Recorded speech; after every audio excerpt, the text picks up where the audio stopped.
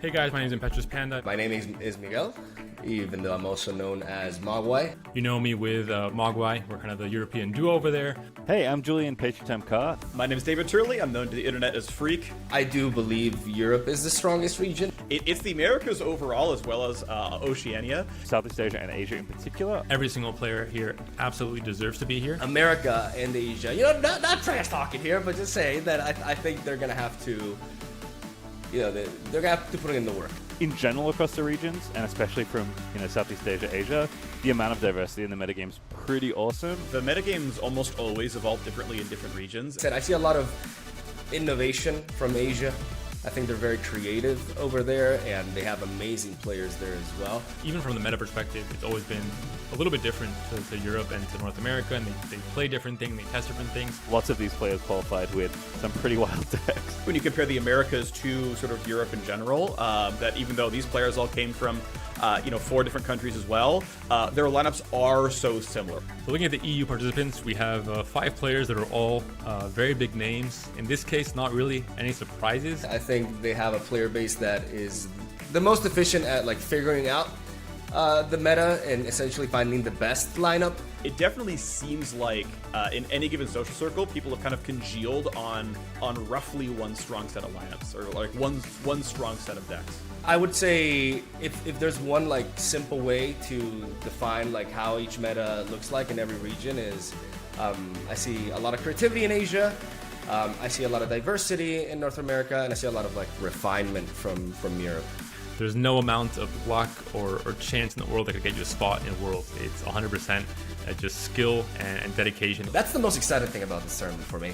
Just the fact that we're finally going to see all these amazing names added together, and there's no walls in between, and it's just, we're going to see who the best player actually is in the world, and that's super hype.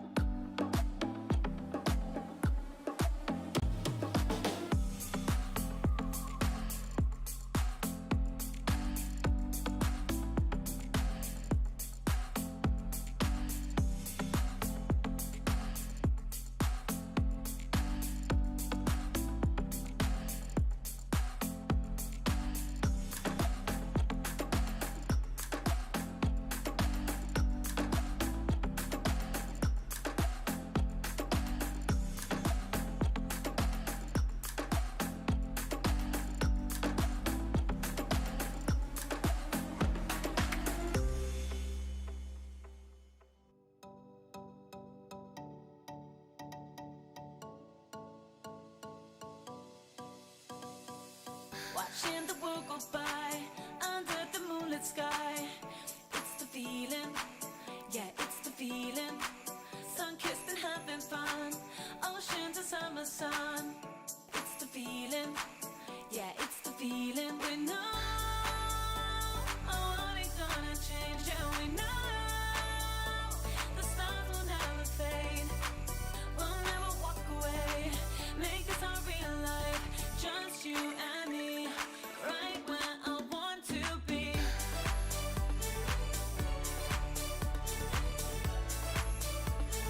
Right where I want to be.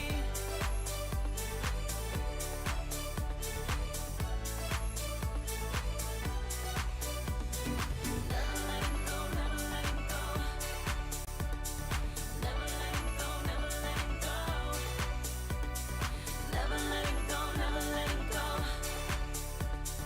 Never letting go, never letting go.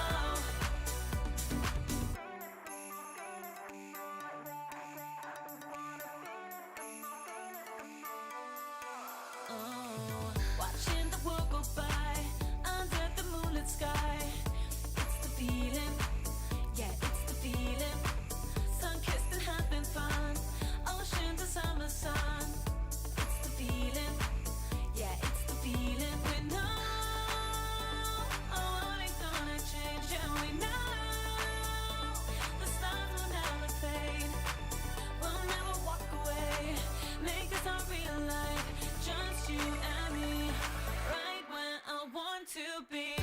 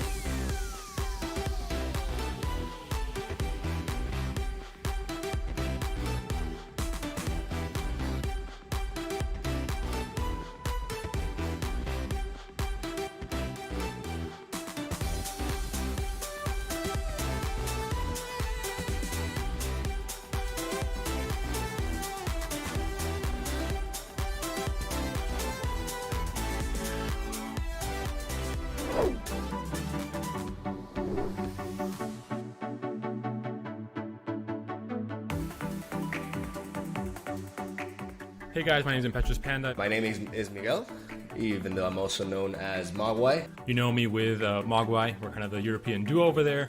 Hey, I'm Julian Patriotem Carr. My name is David Turley. I'm known to the internet as Freak. I do believe Europe is the strongest region. It's the Americas overall, as well as Oceania. Southeast Asia and Asia in particular. Every single player here absolutely deserves to be here. America and Asia. You know, not trash talking here, but just saying that I think they're gonna have to, they're gonna have to put in the work. In general across the regions, and especially from Southeast Asia, Asia, the amount of diversity in the metagame's pretty awesome. The metagames almost always evolve differently in different regions. I see a lot of innovation from Asia.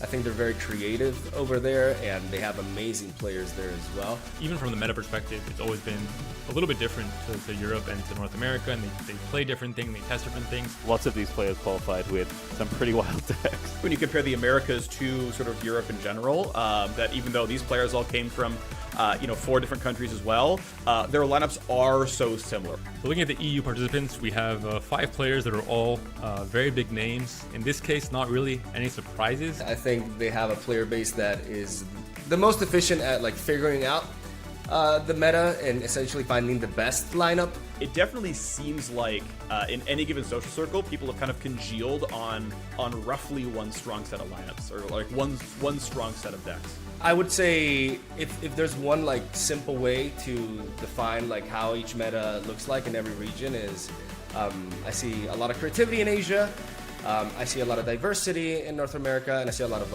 refinement from Europe. There's no amount of luck or chance in the world that could get you a spot in Worlds. It's 100% just skill and dedication. That's the most exciting thing about this tournament for me.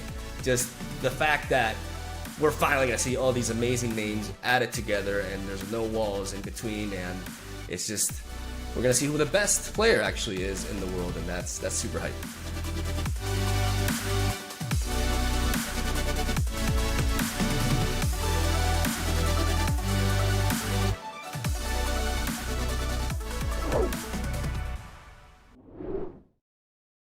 Players have been competing to be the best in their region. The top 16 have made it into the World Championship, in which they'll compete for the title of Legends of Runeterra World Champion. Those top 16 competitors from all over the world are going to battle it out for a piece of the $200,000 prize pool and a shot at becoming the Legends of Runeterra World Champion. The wait is over and the competitors are ready. So stay tuned here with us so you can be the first to find out who becomes the Legends of Runeterra World Champion.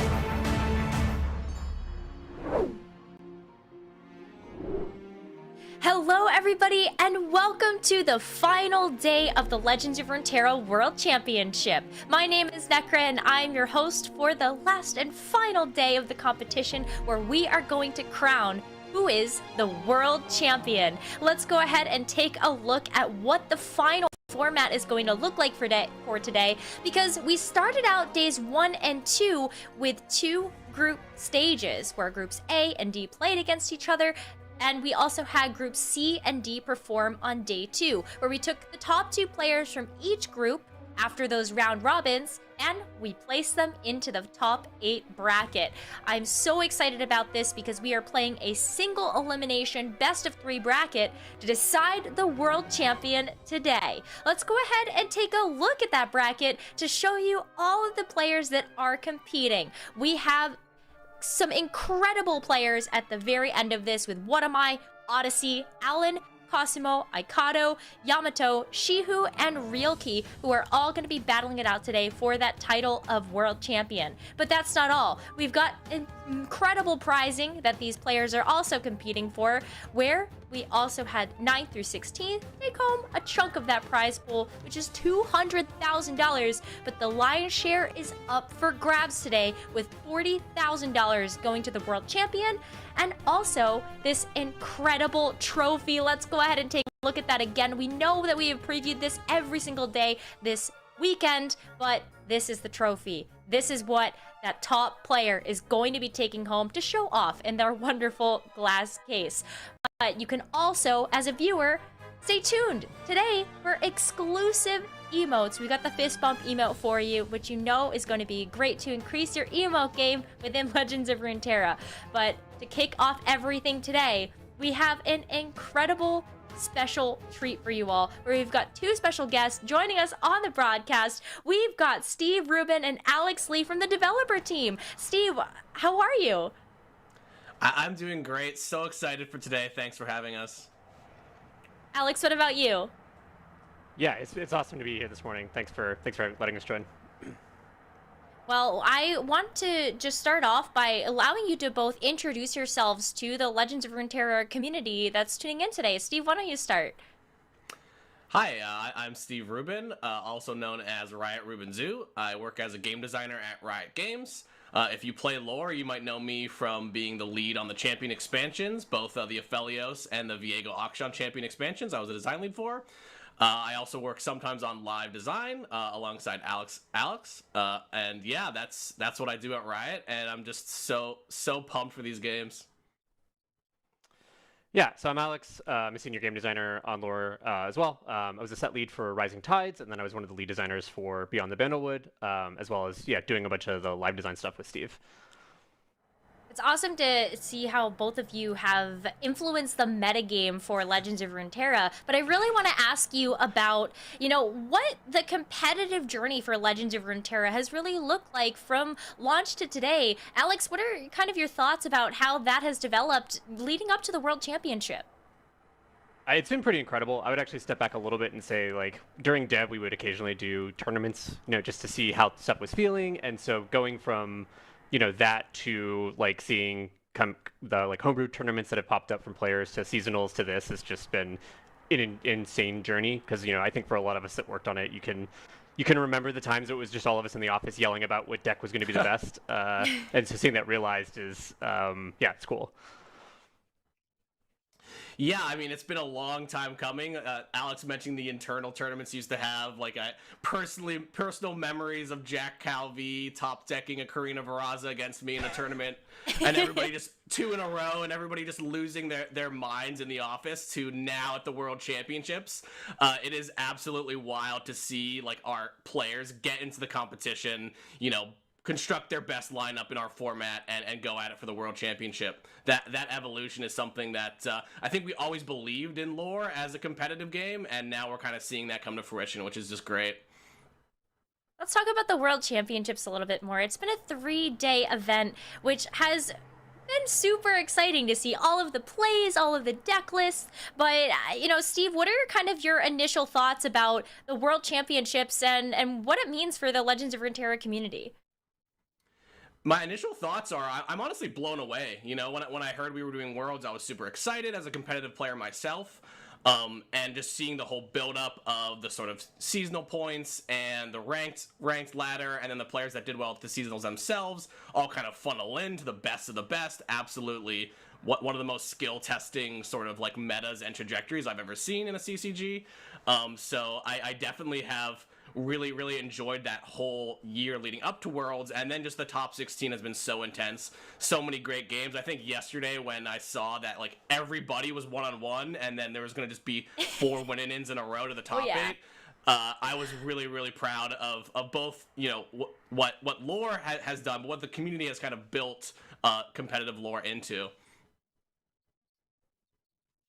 Yeah, I mean, I would share similar sentiments. It is extremely impressive and amazing to see not only like the structure go, but also just like the refinement from players and the player decks. I think for us, there's like a lot of excitement over like what decks are players going to bring into the like the qualifiers, and then into like Worlds, and like seeing just the shift between those is like it's just been awesome. Why don't we go into that a little bit more? I think the deck diversity of the World Championship has been unmatched so far. And Alex, I'd really love to hear your thoughts about maybe some of the decks you were most excited about seeing in the World Championship. Yeah, I will be. Darkness was one that I think I had no ideas or hopes for to see in any list, and that popping up, not only that popping up, but also winning has been awesome. The Heimerdinger deck as well. We always kind of enjoy the fan favorites, and for me personally, seeing the like Ezreal Curious Shellfolk deck pop up, and like just seeing it pop off when it has been amazing. Particularly because like Curious Shellfolk was a card that we when we designed it. It was like, oh, this would be like a fun, like someone will want to make this deck and like have a good time with it. And so seeing it used skillfully in that way was like and it's just been like, yeah, it's very cool. Yeah, for me, I love the aggro decks. I love seeing the players, all the Lulus and Poppies running around. Seeing a lot of Draven Scions, though it seems to be mostly banned. So maybe we'll get to see that more today as players adapt. Definitely agree with Alex that I think we see a lot of like these one-off control decks that are interesting, like the Darkness deck that Yamada brought, or the Allen's Curious Shellfolk deck. Definitely interesting to see now that players have a day or two to kind of look ahead and see, oh, I'm going to be playing against this weird control deck. I'm super interested to see how that plays out, given the bans, and the group stage is kind of thrown in. It's like, oh, I need to play against this deck I haven't played against. Now players have a bit more time to prepare. So I'm going to see, but really interesting to see how those sort of control decks pan out. We have seen some incredible deck lineups and also some incredible plays. I mean, Steve, you were just talking about how there's that memory of top decks in your history. And so was there anything that has stood out to you about these players' play styles or specific moments that have happened during the World Championship so far? Yeah, I mean, the most exciting moment for me was the Real Key versus Badge Attack game where, it looked so much like Badge Attack was turning the corner. Real Key eventually drew a Leviathan for lethal, and, my boy Akshan had to get in there with the Relic of Power and the Relic, or the Fount of Power to draw 3 cards to find the Concerted Strike to kill that Leviathan. I think that's definitely, like, a highlight moment that I'll probably never forget. Yeah, I think for me, the Allen versus Yamato with his Darkness deck, like seeing the Darkness deck. Sorry, I should say like the Darkness deck is always exciting. It's like, can we get there? We all kind of know what it wants to do, and seeing him kind of like play out his options, and then we're all kind of relying on that top deck to see if he's going to get there, and him being able to drain tank from like 7 back up to 17, and then be able to close out the game against the Scion Draven deck that was just absolutely pummeling him up until that point was very cool, and a nice like nail biter moment until he hit that, and yeah, it's cool. I also really like that we saw some Feel the Rush kind of come into play for some of those final moments. That was definitely a really cool way to end some of those games. But, players, play styles, decks, they've all been incredibly diverse. And I know it's really hard to pick a favorite, but I'm going to ask you to do that anyway. So, Alex, for our final question, why don't you tell us maybe who you're rooting for, who you think's going to take it all home? Oh, it's so tough. Yeah, I think I'm still rooting for Yamato. I think like watching him play and just how he's been able to execute on his decks is like really enjoyable. And so I'm kind of looking forward to see if he can take it all the way. Yeah, for me, my eyes are really on the top of this bracket. I think that What Am I is historically probably the most experienced tournament player. I know he plays in a lot of the online league series over the weekends, the small tournaments. He's been on the Saturday Sunday stage before in those. So I think that he's definitely a favorite, though. That matchup between him and Odyssey, actually, who of all the day 2 competitors, I think Odyssey definitely played the cleanest. I'm super excited for that matchup. I know that Odyssey beat Majin Bay, who was playing the same exact lineup as What Am I. So it's definitely might be a little bit of an interesting matchup going in. So excited for that. But in terms of those are my picks to win. In terms of who I'm most rooting for, it's definitely got to be Alon. I think that, me and him go way back, and I'm just, I think that there's something to say for those ladder players who some of the haters out there saying, maybe who's going to make it, seasonal tournaments people, champions of the past. Alan definitely coming back and proving that he can be, a tournament player as well. So I'm super excited to root him on.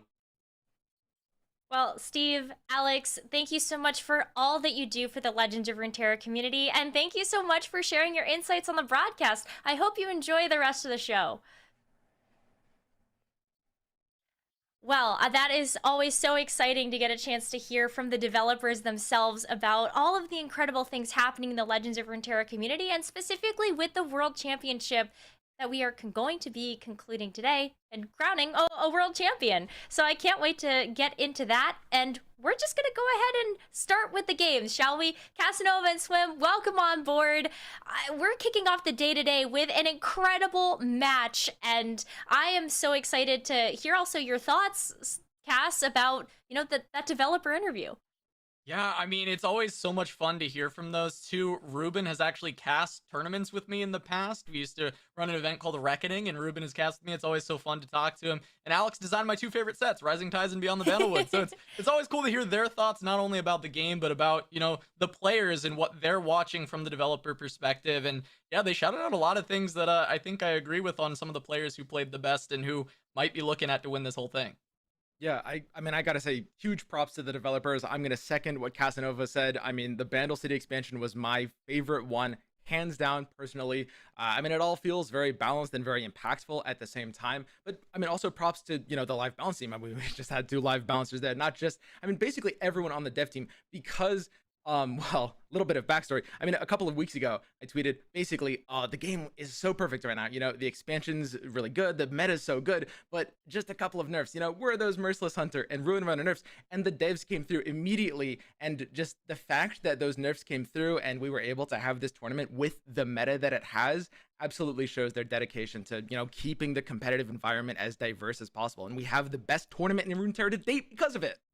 Yeah, I mean, talk about the diversity, the player diversity, and everything that we get a chance to see throughout the course of the World Championship. I'm so excited to get into today's games. But before we do that, in case you missed it, let's go over what happened day 2, because there was a ton of action. Groups C and D, just like groups A and B, were completely stacked. So, Cass, why don't you kick us off with what we saw yesterday?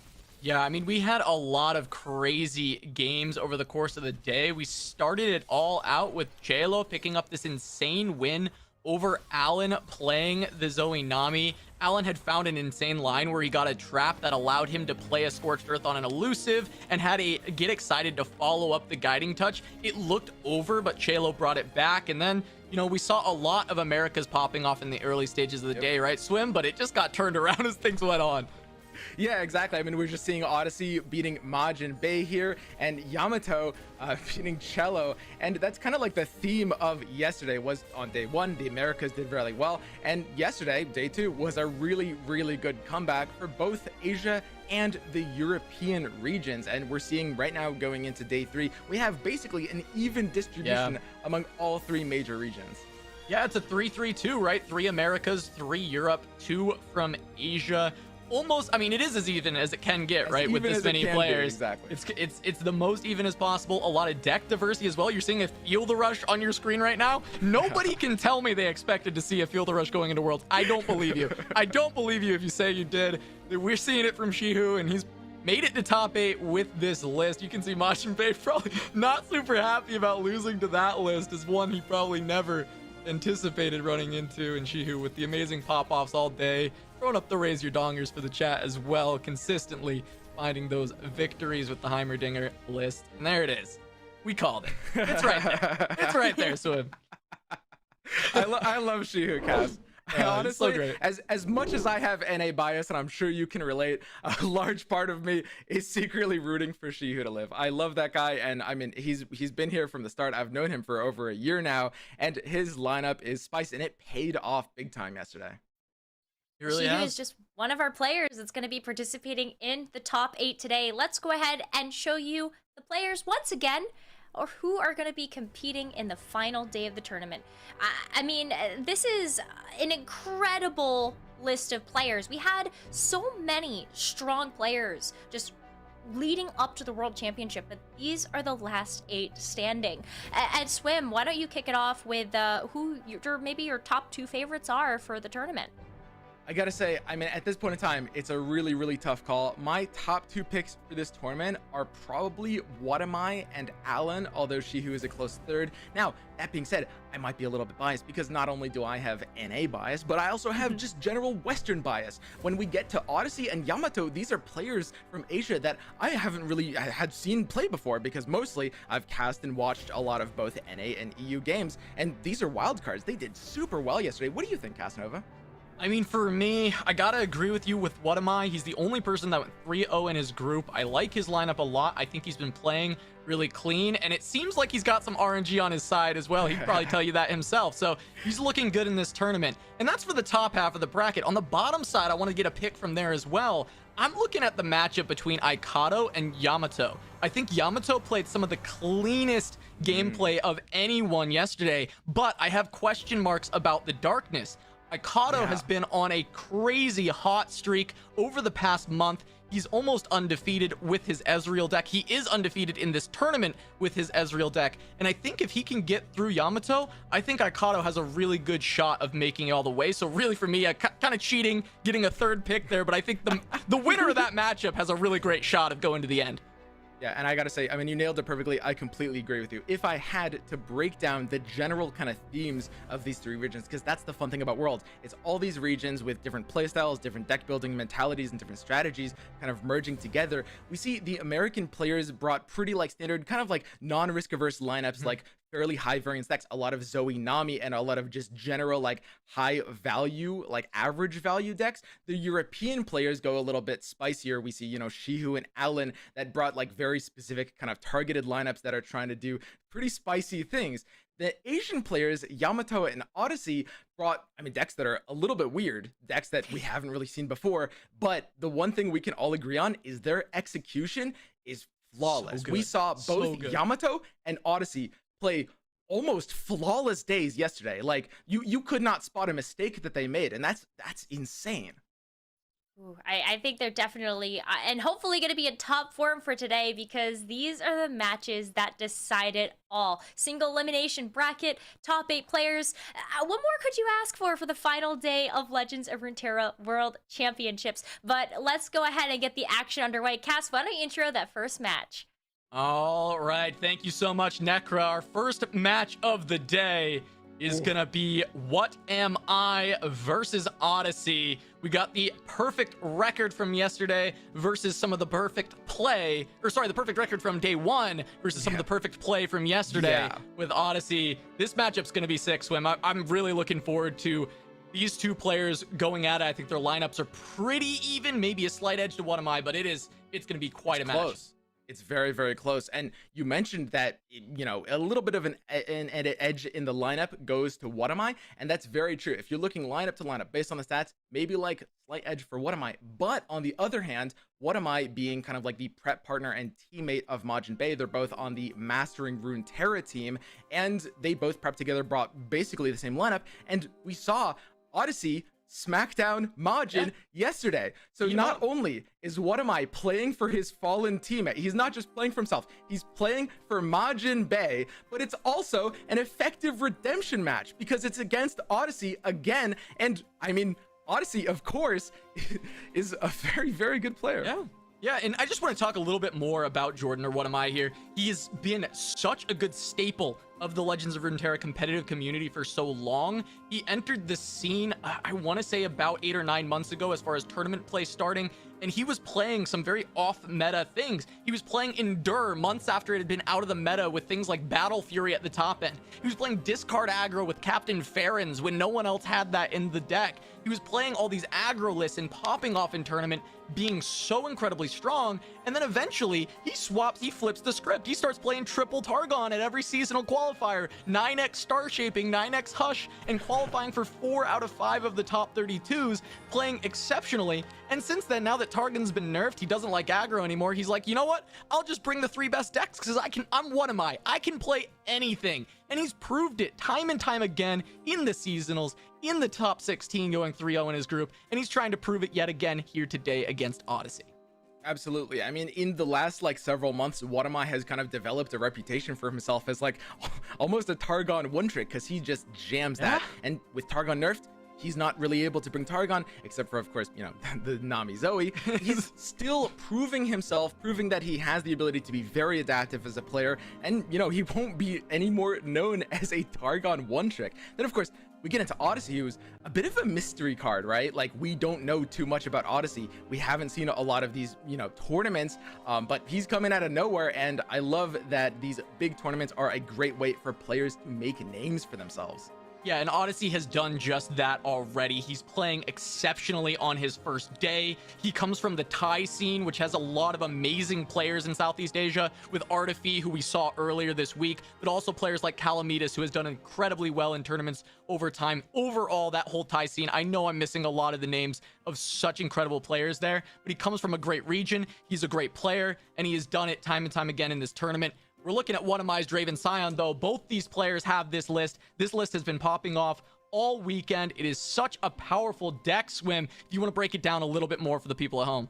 Oh, absolutely. I would love to. I mean, the lineups are actually fairly similar lineup to lineup. Both players have dropped Poppy Lulu, or Poppy Lulu. Both players have brought Draven Scion, but the versions of Draven Scion could not be more different. Whatami's version, which has kind of like taken the ladder by storm, is a very, very refined version, or at least, I mean, by my eyes, this looks very, very good. It's got the 3 Aloof Travelers. It's playing for kind of like an outgrind sort of game plan, not playing too many 1 health units with the 2 Poro Cannons and the 2 Boom Baboons, and is just generally going to outvalue pretty much everything. On the other hand, we see a very unconventional Scion deck from the side of Odyssey. Yeah. It's basically aggro burn melded. He's running Decimates, he's running Fervors, and it's going to be really interesting if we get to see these clash if neither of them gets banned out. It's my kind of Scion list, Swim. You know me. You know I'm known for burn originally, right? That's my kind of deck. I see Decimates. I'm like, this is my list. This is the one I love to see. So as much as, you know, I love Whatami, he's a good friend of mine, you know, I want this Draven Scion list to show up, and I want to see it pop off. I love seeing burn pop off on the big stage, and well, we are casting it. If you've been around the grassroots competitive scene for a long time, I have quite the reputation for casting burn matchups, and generally the burn players always high roll when I cast it. So good ban, Jordan, good ban. Whatami? All right, you know you have me on the desk. You gotta ban the burn deck.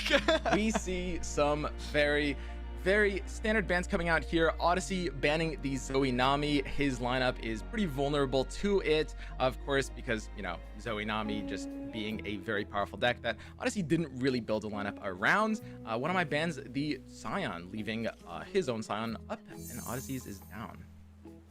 Yeah, and I want to point out that Whatami's deck that he's been least successful with throughout the tournament so far is actually the Zoe Nami. Yeah. So it being banned means that the 2 decks remaining, out of those 2 decks, he has lost a single game.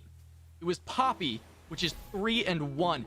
He has been so perfect as far as the match record is concerned outside of the Zoe Nami, which has picked up a couple of losses. And we'll see if Whatami can continue that streak against Odyssey, who also had a phenomenal group stage.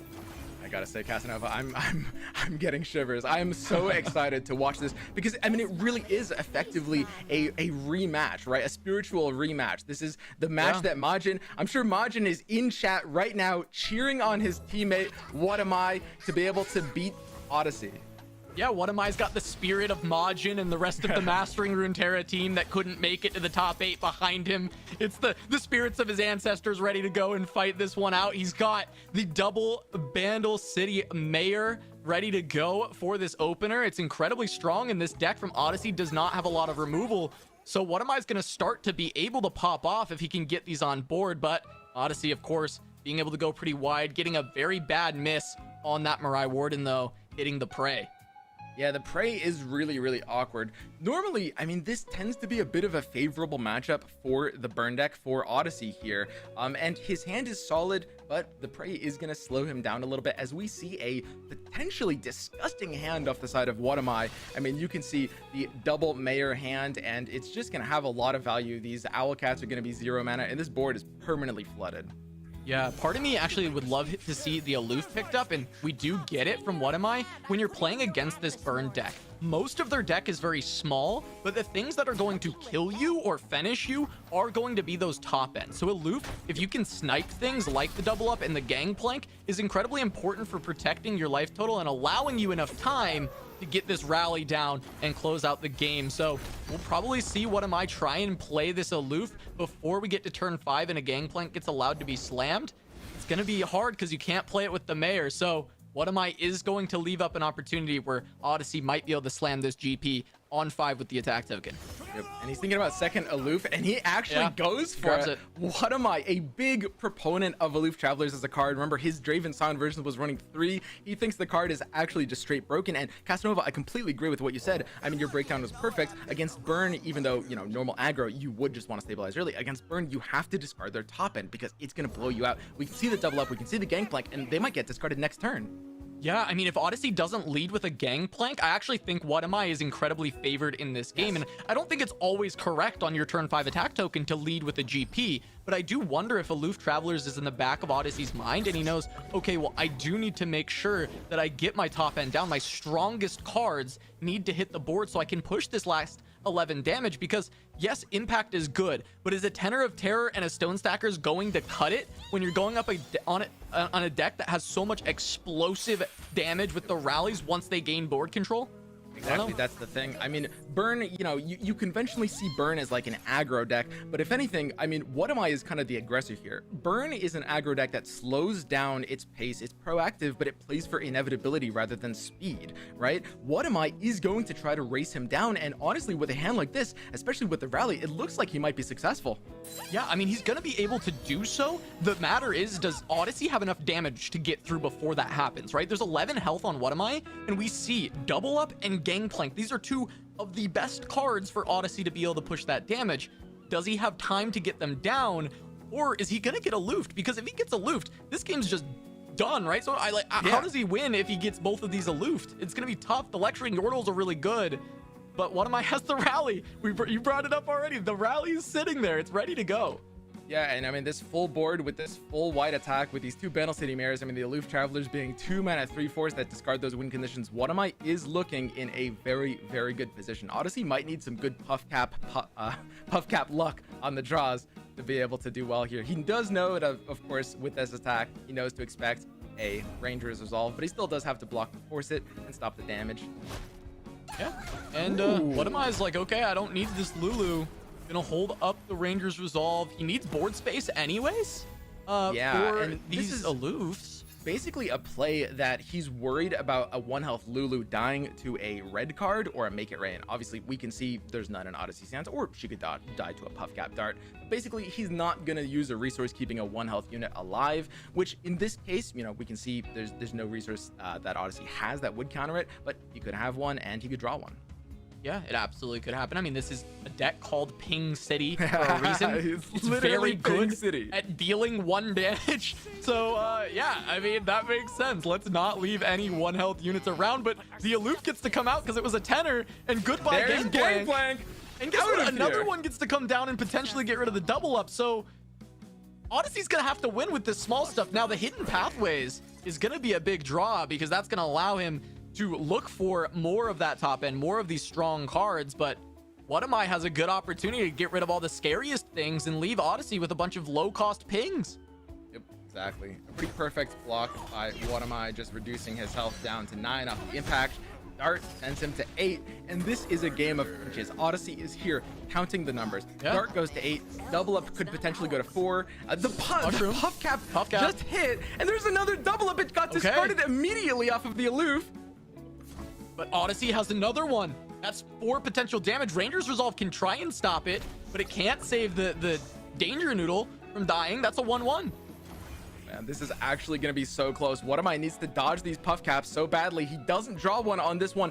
Can he win this turn if he can set up a good double attack? He doesn't have Lulu or Poppy, and Odyssey's at 17, so he might be out of lethal range. Yeah, the board's just too small. Like you said, no Poppy, no Lulu. The champions that provide the biggest amount of damage are not here for What Am I. So even if he does get the 2 attacks in with the rally, all it probably does is set him up to win on a 3rd attack. But this is his token. That's full 2 turns away from actually finishing this game. I mean, I haven't been able to calculate this out, but I think Odyssey has enough to get the chump blockers down and has some spells like Pokey Stick will be able to stop something. I guess maybe not through Ranger's Resolve, but he's got some capacity to defend himself.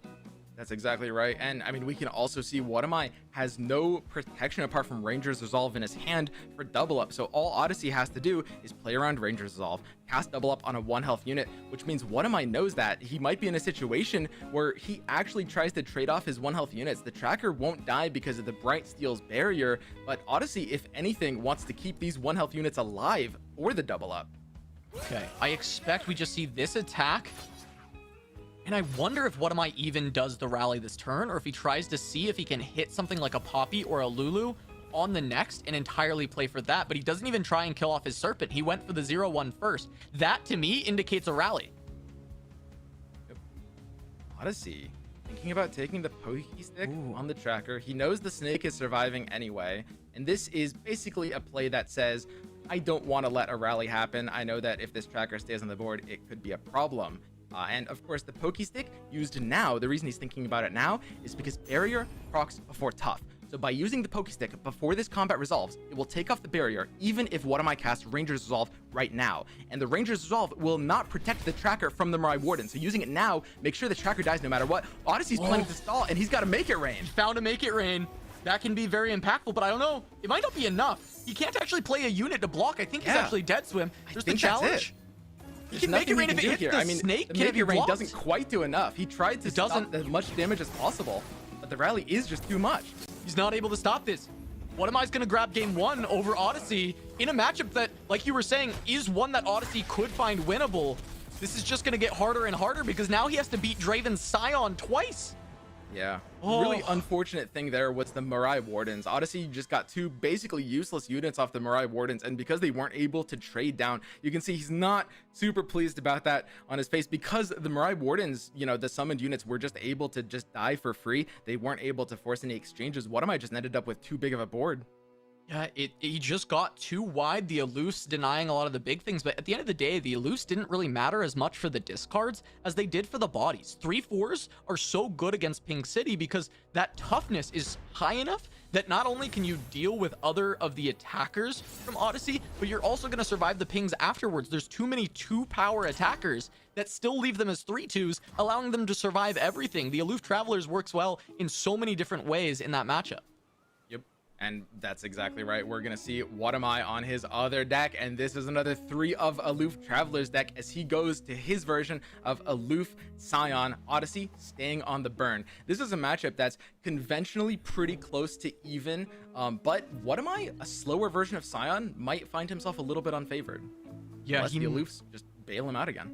He might have a tough time early on, but we see he was able to find 1-drops, including Draven's Biggest Fan, which means he will have that turn 3 Draven. And because of that, I think that should be enough tools early on to stabilize. The problem is, if Odyssey continues to have that onslaught and put on the pressure, and What Am I runs out of resources. Because at least his start is good, and it just got better because he's going turn 1, Draven's Biggest Fan, turn 2, discarding Lost Soul, turn 3, play Draven, turn 4, play Revenant. This is an incredibly good curve for What Am I. Exactly, and that's why What Am I's version is running 2 of the Draven's Biggest Fan, a card that a lot of people were running at the start, a lot of people cut down to 1 of, a lot of people cut completely. What Am I is running 2, and the reason for this is because in his philosophy, the Scion Draven deck is just, if you play Draven on 3 and Scion on 7, you're just good. Yeah, you win. You just win the game. It's how this deck has been playing, and it's why this deck is so powerful. It's like, Draven on 3, Scion on 7, that game is done. It's why Aloof is so scary for this deck, because even though Scion gives you like an upgrade when he gets discarded, if you lose your Scion for 7, you might lose the game. We saw it happen to Majin. Exactly, and I mean, you might say, well, Lost Soul in the mirror match, you know, blocks the Aloof Travelers, but if you're a good player in the mirror match, you wait until their Lost Soul is discarded, and you hit their Scion with Aloof. It's a really, really powerful mirror tech, and that's part of the reason why What Am I feels so favored here going into this. He just needs to win 1 of these next 2. Yeah, he's got to feel great, and we see him pick up 2 burn spells. This is not only going to be a threat towards Odyssey's face to counter burn, but they also allow him to remove a myriad of threats that come down. The Tenor of Terror is one of the scariest cards in Pink City for dealing damage to your face, and Mystic Shot plus Get Excited completely removes that card for just 1 extra mana. Yes, it's extra cards utilized, but if you do remove this, you're setting yourself up to be in such a good position as things go forward. Yep, that's exactly right. I mean, right now, Odyssey is just on the beatdown game plan. He's trying to deal as much damage as fast as possible because he's on a clock. What am I? When turn 7 hits, Odyssey knows that that Scion is coming down. What am I is on the odds attack token, and Scion might just close out the game basically that turn, especially with What am I's burn heavy hand. Okay, I like gold card here because you're just trying to push as much damage as possible, and the stun onto the Draven will allow that. You also have this Pokey Stick backup, so you can remove the Draven later if you want to, or you might draw into a Make It Rain, right? There's a lot of different opportunities. Ping City, again, we've mentioned it, right? It does 1 damage really well. The answer is just the Twin Blade Revenant, so he's just going to go for 1 block. He could have played 2 spells, but I think What Am I realizes, hey, this isn't that much damage yet. I can afford to do this, and then we'll look to use these spells on a bigger threat. Yep, that's exactly right. And unfortunately, not able to play the Tenor of Terror this turn. Otherwise, pushing a lot more damage. Okay, another Mystic Shot picked up for What Am I. This removal is going to be very nice. He can just utilize the Twin Blade Revenant first, try and pick off the TF. Now, Odyssey has a decision to make. Do you protect this Twisted Fate with the Pokey Stick, or you just kill the Draven, let both things die, and start to refill the board? Looks like that's the latter will be the answer for Odyssey. Yep, and Odyssey in a hand state where he kind of wanted to potentially keep the TF alive because with the Hidden Pathways in hand, it had the potential to flip. What am I taking it down? There's a bit of an interesting balance with that deck because sometimes you want your TF to die so you can use a second TF, but Odyssey without second TF with the Hidden Pathways wanted to try to protect it, and What am I went ahead and called that, killing it off. All right, we see another Chemist come down, and now it's going to be the Boom Baboon or What Am I. He has plenty of ways to discard. Use to discard benefited cards in hand. We are just going to see potentially the Mystic Shot onto the base of Burden. What Am I really does not want to leave these alive for any time. He doesn't want to let their attacks in. We might not even see the Tenor get an attack in either. We might see a spell to deal with it on the next turn. So, I mean, Odyssey looking pretty good here. He does need to be able to put a lot of pressure down, but his board is fairly stacked. The one thing that could make a big difference here is if Odyssey is able to draw into over the top some spell, some burn spell. I mean, a double up, even a Yordle that summons the Puff Caps. Like the Hidden Pathways here is going to be so crucial, those draws, for his ability to close out this game. Yeah, I mean, I feel like Lecturing Yordle has been the MVP of Ping City all tournament. And Odyssey not having one in this game for turn 4, I think, is hurting him quite a bit. You would see What Am I at a much lower life total. And instead, we're going to get this Gangplank down. I feel like What Am I needs to deal with this quickly. And the best way does feel like it's going to be a Get Excited plus a Mystic Shot. That is a lot of commitment going in to the Gangplank. The blocks are okay, though, right, Swim? If we get rid of this Gangplank with the Get Excited and the Mystic Shot, we get the Flame Chompers on board, and we give it an axe, it can block something else, and we Boom Baboon into the Tenor, and it feels like a pretty clean board wipe where you're taking about 2 damage. Yeah, and I mean, I think you might have to go for it here. You know, Odyssey's not going to have much of a counter response at 2 mana. What Am I is thinking about it. He's covering his mouth. He's like, oh man, do I go in for it? Do I double Get Excited this Gangplank when the attack happens? Do I just like stop that overwhelm damage completely, stop the next attack? Because What Am I does know there's going to be a turn after this. We're on turn 6, Odyssey's attack. What Am I is going to get 1 attack with Scion on turn 7. It's going to be leveled and it's a lot of pressure, but he's going to have to survive Odyssey's turn 8, and he's thinking that far ahead. He knows that the Get Exciteds on the Gangplank might be necessary. Taking the Poro Cannon first. Oh, Looks just like to he's get another just developing blocker that blockers. allows him to play still Get Excited and Mystic. This is so smart. All right. He has the flexibility. He can block down basically the entire board. This was the way to avoid the most damage. This is such a good play. Yeah, because Gangplank can't level on the stack, Mystic Shot, and the Get Excited, just taking him down right away. And What Am I is going to take just 1 damage here from this impact. Oh, I had him taking 3 with the line that I was looking at, and the Poro Cannon that he drew off the Rummage. He found this play because he knew he had enough mana to do this. He rummaged first to see if there was a better way to do it, and he prevented an additional 2 damage. And as crazy as Swim and I are getting over 2 damage, when you're against Pinks, that matters so much. It would not be a surprise to see What Am I live on 2 health against this deck. Even with this Scion coming down, there is 1 more aggressive turn for Odyssey, and What Am I is not wide with this play. He is just a Scion. Yep. He knows that What Am I knows that to be able to represent the clock you need against that burn deck, you're going to have to go and aggressively receive the Hidden Path into the Twisted He can just Fate. And stun it. Odyssey has the gold card now if he wants. He can just stun it, but I think Odyssey is considering if he can do more damage, if he can find a way to push more. Is Stone Stackers plus Make It Rain going to be a better line than just stunning this Scion? Is that going to allow Odyssey to go around? It's a really tough position because, yes, you think immediately like, oh, I should stop this 10-6 overwhelm from charging at my face. But is that actually the winning line is the question. Exactly. Or can Odyssey squeeze out more damage and potentially end the game on the next turn with, say, a red card trying to get around? If he gets lucky. I mean, it's so close, and that's what he's tanking over right now. He knows that this gold card is getting buffed up the keg. He knows it's dealing 3 damage. He knows if he does this now, the Silent doesn't get to attack this turn, but he will have to attack on turn 8 to be able to represent pressure. And What Am I has a blocking Silent. At that point, I mean, the Silent dying rallies, and it's scary too. I think he's going for the draw. So this is less damage, but it buys him more time. Yeah, he goes gold card, which, like you said, That's such a it tough buys call. time, but it is slower when pushing on to What Am I. So What Am I is now going to have a way to try and answer, but there is at least an open attack that What Am I has to contend with, and it's still a decent amount of damage. The problem is it's not ending the game, and you just picked up a Lecturing Yordle, so you might want to develop, which is a scary prospect. I think at this point in time, what Odyssey is thinking with that play, with a gold card there, what I would be thinking is, I hope there's no second Scion, because if we kill the Scion here, the Scion will die, it will rally, it will hit for 10 on the Scion return, but if there's no second one, I can survive one more attack and potentially get lethal the turn after. We can see the second Scion in What Am I's hand, though, of course, and if that's coming down, if this is a rally here on defense, on the blocking Scion, and another Scion on turn 9 next turn with What Am I's attack, then Odyssey, I don't think he can win. Yeah, the attack got a little awkward, right? Because Scion can block the Lecturing Yordle, it dies, it rallies, and this Twin Blade Revenant can block and still look for a swing afterwards. Odyssey will not have the priority back to use the dart. Yes, he has the Make It Rain, we know that, but it still is an aggressive attack that can come through from What Am I to continue to remove the board, put the pressure, and then redevelop Scion. Exactly. Odyssey's thinking about this attack here. He knows if he attacks right now, he doesn't get the Stone Stackers. He's thinking about the odds of a unit blocking. He knows that Daring Poro is there. The reason he takes this attack now is because I think he wants to make sure the Make It Rain will hit Nexus. Right now, What Am I has 2 units on board. By attacking now, he's locking him out of another action for a 3rd unit, and this Make It Rain hits the Nexus every time, and that's pretty important. Every single point of damage matters. Let's go, Swim. It all matters. You remember and I are that on the two same from wavelength, earlier. Casanova. Remember that 2 from earlier, Swim, because I think it's gonna come up as we get to the end of the line of this game. Jordan is at 10, and there are 2 darts in Odyssey's hand to Make It Rain for extra damage. We actually see What Am I considering this Get Excited on the stack to stop 2 more damage. Yep.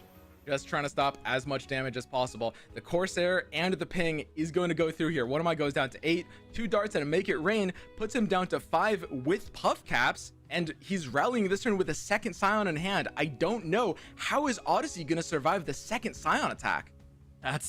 That is the terrifying thing, is can Odyssey survive that, or can he be bailed out by Shrooms? Is enough damage going to go through? We have 2 right now. That's down to 8. 2 more of the darts. That's going to be going down even further. The Make It Rain, that takes us down to 5. How many Puff Caps are going to be in the deck? How many are going to be drawn? What is going to be the top deck? Can Hidden Pathways find more burn? I mean, this is so close. Right now, Odyssey is looking like he's alive. We can look. The Silent Return is going to be 10 Overwhelm. The Daring Poro will come out here on the rally. And right now, Odyssey does have the ability to block the Silent Return. So he's only taking a total of 9 damage. Right now, Odyssey going to slow play it. He's stopping the Poro. He's playing around second Scion, trying to starve out for value. And the Hidden Pathways in hand. I love this play. Okay, Swim, we have to think about that 1 damage, though. Oh my God. Add that damage to the tally, because if that doesn't buy him another turn, then that was 1 wasted damage. Oh, it was 1 damage that did not go face.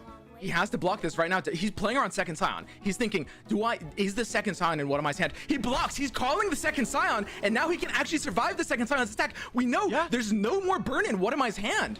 Yeah, Stone Stackers can block it. Stone Stackers can stop the damage. Into Shrooms. That block was amazing. The Mystic Shot, though. The Mystic Shot gets picked up. That's exact. He needs to draw something off of Pathways. The Lecturing Yordle is enough to block. HP. That's No more way. The He played Stone the Stackers. Stackers He is played the Oh, the Stackers. Mystic Shot is actually going to It's stop exact. this. Scion is dealing 7 off of this, and the Mystic Shot can clean it up.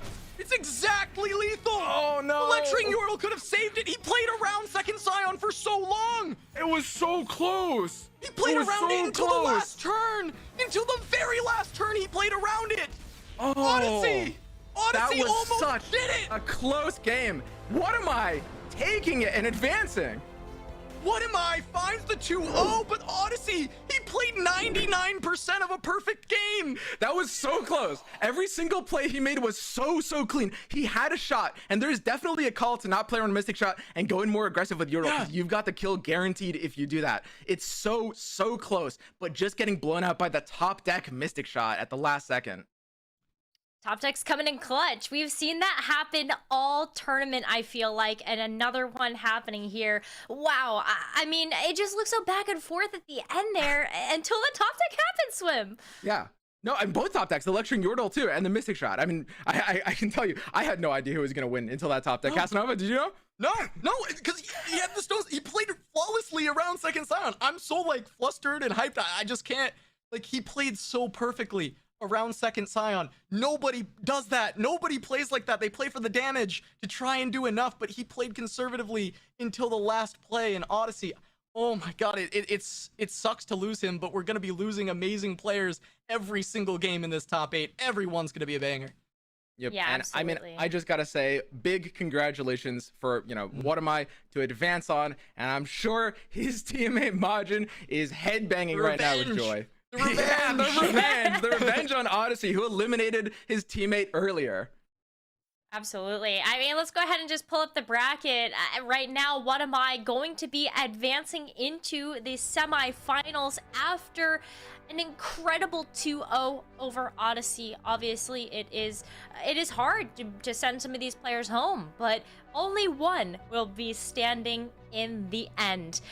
I mean, we have so many more incredible matches heading everybody's way, so I think for now, Casanova and Swim, we're going to say goodbye to you, and we will see you a little bit later. But let's go ahead and welcome in Amazonian and Pastry Time to the broadcast to cover our next quarterfinal match. Amy, how's it going? Going amazing. That was a crazy 2-0 for What Am I?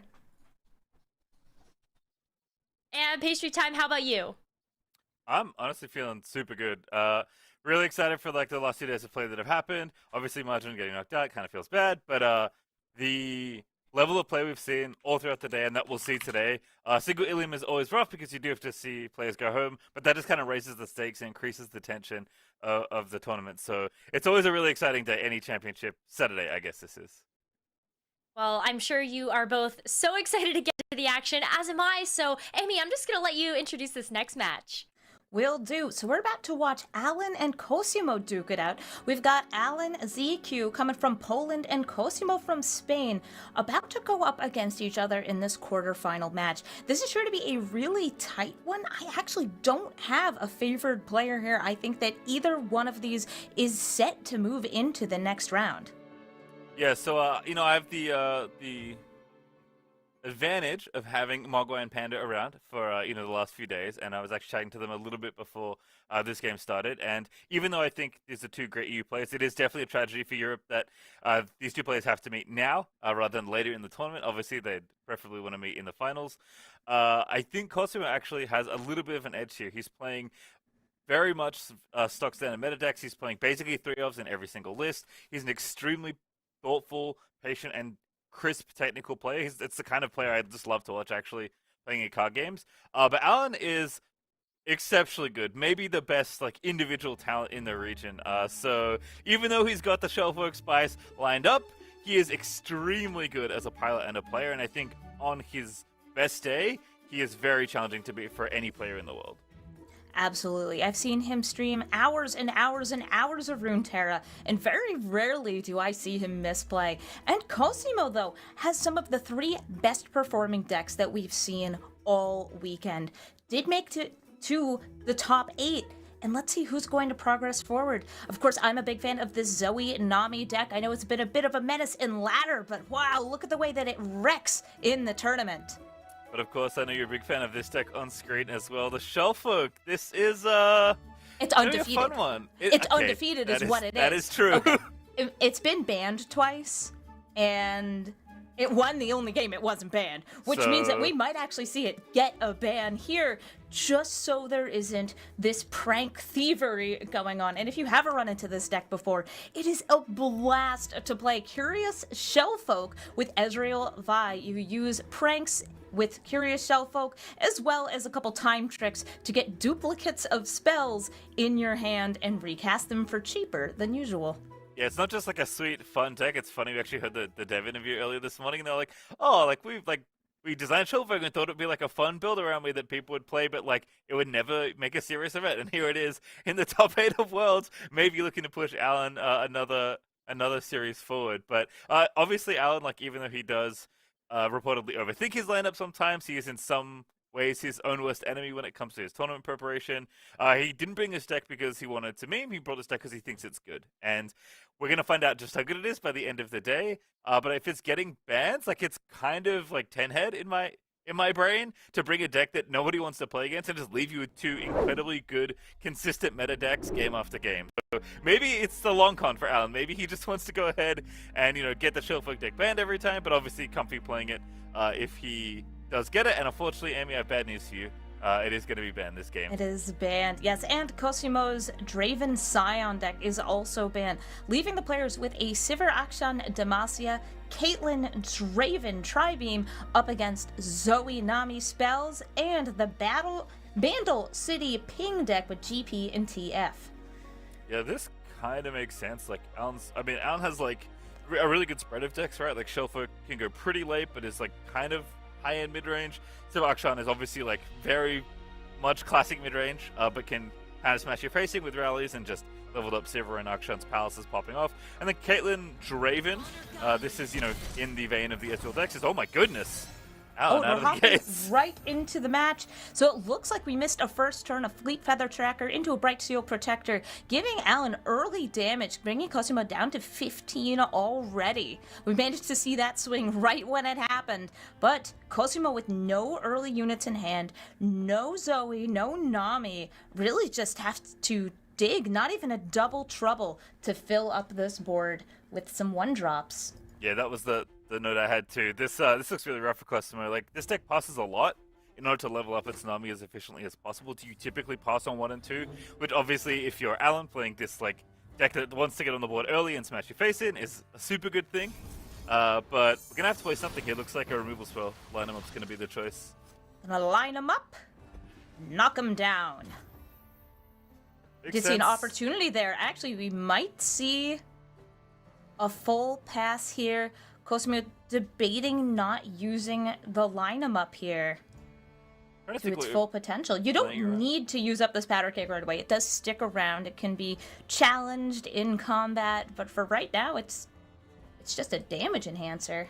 Yeah, I think maybe he's trying to figure out what's pump spell he can play around. There isn't Ranger's Resolve in Alan's list, so it's just Sharp Sight, really, and Riposte, I guess, the one of, as ways to protect whatever unit you go for, and Shapestone, I guess, is the other one. Maybe that's what he's debating, actually.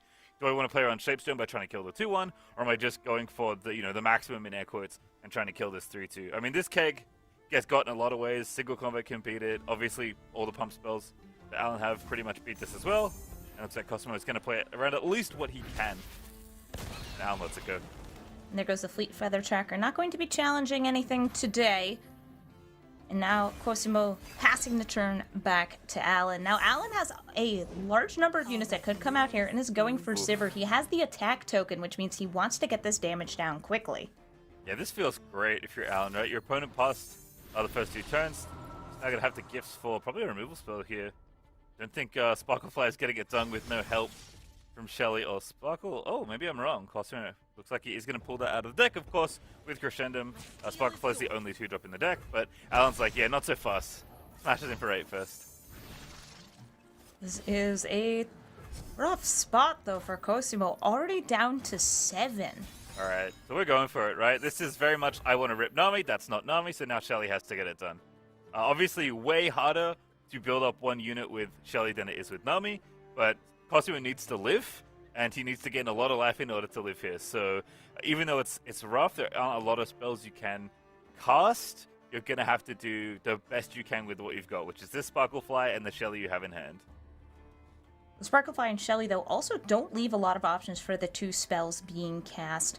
Spell Thief currently does not have anything to steal. As far as I know, there's been that Sharp Sight sitting in hand but never cast. I believe that's correct.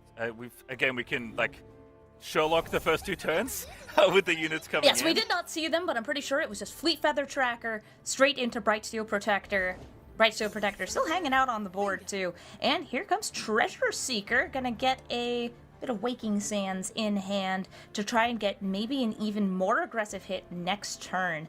Alan, of course, wants to close out this game before that Sparklefly grows. Yeah, it's actually mono units, which, thinking back to that line 'em up, knock 'em down, that Cosmo had to play, it's actually really extra clever for Alan to not play a pump spell there, because you turn on Spell Thief, which is a very cheap 1-mana burst spell that potentially gives your opponents other spells. So I don't know how intentional that was. I think letting your tracker go when your opponent's hand is clearly quite weak makes a lot of sense. But the Yeah, you don't knock-on need effect, to hold on to a 2-1 when your opponent doesn't have anything to remove. Right, but it literally turns off Spell Thief. You can't even cast it for nothing. So that's a really heads-up play if Alan thought that far ahead here.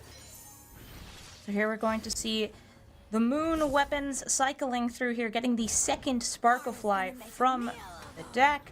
And Merciless Hunter is going to threaten the first, granting it vulnerable. Of course, there is a Sharp Sight in hand. We may see the Sharp Sight into a block. And in fact, we will. We are seeing Sivir with the Sharp Sight sitting in front of the non-vulnerable Zoe. Yeah, each player has a Sharp Sight as well, remember, because there is a Spell Thief and 3 mana available for Cosmo. So I like giving it to the biggest unit there. See if it can just get in the way, you can remove any potential problems. And we talked about Shelly, that was a board where Shelly could have been good, but unfortunately, I didn't think Cosmo was going to get a chance to put it on the stack. No, and right now, even with an open attack, Alan is putting on the pressure, but there are Waking Sands in hand, and I believe that Sivir's about to level up. Steady now. With both of these as 1/2s, yes, they have the lifesteal, but if there's quick attack granted across the board, the lifesteal does not go off. It's true, we'll see if the Sivir is going to level and kind of turn that all on. Also, obviously, dragging the lifesteal unit to the far right of the combat, making sure the healing happens last, and just applying a ton of pressure here to Cosmo. This open attack's great, Alan knows what's up. His opponent's hand has been extremely soft, and there's no Nami, so it probably is Shelly and a handful of spells, so just want to make sure you don't run into Fleet Admiral Shelly comboing you off and leveling up these Sparkleflies to values you can't really compete with, and yeah, it's going to have to be, I guess, Sharp Sight for a bit of extra lifesteal here.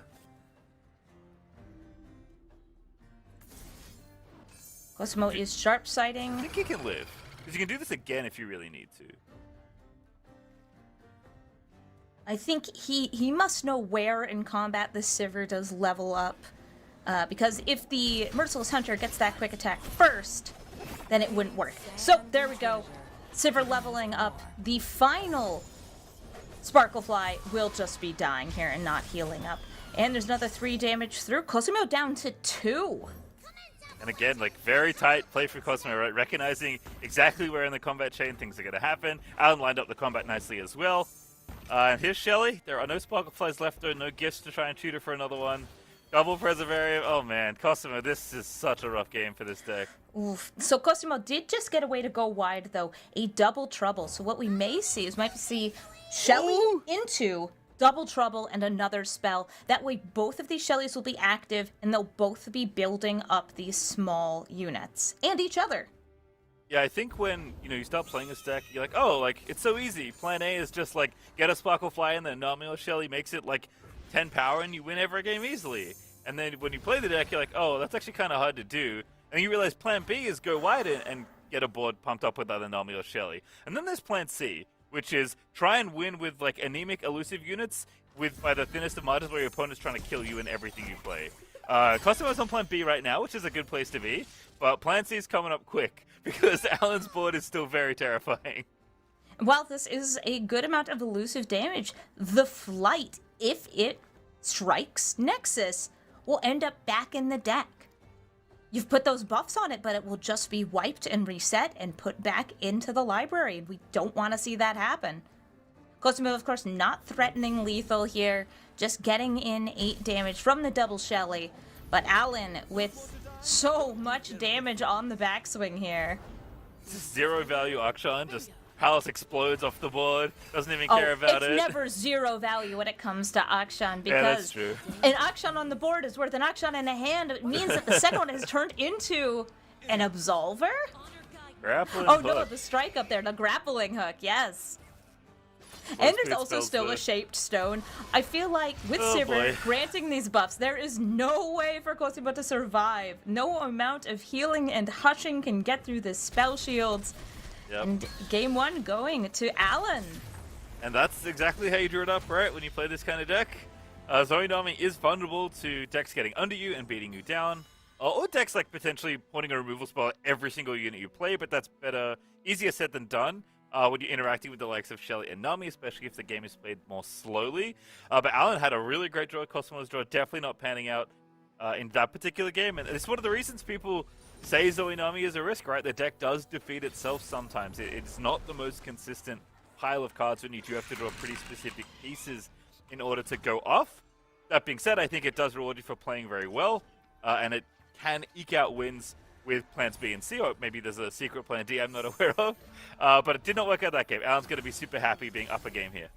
Well, we all know what the secret plan D is for Alan's next deck, the Tri-Beam deck. It's to get Ooh, those baby. snap vines. Go Oh, yeah. wide. We saw that happen yesterday. That was some great gameplay right there. And Cosimo, we're seeing hopping right into the game here, is on the Vandal City Bilgewater Ping deck now. You've heard it called Ping City before. It's very good at dealing 1 damage at a time. No more, no less, exactly 1. Yes, just a lot of times in many of cases.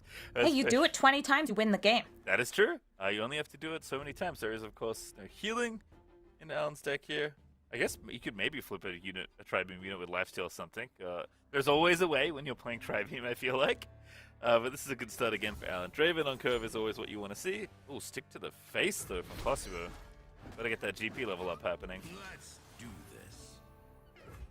Every turn you can't attack, especially when you can't attack in with something that gets you guaranteed damage like an impact trigger. It's very good to go for the level up on GP on turn 5 if it's possible. You can't always do it, but it feels great when you can. Yeah, definitely on the... Oh, that beam is so clutch. Oof! Thermo Beam just taking out the Lecturer. Still gonna see a Poison Dart to the Nexus. Alan getting a couple mushrooms shuffled onto his guards. Yeah, the Porta Pot, though, is, as you mentioned, Gangplank has kind of been the card of the day whenever we see this deck. I feel like every time we see it, it's like, do they have GP? Does the enemy have Aloof Travelers? Obviously, I don't think Alan has access to that card.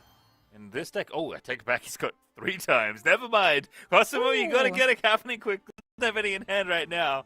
But Aloof Travelers is ready to take out the double GP that's hanging out in Cosimo's hand. So you can see why Cosimo is playing so aggressively to level up this Gangplank, right? He knows that that's his primary plan in most of his games, and definitely in this game with the texture of this hand. Get that GP on the battlefield now. It needs to be one of your units before it ends up discarded. So got to worry about damage here as well. GP with this Twin Blade Revenant and an Axe is not going to last very long. So you kind of want to go wide on this board, but if you get Aloof next turn, it's going to feel bad. I think, given that he already played the Revenant, Cosimo is going to feel pretty safe here to play a non-Gangplank unit and then play GP next turn. But you also want to consider, like, do I need to get my damage proc to try and level up this Gangplank now? So I feel like the debate is Tenor versus Yordle right now. Lecturing Yordle. And it's a matter of, do I need this Poison Dart? Or do I need to go wider and start blocking some of these units? And it looks like Lecturing Yordle is going to be the answer here. So Lecturing Yordle, a very effective blocker here, is able to sit in front of either of these, but with a second Spinning Axe in hand, we can just see it removed by the Revenant. So there's the Revenant grabbing it in combat, and Draven swinging in with the Axe buff. That gives Draven half of a level up. All he needs to do is strike 1 more time while holding one of those Spinning Axes, and he's good to go. Yeah, real nice there for Alan. This board just feels so good. Your opponent hasn't been able to really get on board too early. I mean, you're winning the damage race in this matchup, which is definitely not how you expect the early game in this matchup to go.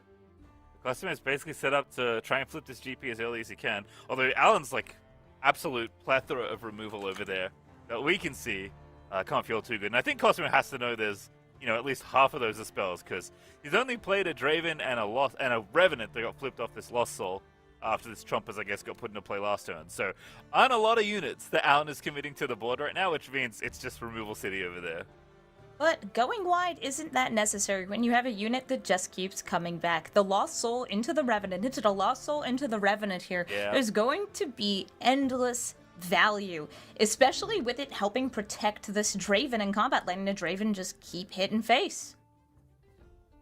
Pretty critical turn here for Cosimo. I don't think the GP is leveled right now, and he doesn't have a way to ping before combat to level it up. It looks like 10 is going to be the target instead. It's so awkward, like, you need to attack, because, like, that's what your deck does, but this doesn't feel like a particularly fun spot to attack in. No, and Cosimo's deck is not very good at dealing 3 damage all at once, not without using multiple spells or having a barrel out from GP. So right now, this Draven looks pretty safe. Yeah, it would just be double up. Actually, that doesn't even deal 3. You have to No, the double up, wouldn't you'd have to have something like a pokey stick into it, but of course, with only 3 mana left, not many options. Yeah, that's rough. That's definitely one of the things about this deck that can be tricky.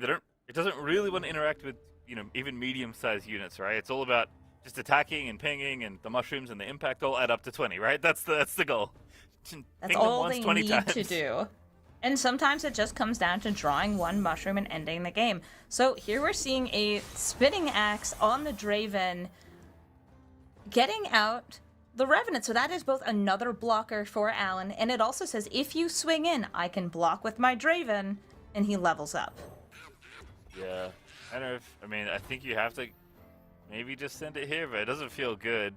You have 3 impact units, but Draven's gonna level, this 2-blade Revenant can trade again, then the Lost Soul goes back, and then another axe, of course, is coming out, so then it just comes back into play. Like, this is tough. Like, this draw basically lined up perfectly. Cosimo couldn't get under the Twin-blade Revenant early enough, and Draven Lost Soul / Twin-blade Revenant as the engine that may come to define this World Championships is just keeping this board constantly pared down, and Cosimo with 3 impact units just passes it back. That's missing out on a plunder trigger, and also burning that axe. I think the axe, though, did get value. It was the cause of the discard for this Revenant, and getting that onto the battlefield is pretty big here because it helps to dictate how this battle is going to play out. With Draven once again swinging in what it feels like a fairly uncontested spot.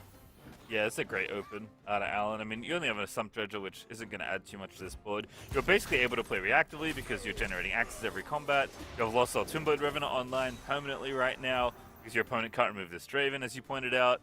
And when your opponent plays anything you care about, you have, like, every possible way in this region combination to kill it. So it's going to have to be hidden pathways, but that double up looks a little too late here. That's an awkward battle here, too. So if GP comes out, we could see a follow-up with a double up, the barrel bringing it up to 3 damage and getting more face damage in. But that still is... It feels awkward.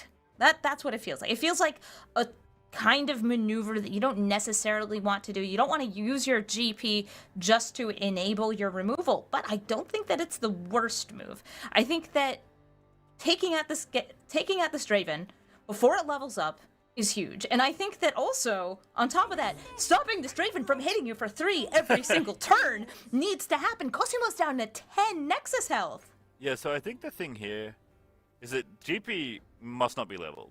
Because I think if it was, the play is just play the GP, make it keg, untap, let another keg happen, and then get in there and hope and deal 3 to everything, right? And then you've actually dealt 3 damage, and you've dealt with the board, which is extremely hard for this deck to do otherwise.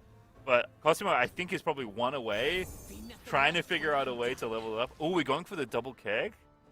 Maybe we might see the double keg into next turn, make it rain.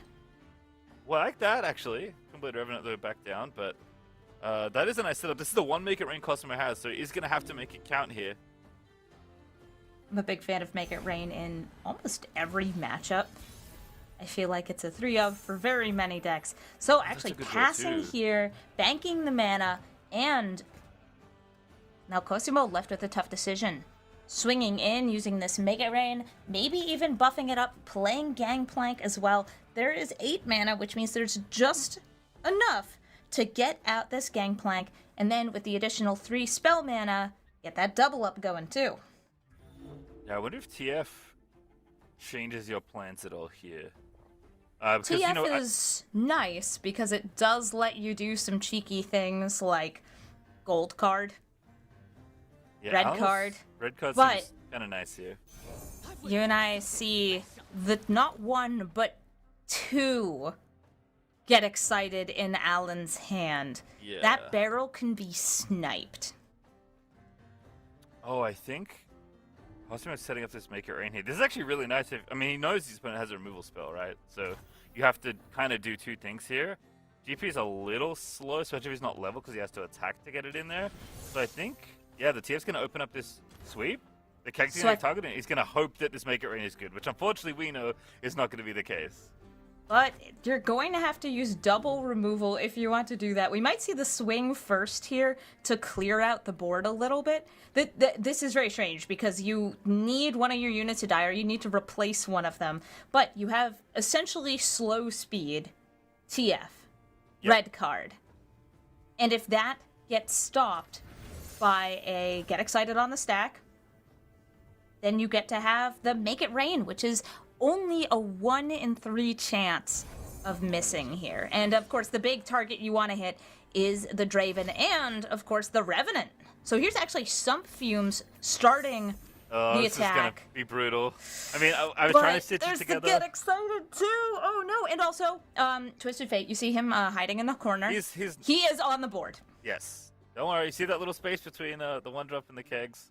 That's where Twisted Fate's currently hanging out, and he's about to be very sad when these powder cakes explode without killing this plethora of X3s that Alan has over on the other side. I mean, again, I was like trying to figure out the GP build your own board wipe situation. Cosmo found a great line to get to this point, but unfortunately, just again, like every removal spell in the book, plus then some for Alan on the other side, and that play was going to be very tough to get through successfully, and now Cosmo's attack, I think he just can't even attack again, which is like wild given what this deck wants to do. I mean, Cosmo is like 10 to 12. He's losing the damage race when he wants to be ahead on board, and he's also down in cards. So like that should kind of tell you everything you need to know about how these first turns are going. Cosmo's draws have not panned out this series, and Alan is on the precipice of pushing himself to a semi-final.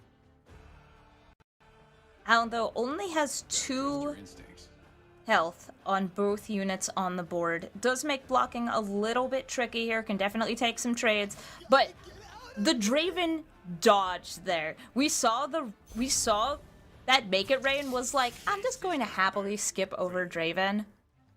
I don't need to kill this champion. I'm gonna skip over it, which meant that Alan didn't need to stop all those barrels. I wonder if he wants to let the Draven live here. Oh, level the Draven, right? You have a pretty free discard here with that Lost Soul back in hand after the Revenant died to the Make It Rain, which is actually kind of nice. Draven would level even if he trades here, but I don't know if you need to. It looks like he's going to take that land blocking the 1-1.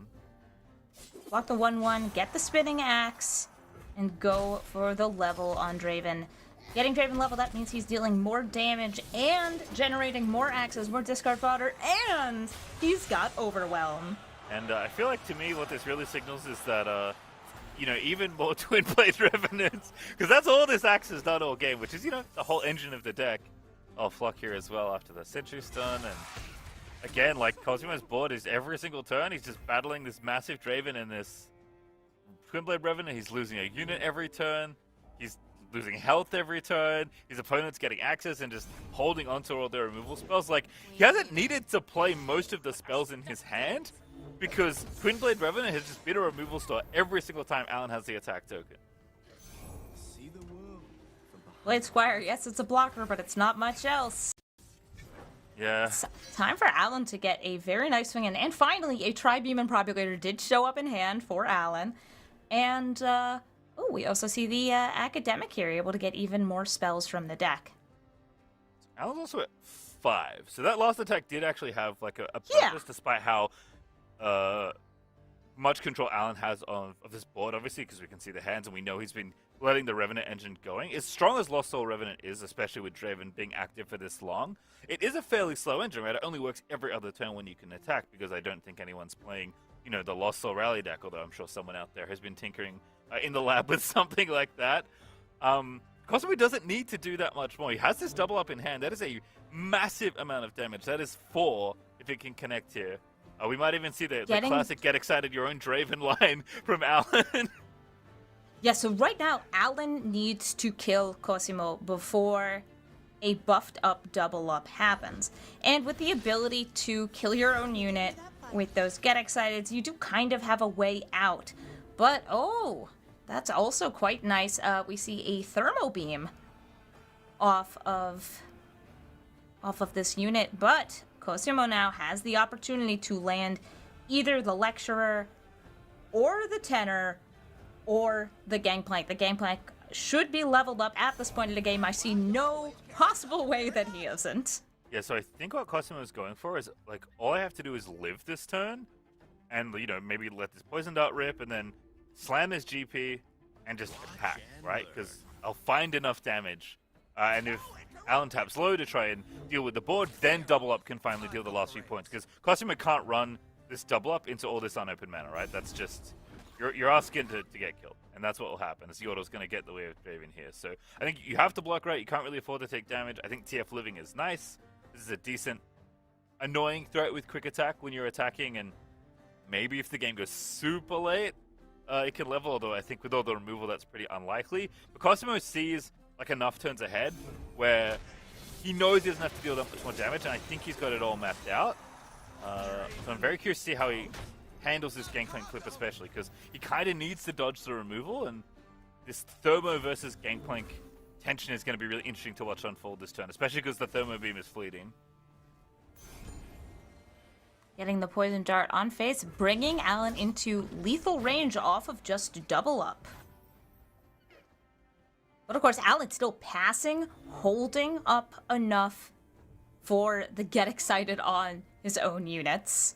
Yeah, it's kind of baiting the GP as well, but Cosmo also has double GP, so I don't think he even minds that much if this one dies. Gonna make a cake. GP is definitely leveled at this point. So this is a huge threat, right? It's not just a like, oh, like my board's gonna go away. It's like your face is gonna go away. Your face is gonna go away because Cosimo turns around and attacks here. Yeah. There's not enough to stop everything.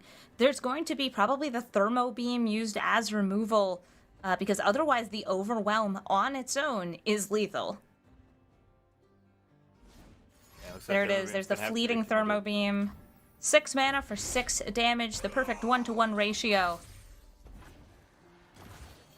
Second Gangplank. I mean, even, 6-6 Overwhelm with no blockers in sight when he kills them all by popping that keg, right? Obviously great for GP, but you just need a couple points of damage here. This is 2 kegs already built up. And that's also another Twisted Fate in hand. And with the direct damage off of even something like a red card, if this one dies somehow, if everything gets cleared out, that could be game. I think Cosimo has this game. I think Cosimo has the damage through. I mentioned near the start that it's all about getting through 1 damage at a time, and it has added up. Yeah, this Lecture Yordle can't be allowed to attack, by the way. It's Once it attacks, oh yeah, it's just like, ooh, a free Poison Dart. So there's the Ravenous Lock on the Yordle, plus a double Get Excited on Gangplank. Means the kegs live and you can't... You're out of... Okay, you're not out of removal for this double up because you have Scorch Earth in hand because you're an absolute wizard. I wonder if Cosmo is going to commit the double up. He doesn't have to. He has. This TF still doing some damage. These kegs can hang around for a little bit. The GP's going to die. Yordle's going to die. These kegs are looking kind of spooky. Did keg work with mushrooms, Amy? Do you know that interaction? Are we at that point of the game now? Oh, jeez. I don't believe that they do. I believe that you need to have a spell or an ability that is going out there, like getting the skills out there. Yeah, of note, it doesn't work with impact either, which would be a really cool way for Tenor to have a lot of pressure on this board. But it's scary. Like, your opponent has even like a pokey stick at this point. And there they come. So no matter what, there's going to be damage coming through. There's no removal. Even if you block, these two are getting the damage in. And as I mentioned before, if the Twisted Fate dies, there's another Twisted Fate in hand, which can just red card for lethal. Is the Reforge good here? I don't know what blade it is. No, he's shuffling it away, so it's not Oh good no, here. he's shuffling away. TF's going in, though. He's just going for the highest number of possible outs next turn, using pick a card to shuffle back in that weapon. Oh, Yeah, no. Yeah, I don't No like the TF attack. I mean, Draven just stonewalls TF at this point, so I like that. I mean, you know that you're just sending the tenor and the base in. You know, the choir's going through. Choir's will going happen. through, dealing 2 damage. You can't stop it. And how many shrooms are in Alan's deck? I've seen at least 2 dots played, so it has to be at least 6, but it might be 9 or 12. I think it Probably is 9. Yeah, 9's like the average, I feel like, for this deck, but 2 points left, no healing. Still 2 kegs, and the double up in hand, by the way. Cosmo's played so patiently to keep this last little bit of damage on. And Alan just sitting there Oh, the with Pokey so Stick! many axes in hand, but Pokey Stick, fleeting Pokey Stick, that's lethal. No mushrooms, so Every The piece of kegs- removal in Alan's hand is conditional or it's slow. And it's just not going to work against this Pokey Stick. We may even see something like the double up and the Pokey Stick saying like, you better stop both. And this is the thing, right? You look at Piltover and you assume Mystic Shot. This deck doesn't have Mystic Shots in it. It's some Fumes, which we've seen 1 of already. It's the Get Excited, which we've already seen We've already 2 seen of 2. already. Yeah, you're right. Everything else is a Flock, a Thermo Beam, a Scorched Earth, or Tri-Beam, right? Slow or conditional. And Alan sees almost all of the cards, or Cosmo sees almost all the cards in Alan's hand. It was the spinning axis. Yeah, I mean, he sees every angle. Cosmo, even without stuff being revealed, he knows what's up. He has played so patiently, and I think that's it. We're gonna see Scorched Earth here, killing the Draven, Oh, no. but It's a leaving totally you different open unit. to the evil menace of The a Yordle stick. with a stick. Imagine Didn't even having matter. a Yordle come up to you and just poke you to death. That this- is how Alan is gonna go down in the second game. Cosmo with the win, and now they're gonna move into game 3. They're onto their final decks. We're going to be seeing Alan on the same list and Cosmo on his final deck. Super impressive out of Cosmo there. That draw looked horrible on my screen. Alan had the Draven Lost Soul engine going at turn 4, right? Basically, he played Draven turn 3, Revenant turn 4, and Cosmo was behind by 6 life for most of that game, but you said it, Amy. This deck just deals 20 damage. Sorry, deals 1 damage 20 times. And Cosmo And now- figured that out. But Cosmo is now going to have to go back to the Zoe Nami list. And last time, the first game of the series, it betrayed him. He did not get a Zoe, a Nami. He had to wait until like turn 5 to get a Shelly. It was rough. There were no units, no double troubles. Cosmo struggling in that first match and going for a hard mulligan here and getting double burble fish. Oh, but they're drawing a double trouble. Not bad to start the game. That's how you know he's a good player. You know, Mulligan's a double trouble, picks one up And right on gets a time. Zoe. Oh, always had it. Zoe, when you have the attack token, is a very common play I've noticed. I don't think there's like little extra RNG in the game, but it does seem like whenever you get the attack token, you instantly rip Zoe off the top of the deck. Me, miss? Not by a long shot. So getting down the turn 3, Caitlyn going to start booby trapping the deck. And Caitlyn's flash bombs are quite good at removing the small elusive units, things that are got off of Wardens, Double Trouble, and of course Sparkle Flies, just kind of with randomness. But once they start getting buffed, they're out of that range, and it's much more about things like Scorched Earth. Yeah, early on though, Caitlyn is a great bit of pressure here. Like even this attack, you obviously can't block. It's a 3-3 quick attack.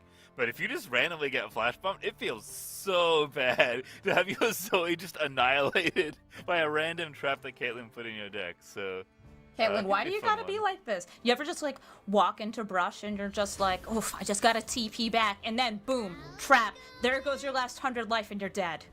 Yeah. Scoping the Last area. Vector obviously wants to bank spell mana. Cosmo is set up here with this double trouble next turn. See how close Nami or Shelly is to the top of the deck. But Zoe's days feel numbered here. I'm just feeling it. I'm feeling the flash bomb. Oh, two X1s. I guess maybe you're trying to protect the Zoe. I think Cosimo's trying to maximize the banked mana, trying to say, if I get my Nami, I want her leveled up, maybe not on turn 4, it might be a little too late for that, but turn 5, good enough. Then I could start getting these buffs immediately. Oh, actually, putting more to the board too. That's gonna eat a Thermo. Sparklefly is kill on sight for Alan, it looks like. Can't blame him. Flash bomb? Any flash bombs in chat? Oh. Oh, there's one, and it hit the Zoe! Right as another Zoe was drawn, I should say. But it did, just as you said, just kind of snipe that Zoe. Also, his face kind of says it all there in the player cam. I mean, of course Zoe comes off the top when that happens, because Zoe always arrives on time. She is quite a powerful wizard, it appears. Well, she is a spirit, and she's a quite strong one at that. So we're going to see Get Excited here on the Zoe. She's not going to get to invoke. No super cool start charts for her. And Cosimo passing back, banking the 3 spell mana. Oh, that's a good and draw. drawing Shelly. I was gonna say Cosimo needs a good draw here because he's kind of set up to play this double trouble and then try and level up that board. Revenant, of course, is going to control a lot of it. Alan's plan in this matchup, I assume, has to be to just kill every little unit your opponent plays. That's typically the plan in these kind of matchups where your opponent's trying to like build up a board and buff it all up. If you just kill everything at its easiest point when the toughness is the lowest, your game is made a lot easier here. But those are 2 pretty good hits. Yeah, if you're trying to go wide on a and Shelly the board. Astute Academic. I'm a big fan of both of those here. There's a lot of card draw and a lot of card generation for this deck. But what they aren't is elusive. They're also not life-stealing. Cosimo always wants to see things that are in that vein to get through the unstoppable damage and get a little bit of tempo staying alive. But with just Shelly and no Nami, it gets even harder to do. And there's just enough mana here for a Shelly into a double spell. Unfortunately, you won't get the attune value, but I think you're going to have to accept that fate. Maybe not. The patience perhaps exercised here by Cosimo. I'm doing a lot of math right now. It's very complicated with Bevel Fishes being reduced and attune mana having to be calculated, and you have to like think what's in the Spell Thief pool. I don't think there's an axe in the pool. I think it's actually only Get Excited right now for Cosimo, which obviously is a very expensive spell, so probably not one you want to play if you're trying to, proc Shelly. I think if you're playing her this turn, she needs to proc twice for you to feel really good about your position. So if you can't do that, I think Cosimo's just going to have to just pass it back here at some point. We do have 2 of them, so maybe you test your opponent, see if they have a removal spell. We know that Alan doesn't have one right now, but Cosimo has to expect that, one of a million spells like we saw last game is just hanging out in the hand. This is tough, though, for Cosimo. Not getting those extremely strong opening hands. Did draw the Zoes, but both of them were killed. One from a random attack from the trap, and the other one from Get Excited.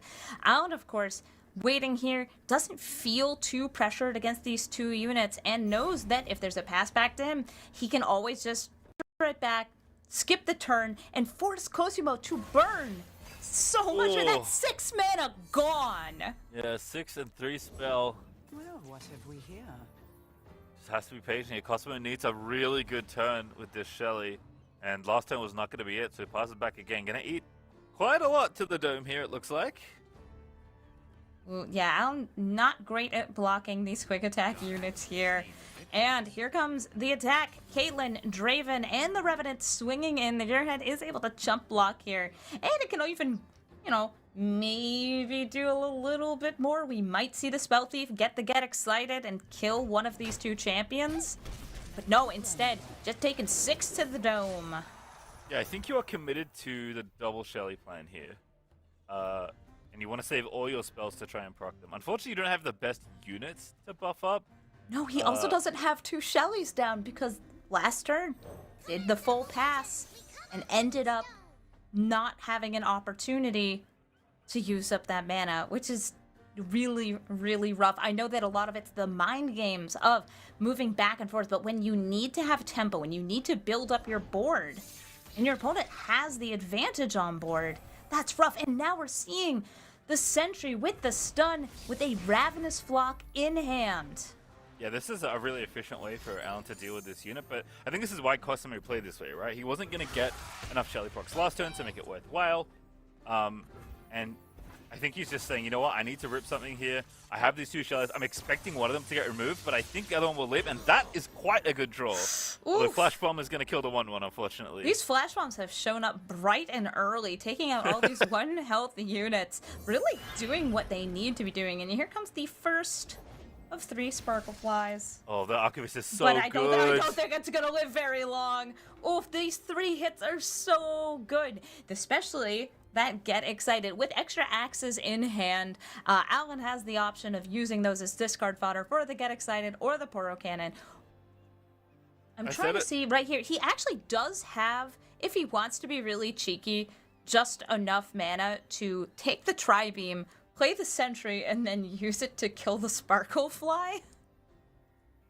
Yeah. It's not a good line, but it's the funny line. It is a funny line. I mean, Alan has also been quite cognizant of Spell Thief, it feels like, throughout this series, which is actually a really, like, it's a really little thing, but a very good thing when you're playing against this deck that I think most players would not have in mind. I think Alan's obviously very well practiced in this matchup. He's going to take the Get Excited, as you expected. Obviously, with Pale in hand, Alan expects a fight for this Sparkle Fly, but Plan A, I think, against Nami's always to literally just kill every unit they play. Oh, Cosimo Paling now, because he needs more spells. Also wants the tune value here. This is going to be a really interesting turn. Sparklefly, slightly thicker, a little bit of a big bug. Gonna heal up an entire 2 life if it gets to attack in. I don't think it's gonna be living very long, though. I think Alan has to kill this now. Oh, now it's too late. Never mind. It was Cosimo's priority. But now you can save the Sparklefly because you have 2 spells to play. And Bevelfish costs 1, but that's unfortunate 0, and you're going to be out of mana. So Shelly not going to get the max value here, but it's maybe going to keep you alive, right? This is how it starts for Cosimo. And we're seeing a rummage here, ending up with another Lost Soul and a Tri-Beam. And having a permanent Tri-Beam in hand is good because it will start building up value with every 3-cost spell cast. Now Cosimo able to attack in, able to get these preemptive spells. Other thing here, and actually shout out to Impetuous Panda who was mentioning this on day 1 when I was casting with him. But, you know, spells don't always interact that well with Nami's all units because Shelly and Nami are really good at buffing toughness, and they have a lot of protection spells, right? The Sunblast Figures, the Pale Cascades, ways to protect and buff the toughness of their units, especially when stuff's pointed at them, right? Cosmo even has a Bastion as a one-of in his list. But challenging them, like, right, Damasio lands it really nicely against this deck for a reason. And Twinblade Revenant, right, just constantly dragging the little Elusive into combat and smacking them over the head. That's been a classic formula to try and beat Elusives for, you know, forever. Alan's deck pretty much always has access to a challenge unit once the first Lost Soul shows up. But here, we're going to see Get Excited. Oh, but before it can resolve... Didn't play the burst spell. Shelly's going to die. Oh, it didn't matter. Never mind. Shelly doesn't buff herself. So I always forget that. I'm like, surely this unit's that good, and it's never that good. No, it buffs everything else, though. And we do see the Sparklefly is now a 3-4. I believe it's a 2-3 once the Cascade wears off. Yeah, the reason I like this lane is for this, because now your Burblefishes cost 0. Which if Shelly was still in play would have been really sick at a costume. Unfortunately, I think the Burblefish are just going to have to block here. And we're seeing the emotes from Cosimo. He did cast a 0-cost Thermo Beam there just to get the free Burblefish. So here's the Burble swinging in. And the Burbles will soon be blocking because Cosimo's at 11 and Alan's board is giant. And are you kidding me?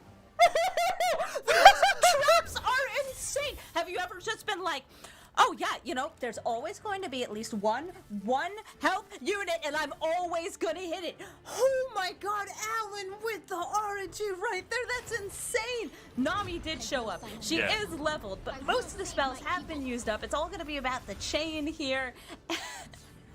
And I'm just so impressed by the power.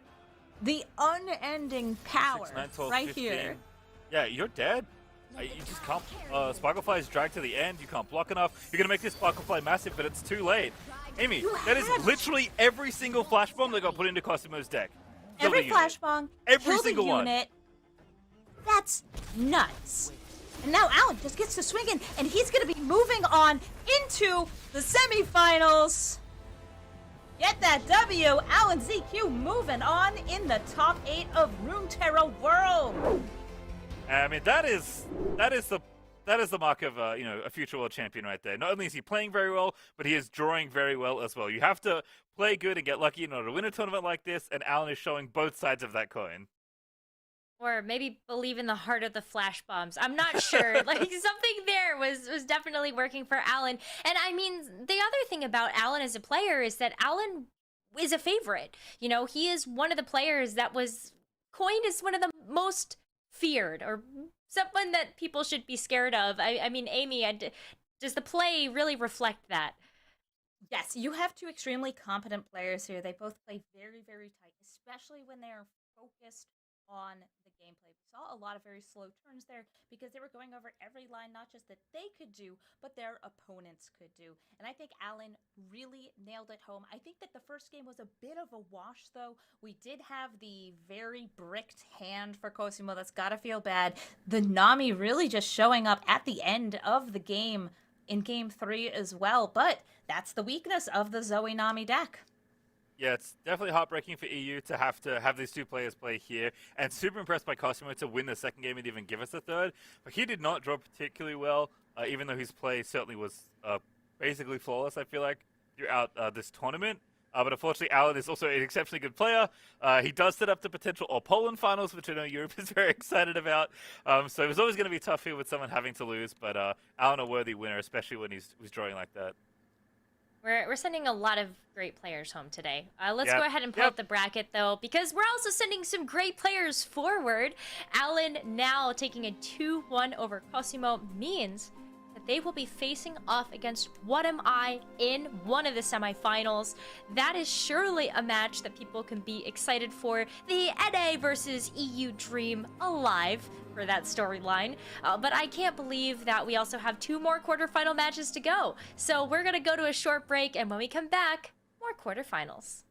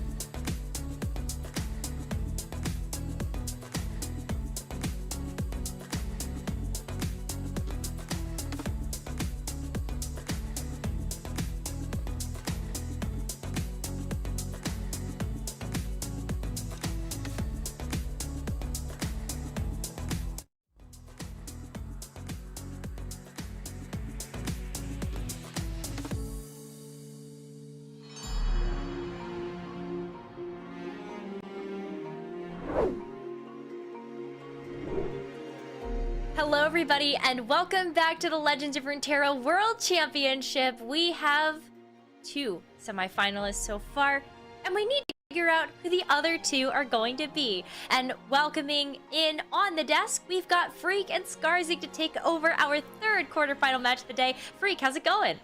It's going well. I'm super stoked to be here. I'm glad I'm getting to cast part of the top 8. We're going to see if we have our 2nd American semifinalist. I've spent the entire broadcast being a homer for my country, so I'm just going to keep doing that.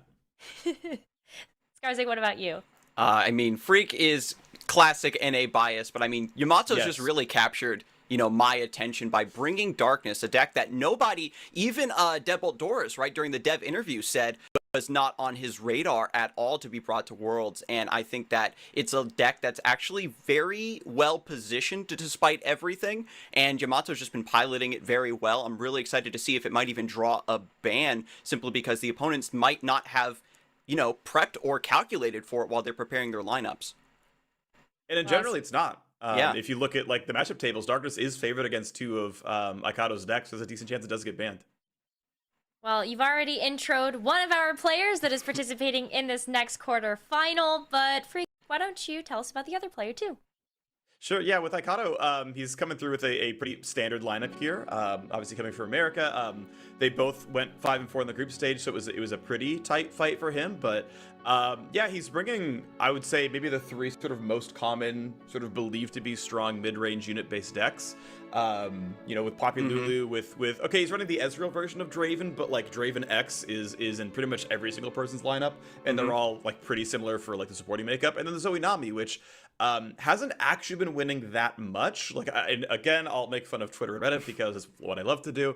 The deck has been, pretty 50-50 so far at the World Championship, but obviously, is a strong deck and is everywhere on ladder. Yeah, now that players have gotten a taste of how to play around the deck, they're saving all of their removals for Nami to shut down that snowball before it happens. Players are having a really hard time finding their footing with the list. We know that Ikado is actually very incredibly confident in the Nami Zoe, leaves it unbanned, is very skilled and just beating it with the Ezreal Draven. And also, I want to talk a little bit about the Poppy Lulu. Because this is the Ionian version and not the Bandle City version, you've got more elusives in that deck as well that can go toe-to-toe with the Nami Zoe, and you use your elusives to also maybe go underneath the Bandle City Poppy Lulu variant. So Ikado, really well-constructed lineup here for the meta that he's anticipating.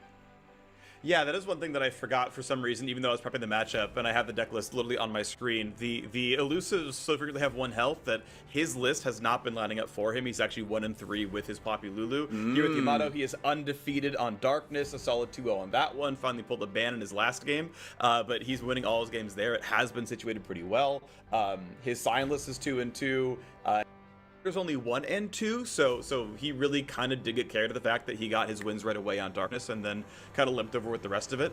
Another one of the players who came through at a 2-1 record, as almost everyone did. I think Whatama is the only person who didn't drop a single match so far this tournament, so everyone's had their stumbles. It is hard to find a lineup that works against literally everybody, and sometimes you just got to get lucky. So, here's a look at his Darkness list. It is, again, undefeated, 2 wins and a ban. I think it's a coin flip if this one gets banned here. I think it's a worthy choice. He is running a couple of mini-morphs, but there's nothing going to be that big to target. But he's got a Withering Wail, he's got Vile Feast and whatnot, and I'm pretty sure some Poke Sticks. So does have removal and can survive for a while until the sort of Exodia comes online.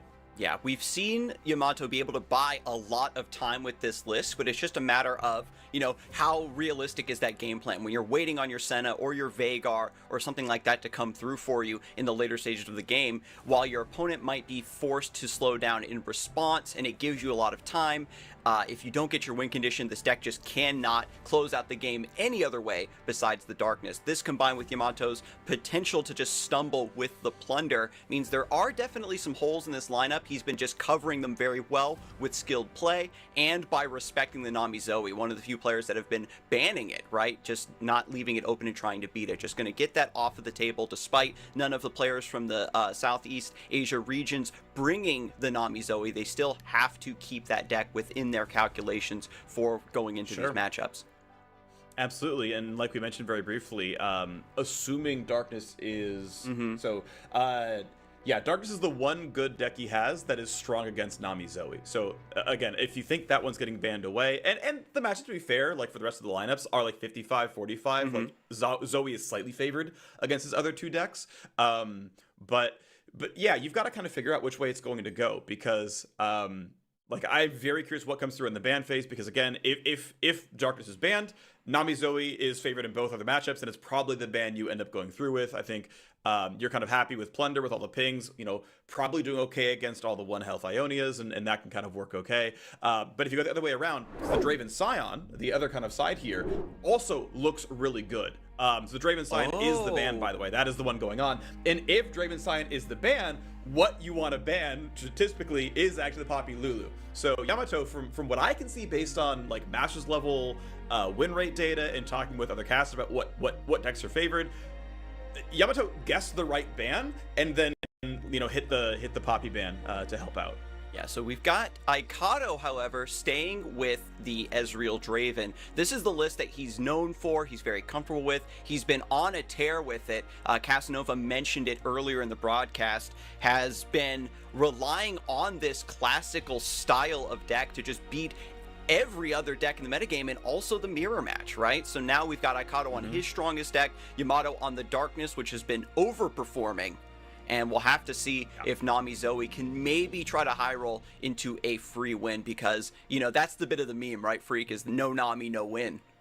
Yeah, sure. And, sometimes Shelly comes down and it's almost good enough. But, yeah, it really depends how late the game goes. I mean, I know you talked about drawing enough cards. And this is what's funny to me. And this is not aimed at you, because I think, you understand the game very, very well. But one topic I've seen brought up in the community is like, but if this deck just draws all its pieces, it just wins. And I'm That's like, cool. every deck ever That's to every exist deck. in every card Right.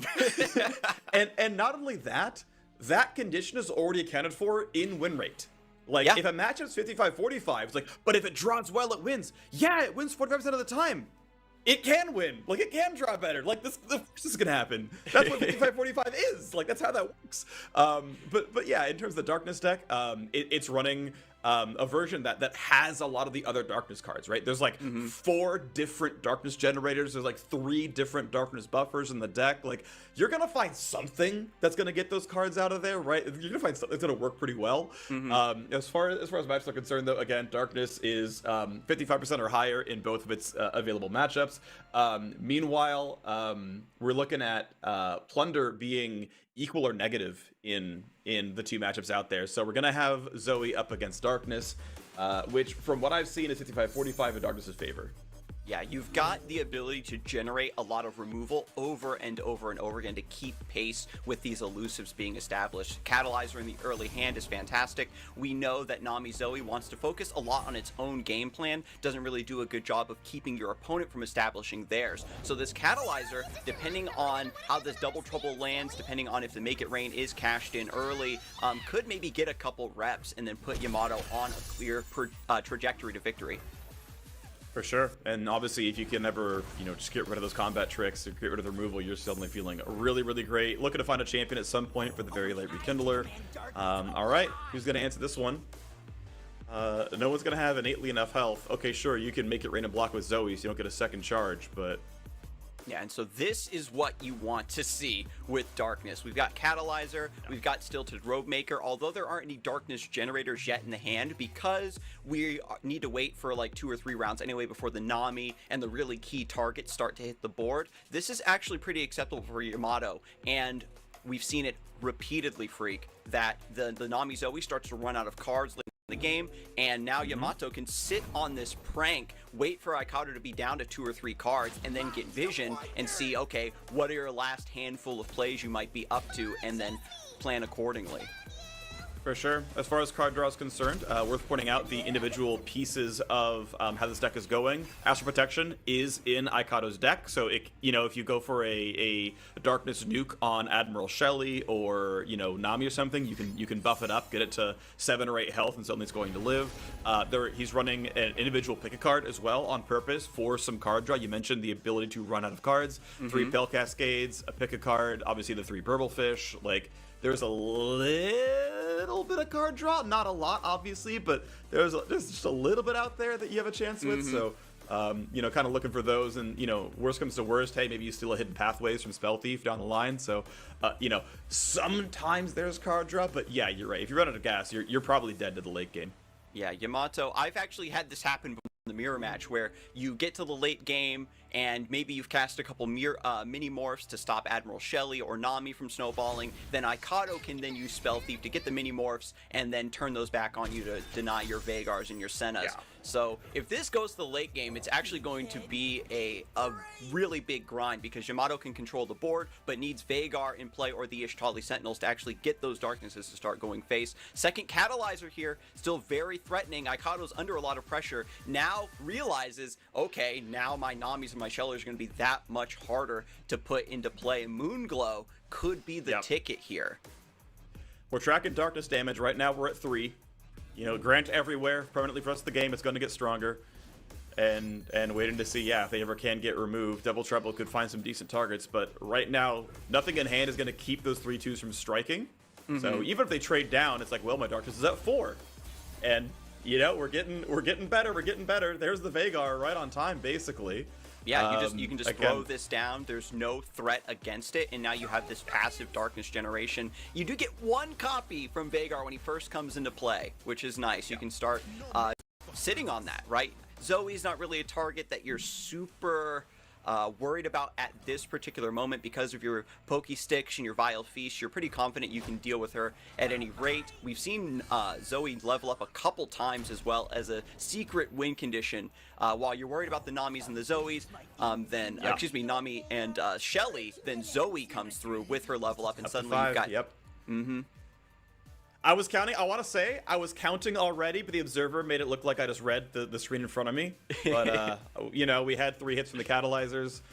Next round we're going to 6, and yeah, Zoe Nami, they don't have challengers. They're direct damage. It's like, what, you could have like line them up and make it rain, and you can spawn some barrels, and you can hush for a round, but that's not going to stop a round start trigger, so it's not going to do anything against Vagar. And it's like, well, all right, we're getting some real big Narctis hits here. The good news, I suppose, is that the Catalyzer is the biggest threat that's in play right now, and maybe you can just take a little chip damage from Vagar and Otterpuss on your Nexus as you are trying to buy time, probably just for Astral Protection, right? You need a huge chunk of HP to try to survive that initial darkness and at least get some value out of the Nami or the Shelley before that removal resolves. All right, darkness is at 6. Which means basically, what, 2 casts are gonna level up Vagar. I don't know if you're gonna get all the way to 12, but hey, on round 11, you know, go for it. You know, maybe it lines up, but it's actually a single shot puts you across. But yeah, I want to look at Aikado's lines of play at this point because, okay, you can generate some more units. Keep in mind, a bit shy on units. Gifts from Beyond can get you there a little bit. You can summon one of your Sparkle Flies. So you're looking at, you know, the ability to get about 4 to 5 units on board. And then with that, put down Admiral Shelley and then spam through your spells. That's going to be okay looking. Obviously, we're still going to generate through with Zoe as well. So the idea of getting a wide buff board, there's no Nami, but Shelley plus like 3 elusives is not horrible. Yeah, we've got the Burblefish already waiting to go. That's going to get discounted as spells are played. Serpent was picked there over the Moonglow because I think Aikado is just saying, okay, now I want diverse cards. I want to get this Zoe leveled up. And when you get that ability to share your keywords, that's going to persist even if Zoe eventually does get removed from the board. And that means you have a lot more flexibility with Shelley and things of that nature. Not only buffing your board, but granting it elusives. It'll make something like Double Trouble a lot more threatening. And I think we're getting, you mentioned the Zoe level up, I agree, we're getting pretty close to that one, but also I think on round 7, we're going to see probably like a 4/4 Serpent come in and go attack Vagar. Just to get him off the board, exactly. Yeah, and get him off the board in time, because, okay, you can rekindle it back, and that's actually not horrible, but, you know, you buy a bit of a reprieve, you get the rekindler out, we still don't see Senna, so, is Shelley Sentinel? I mean, to be fair, that's going to do, like, 8 to face. You just need that one more time. So we aren't that far away from Yamato getting to cast to face twice to win the game. If you can find a second Ashali Sentinel, for example. But yeah, like both these players are like about 3 rounds away from some really like cataclysmic combos. The deck from Aikado is known for its ability to just set up this big wall and close out the game early. But there is that through line. There's a little bit of combo DNA here that Aikato is trying to exploit in this control matchup, where you're not really playing a lot to the board. You've got some steady value generation with the Zoe, thanks to the spell shield as well. And that explosive turn, Aikato seems to have been planning this from the very beginning. Burblefish now coming down and generating a Gifts from Beyond? Yeah, Gifts from Beyond, so you can get all 3 Sparkleflies into the game. You've obviously drawn 1, so Gift's gonna have to not be crescendum. At a certain point, these 2 can be, but you're gonna run out pretty quickly. And yeah, I think the whole game plan is like, okay, what round am I throwing down Shelly? Darkness goes on the stack, and I spam burst spells to like buff my board, and then Shelly bites the dust, because that's what's gonna be happening. Starlight Sentinel comes down now, so that we can get the first half of face damage, but that means we don't get an extra darkness generated. Fortunately, with Stilted Robemaker, the 2 mana is going to make this a lot more flexible going into the later stages. And this is sort of where the deck begins to struggle a bit, right, Freak? Where you want to start playing these really expensive units, and then you're giving up your reactivity to Aikato's plays. Another expensive summon like that could really swing the gate wide open for Aikato to just pop off. I'm thinking about it though. I am like a little surprised that this card has come down, because obviously she's a darkness generator in the first place. Okay, so we're missing the generation, but also, the darkness you cast targets face this round. So it says, yeah, you know what? This is gonna be enough damage here. We're gonna go ahead and push you down to about 5. Looking to get Vhagar flipped and close it out. Look at that, 8 damage, 16. Yep. Yeah, so Yamato saw the line, leveling up the Vhagar. Now that he's flipped into Grand Overseer Vhagar, he's going to generate a darkness at the start of the next round. Okay. Yep, that's going to be nice. You're going to have generation. You're going to start blowing stuff up, but you still, I don't believe, get the target face until you get leveled Senna or another Ishtali Sentinel. So the rest of the damage, maybe your board is big enough. You know, right now you can put down Shelly without her dying. You have first actions. So you can also play a unit. You can put a Crescendum down, or just hard play a Sparklefly, and just say, yeah, you can nuke Shelly, but I can get my buffs off. Right now, Aikato needs to heal up, needs to survive this darkness at the start of the next round. When Vhagar generates it, he's also going to continuously buff it. He's been in play since round 4, just chilling there. Aikato really has no means to answer this unit, and now your darkness can target anything. Crescendum trying to come through and get this wide board set up, but he just doesn't have enough time. There is the line of Pale Cascade, get third Guiding Touch, just barely survive, I think, with 1 or 2 points of HP, but now we've got Poke's Stick. Just a bit too slow for Aikato. I liked the line, right? We were talking about this explosive Shelly turn coming up, but Ishtali's Sentinel just accelerated Vhagar way beyond what Aikato had planned for here. Okay, well, there's level 2 Zoe, so you can get your whole squad elusive, you can get them lifesteal, and gosh, okay. So with the lifesteal on the open attack, will it be just enough to save you from the darkness on Vhagar? Well, because it is still slow speed, yes. Yeah. You're gonna heal for 4. You have 2 Pale Cascades. No way to buff this, because, and it's dealing 9. So you do have enough to live, but 2 rounds from... And actually, 1 less round than that, because a Pokestick is in the hand. So you've got 10. You're 1 shy of dying, so, next round, you're still dead to darkness. Says, okay, and Aikato what else sees can this I in do? the hand. Activates the Pale Cascade for more draw. I like this. More draw, Unless you draw... more lifesteal. Okay. It gives you 1 more round to live. But even that's not really true, because darkness this round, darkness next round is still going to kill. So I don't know how you get the rest of the way here. Maybe another Pale Cascade here to draw even more lifesteal even further. But you can't even attack. Like, you're getting nuked here and you're getting nuked next turn, right? Yeah, you can do just darkness this round, and then Yamato's first action as a slow speed spell on the stack is going to be darkness. So game 1 coming through for Yamato here. Darkness managing to find the line. It seems that Nami has just been MIA for all of these players. The one option, although mana wasn't going to be there, was to generate a nuke, right? Just obliterate Vhagar, but the zero cost, behold the infinite. But try down to to get, 4 mana means it's not going to happen. Yeah, even goes for the Poke Stick here. Just wants to draw a few more cards just to, as a hedge, right? Just you want as much resources going to the next round, but we've got Darkness coming through surely. Enraged Yeti. Sure, whatever. At this point, though, there's not enough face healing. There's no way to get an attack token and lifesteal in time. Aikado knows it. You see his posture. He's like, yep, Darkness is going face. Never had a chance to get rid of Vhagar.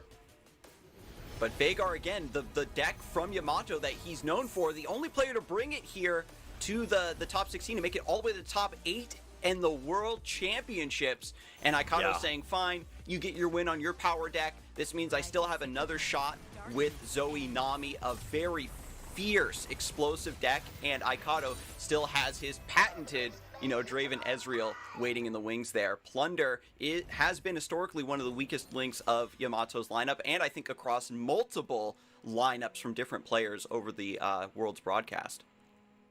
All right, so we take a look at the matchups. I'm still kicking myself over constantly getting the Senna and Vhagar level ups backwards, which is obviously silly of me. But yeah, Plunder versus Ezreal Draven from public data is basically a coin flip for Masters Tier ladder. Zoe Nami is favored. So the matchup that was won by Yamato, like that was a little expected. It was 55-45. Obviously, it worked out really, really well. Had Vhagar on 4. It's pretty much unanswered by the deck. Hey, that's why you got your odds here. Zoe Nami versus Plunder is just as favored, if not more so, for the Zoe. So if that's the run back, that's gonna look pretty good. And then you've got a really, really close matchup in the Ezreal versus Plunder. And we'll have to see if Aikado is going to actually swap. Very rarely are the players actually changing their decks, but Aikado just wants to maybe shift focus here, wants to shake things off. You never know what's going to, fix your mental state. I think maybe at this level of competition, a little superstition never hurt. And now we've got Lost Soul in the opening hand and Tri-Beam and Probulator, so Aikado really has the power cards he needs for this matchup. And Yamato sitting on an all-star cast of Plunder generators to maybe curve into a Gangplank or a Sejuani at the top end. The key card to worry about, and we've seen it time and time again when Plunder is on deck, is the aloof Travelers, blowing out these heavy champions and late game win conditions from this list. Yeah, and that's what you're going to look for is how it's going. Nice top deck, by the way. Now, you're not swinging on 1, but you're still getting a 3-3 Jagged Butcher. Your experience 1 for a Sejuani and Gangplank. Round 1 and 2 are likely to be a bit of a pass here, as you tend to with any of these 3-drop decks. Any of the Draven variants, you're almost always passing a 1 and 2, unless you're running like a House Spider to survive an aggro lineup, but that's not happening here. So you can consider Thermo. It's not the worst idea. You might block a Plunder trigger. Never mind, not anymore. You're like, all right, I'm taking a lot here. That is, Yamato is going for blood here. Yeah. Saying, I can get my 3 damage, but, there is the chance of get excited, maybe just denying this entire swing, but I'm just going to double down, right? If Aikado had come up empty there, that's so much damage so early in the game, that's going to buy you tempo, but fortunately Aikado does throw in the beam, which is actually really nice from this position because that's one of the best clean answers to Sejuani and Gangplank if they come down. All right, we're on 2 Plunder triggers. We're also on 2 buffs to the Tri-Beam Improbulator. So those are both accelerating pretty quickly. Looks like we're not going to find any round 3 face damage, so Sejuani and Gangplank will not gain XP on this round, but honestly feels good to start spawning some Powder Monkeys. Yeah, Monkey Idol on 3 is just going to carry through for the remaining turns. This means that a champion top deck will be leveled almost on curve. You're also way wider than Aikado. Not only you're getting the free damage from the Powder Monkey, you're just getting some chip damage here. I really like this. Yamato, as a safety, could just maybe hold back one of these, the 2 ones, just as a blocker, but we saw him go for the aggressive development before, might not take the open attack, is still considering the line of, do I want to go for Croaker? Do I want to go for Butcher Croaker here? Yeah, I kind of like it this way. You're going to get the 2-1 Mystic shotted almost certainly so that you can stay alive and not run out of health too fast, but you're still taking 3 on this attack. I like getting the Plunder Trigger first and getting the 3-3 for the Butcher because almost anything you play, there's going to be something that's going to answer it. If a Spider stuns, it's a 2-for-1, that feels bad. If the the Lost Soul is there, or the other version, the Twin Blade Revenant, so it's like that's just an eat of the cards. Like you're not getting more damage putting a Butcher down, so yeah, might as well just wait it out, just swing now, and not give him the block. So I think this is definitely the right option based on what was in hand. We do get 3 face damage down to 12. That's experience number 3 now for Sejuani and Gangplank, and Butcher comes down as a 3-3, and you can just ping it with your Fortune Croaker. Yeah, drop down to a 3-2. Very unfortunate that Aikado actually hasn't found Ravenous Flock. The Fortune Croaker can become a detriment. You're opening up your units to be removed, and even Ravenous Flock cutting off the value of the Powder Monkey would be so important here. No Draven as well. I think that you could probably count the games on one hand that we've seen. There's been 100% Draven representation for everybody's lineups, and the amount of games that he hasn't shown up on 3 or dang near close. But Twin Blade Revenant hoping to even this out just a little bit. This tempo, Make It Rain, is glorious to take out the 4-1 and remain wide. Yeah. Well, goodbye to the monkey generation, but obviously, pretty happy on the Make It Rain. Nope, just kidding. I want one more Powder Monkey. What else are you going to remove but this? I mean, you're getting so much damage coming to face pretty soon. Monkey's going to blow up at you at 10, and then you've got 3, 4, 5, 6, 7, 8. You're putting your opponent at 2 with 1 from Make It Rain. And there is no interaction in the hand right now for Aikado. Yeah, there is no healing available. Yamato still has the ability to top deck even more burn.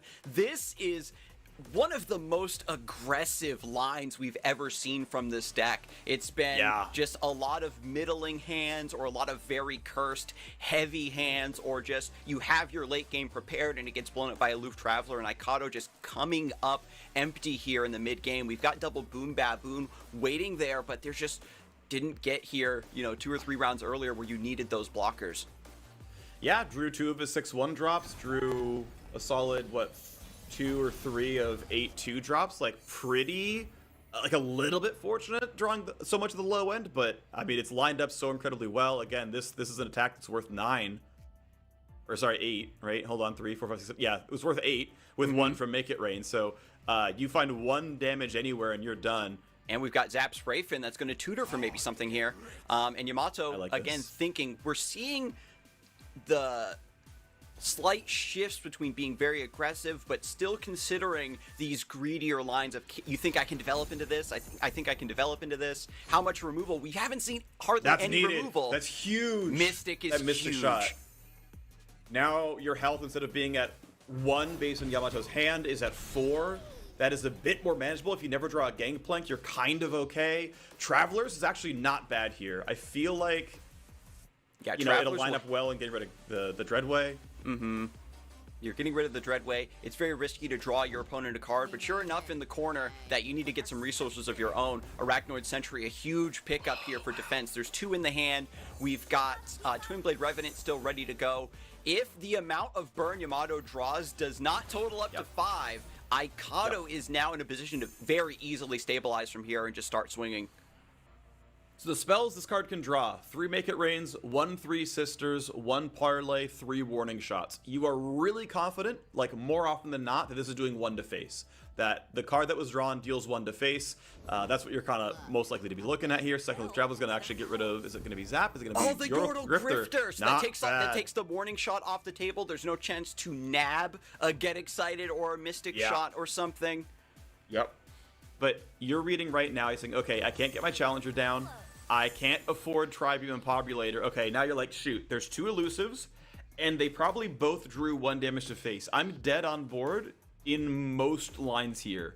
And without even knowing about the Twin Sisters, it's gonna just like completely seal the deal. So I don't know how he removes the elusives. Like, you're hoping again to like top deck removal to get rid of Zap, and we know that's gonna turn into a +3/+4, and it's just over. I don't think Aikado has much. Some Dredger draw, huge. Another Mystic Shot. There is still mana for Fury of the North here to save the Zap Sprayfin, but might be holding this. There is only, as you said, 1 copy of 3 Sisters. That flexibility is very important to generate that Fury of the North, or even like an Entomb or something. Yeah. Oh, Yamato's like, he knows, like, I've got so much traction here. I've got 3 damage almost directly to face from hand, plus the 3 sisters gonna block almost any removal. Like, knows he's already dodged the Ravenous Flock angle. Interesting. Goes for the Make It Rain instead of going for Parley first. Just to clear this 4-1, this guarantees the second Make It Rain can hit the Nexus. Yeah, I'm curious the order there. It doesn't ultimately obviously matter. Yeah, because you can send Parley directly to the Nexus. I suppose if you use Parley on the Sump Dredger, there is reactivity from Mikado to kill his own unit to prevent that 1 face damage. But now we've got Lethal on the stack. Mystic Shot to save, and this will be responded to by Fury of the North.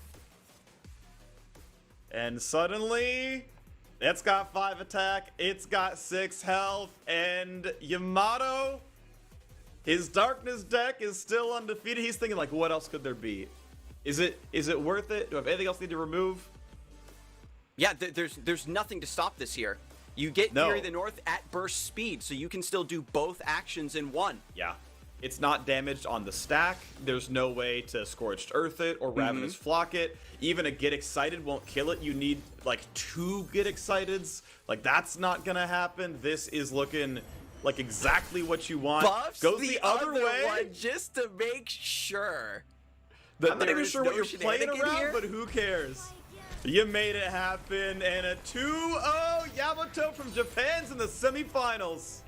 Absolutely amazing. Yamato was a relatively unknown player to the casting desk. We were making him out to be an underdog, but at this level of competition, you know he deserves to be here, and he's proving it time and time again. At the end there, he's calculating some sort of card that we couldn't even perceive. These players are just operating at an entirely plane of existence. Time Winder Get Excited, maybe. Yeah, maybe. But, you know, something that I love about Yamato as a player is, like, within the World Championship, he has shown us that he's incredibly good at predicting bans that are going to be coming through and countering that. And also, I have no idea how he is squeaking through after winning with Darkness and then still managing to find a win with the other deck that is unbanned. I think that is incredible. It shows a very, very high level of skill. And so, looking at the bracket, Yamato is moving on to the semi-finals. This is so exciting to get a chance to see. I am sure that everybody is excited about seeing the Darkness deck still undefeated with 3 wins under Yamato's belt. And it will be up to the match between Shihu and Realkey to see who's going to be making it to the other semi-final. So, Freak, Skarzig, thank you so much for taking us through that last match. Now we're going to be welcoming Mogwai and Panda to the broadcast to take us through match 4. Ooh, this is a spicy one. I know as our EU casters, you must be excited about seeing EU going up against NA, huh, Mogwai?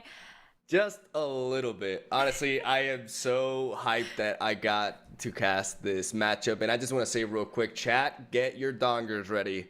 Heimer is coming. Hopefully no ban, because it's my favorite lineup in the entire tournament, represented by Shihu, and he's facing a player who also plays arguably my favorite competitive deck of all time, which is Twisted Fate Swain. So we got a really hype matchup here, and I can't wait.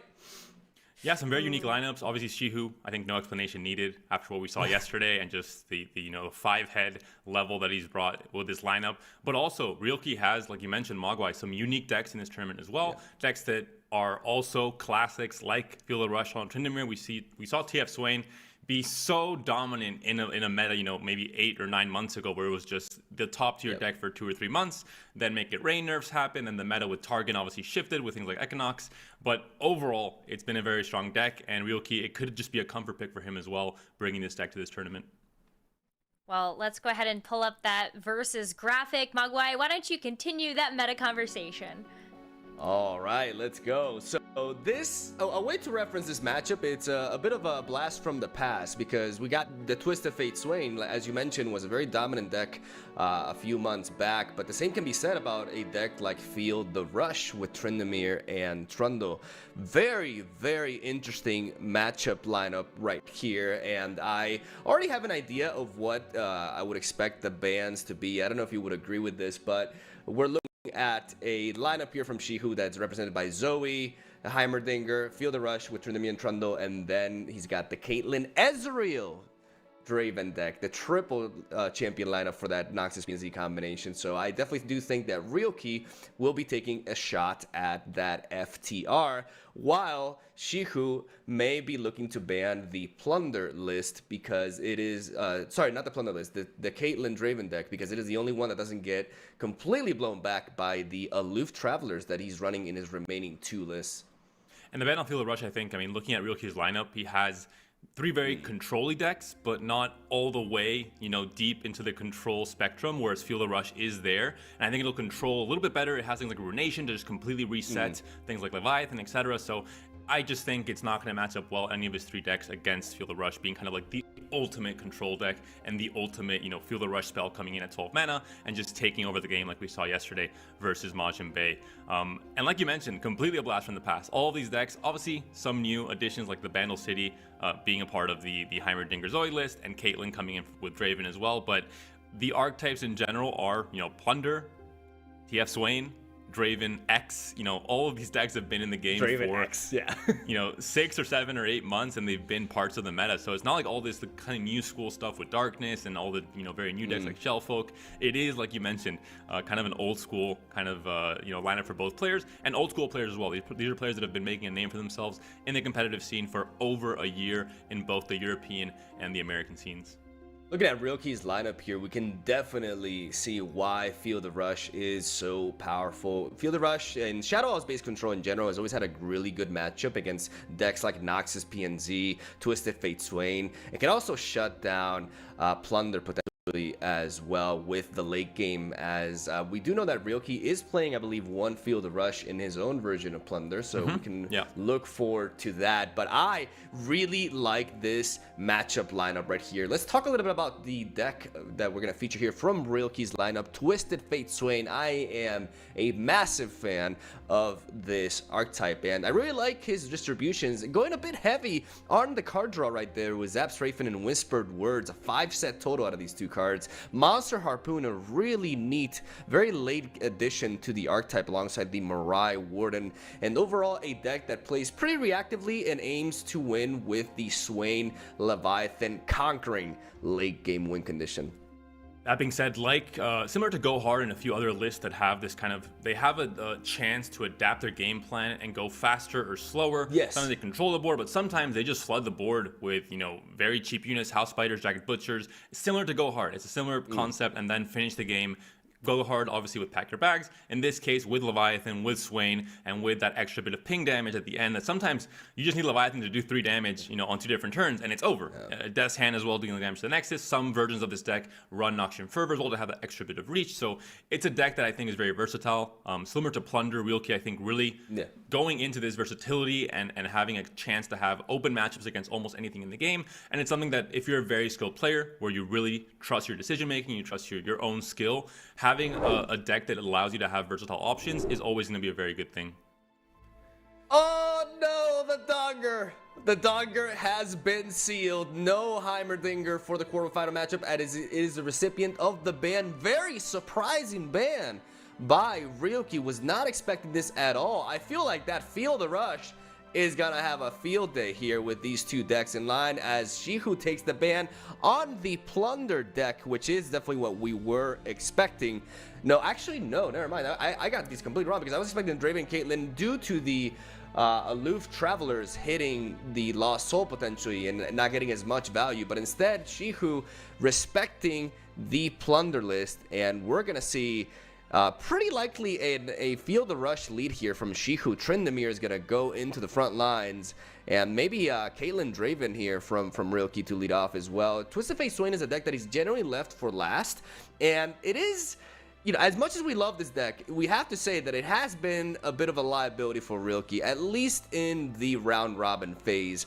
The deck had some really close games, but ended up coming short quite a few times, so let's see if its fate can be changed here in the most crucial moment of the competition, as we are in the quarterfinals. The winner of this matchup will advance to the semis and face with off. Plunder, I think the key thing here is that there are no freezes in this Field of Rush list. We talked about it yesterday when we were talking about the matchup with Sion versus Majin Bay, and it's something that you have to consider. Sejuani obviously is a big deal with the Overwhelm, Gangplank as well. If Plunder draws on curve and does its thing, and turn 5, turn 6, you're facing a leveled up Gangplank Sejuani, regardless of the deck that you're playing, it might be a little bit too late. There's too many threats sometimes to deal with.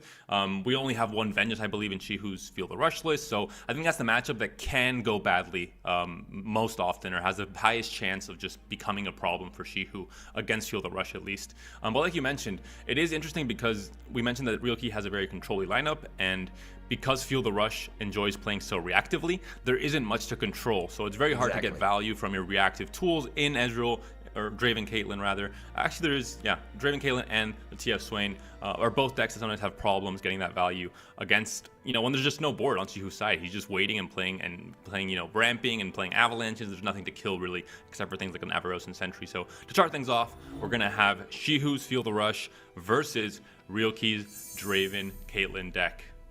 Yeah, definitely the start that we expected. And to add to what you said, while Shihu doesn't really while Realkey's gonna lack things to react to, Shihu's own AoE is really strong against both Twisted Fate Swain and Draven Caitlyn right here, as it can just wipe a good portion of their early game. As we see no Avalanche there though, but there is access to the Catalyst of Aeons, providing Shihu with some ramp, and we also see double Tavern Keeper, so burn is very, very answerable here for Shihu with his opener.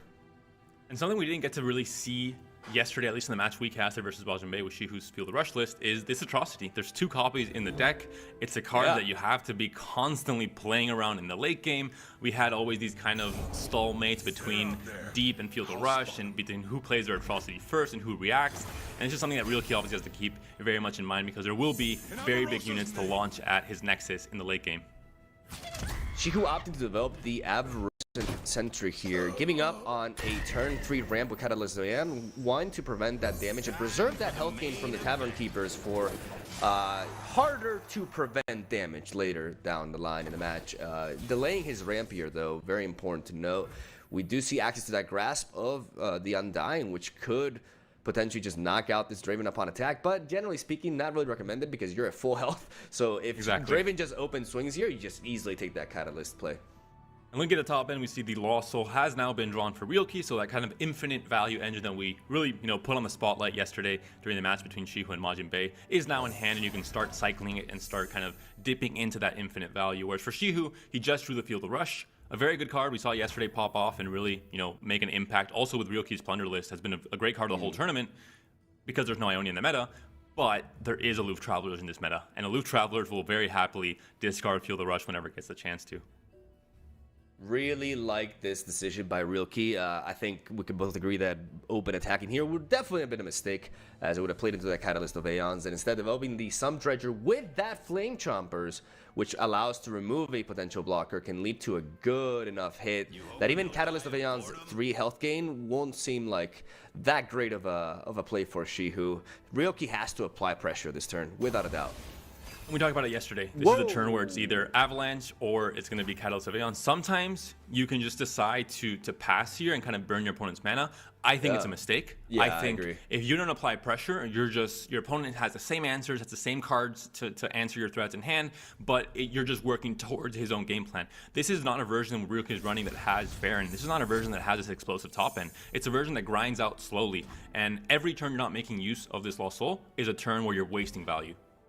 I completely agree with everything you just said right here. I really believe that was a very important attack for Realkey, getting 7 damage. Yeah, I could heal 3 out of that, but you still get that initial hit in, and you lose out on a lot here. And again, you're preventing the ramp, yes, but you're delaying the game.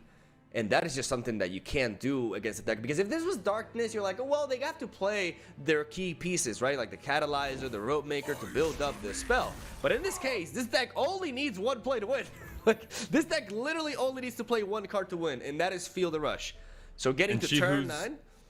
Shihu's entire game plan, like every single card except for maybe 6 or 7 cards in his deck, all read, help me survive until turn 8 or 9. That's all they do. They don't have any other side missions. They don't have any other, That's the only purpose they have, is to try and combat a pretty wide meta in terms of being able to answer different things while achieving the goal of getting to the Field of Rush turn in a meta where there's no denial, there's no deny to stop a Field of Rush and just completely ruin your game. And this is why obviously Shihu has decided to bring a deck like this one, which could be risky in a situation where someone can kind of prepare for this kind of deck, but in this meta it wasn't really something you would expect. Trundle does go down here, but like we mentioned, you have a pillar now in hand, you have just still, you're at 20 HP going into turn 6, you're very happy. You have Ruination now as well. If there's a development here, you could just see this entire board get erased. I really like that setup with Ryoki, building up the Tribeman Propagator, setting up the Ravenous Flock to pick off the Trundle, and building up that Tribeman Propagator. That Tribeman Propagator, as of right now, is at 4. We should keep track of it, because Tribeman Propagator is a card that, even though Shadow Owl's Freljord-based control has access to a lot of tools, they don't have access to Disruption. No denies, no renegations, so they don't really have a good counter for Improbulator aside from just a full-on board wipe, right? Which Ryoki can definitely attempt to navigate around. Down goes the Tavern Keeper, bringing in that hot soup for Shihu and bringing it back to 19 health. As the Tavern Keeper here, you're just healing and just pretending you're actually trying to fight for the board, when in reality you're trying to bait your opponent into continue developing and then eventually just throw out a Ruination. It's all about kind of making your opponent have these awkward decisions of, if I develop, I get punished with this. If I don't develop, I get punished with this. And it just doesn't it never feels right to do anything, basically, when you're playing against this kind of deck. I think we know what to expect from Ryoki here. Aloof Travelers could be absolutely clutch.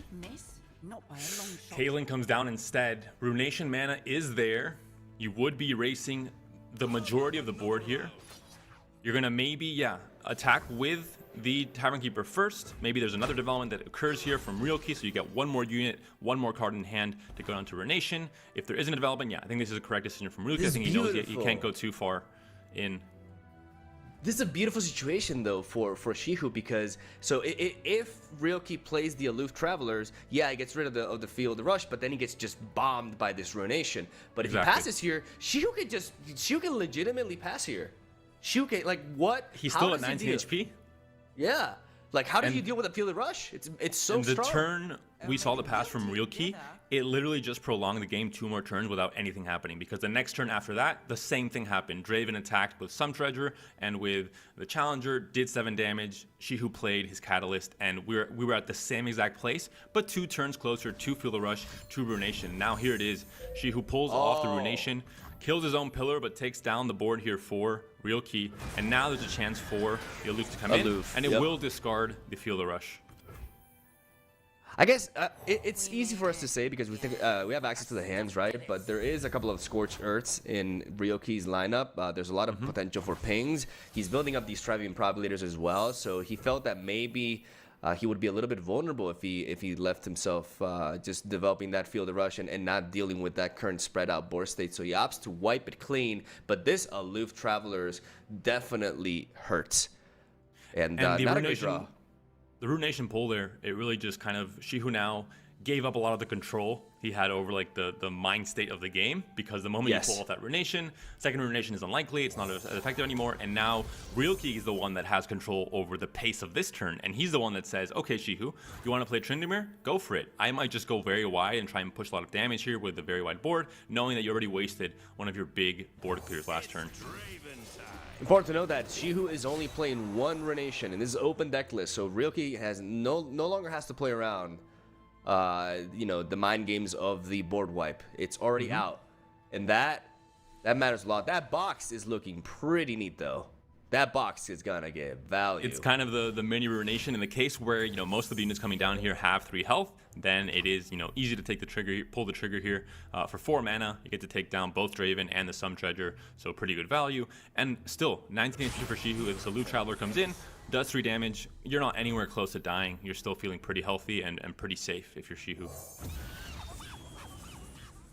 Can afford to play the Tavern Keeper after an attack here potentially, or even set up something like a Blood Raving. There's several options, but he definitely should not play anything right here. If he does drop a 3-mana play, he can still afford a Field of Rush if he were to top deck it, and that may be the difference between him playing something like a 4-mana card. He definitely wants to go for the Tavern Keeper instead here. So very nice sequencing by Shihu, and let's see if the heart of the cards is in his favor. Another atrocity. I think at this point you got to go Tryndamere.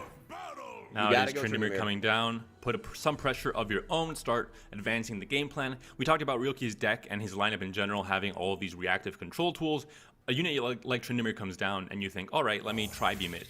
Great, but now all of a sudden the second Tryndamere comes out. So instead you have to try and stun it, and this is the reason that Arachnoid Sentry is so versatile in this meta with Scion, but also kind of side-hitting Tryndamere in this case. God damn it, I just realized I said I was going to keep track with doing Prob Leader, and I lost count. I think it's a 5. God, I had one job! It's more exciting, Mogwai, if it's a surprise, I think. Yeah. Let's just stay on that. All deliberate. Now there's a flock coming down. Like you mentioned, there might be a thought process here to try and just go for... You can go for the Thermo Beam. You can just try and damage it and finish it off with Scorched Earth, for example. But there is a 2-step process at all points in time with this Tryndamere, which make things much more complicated for Realkey.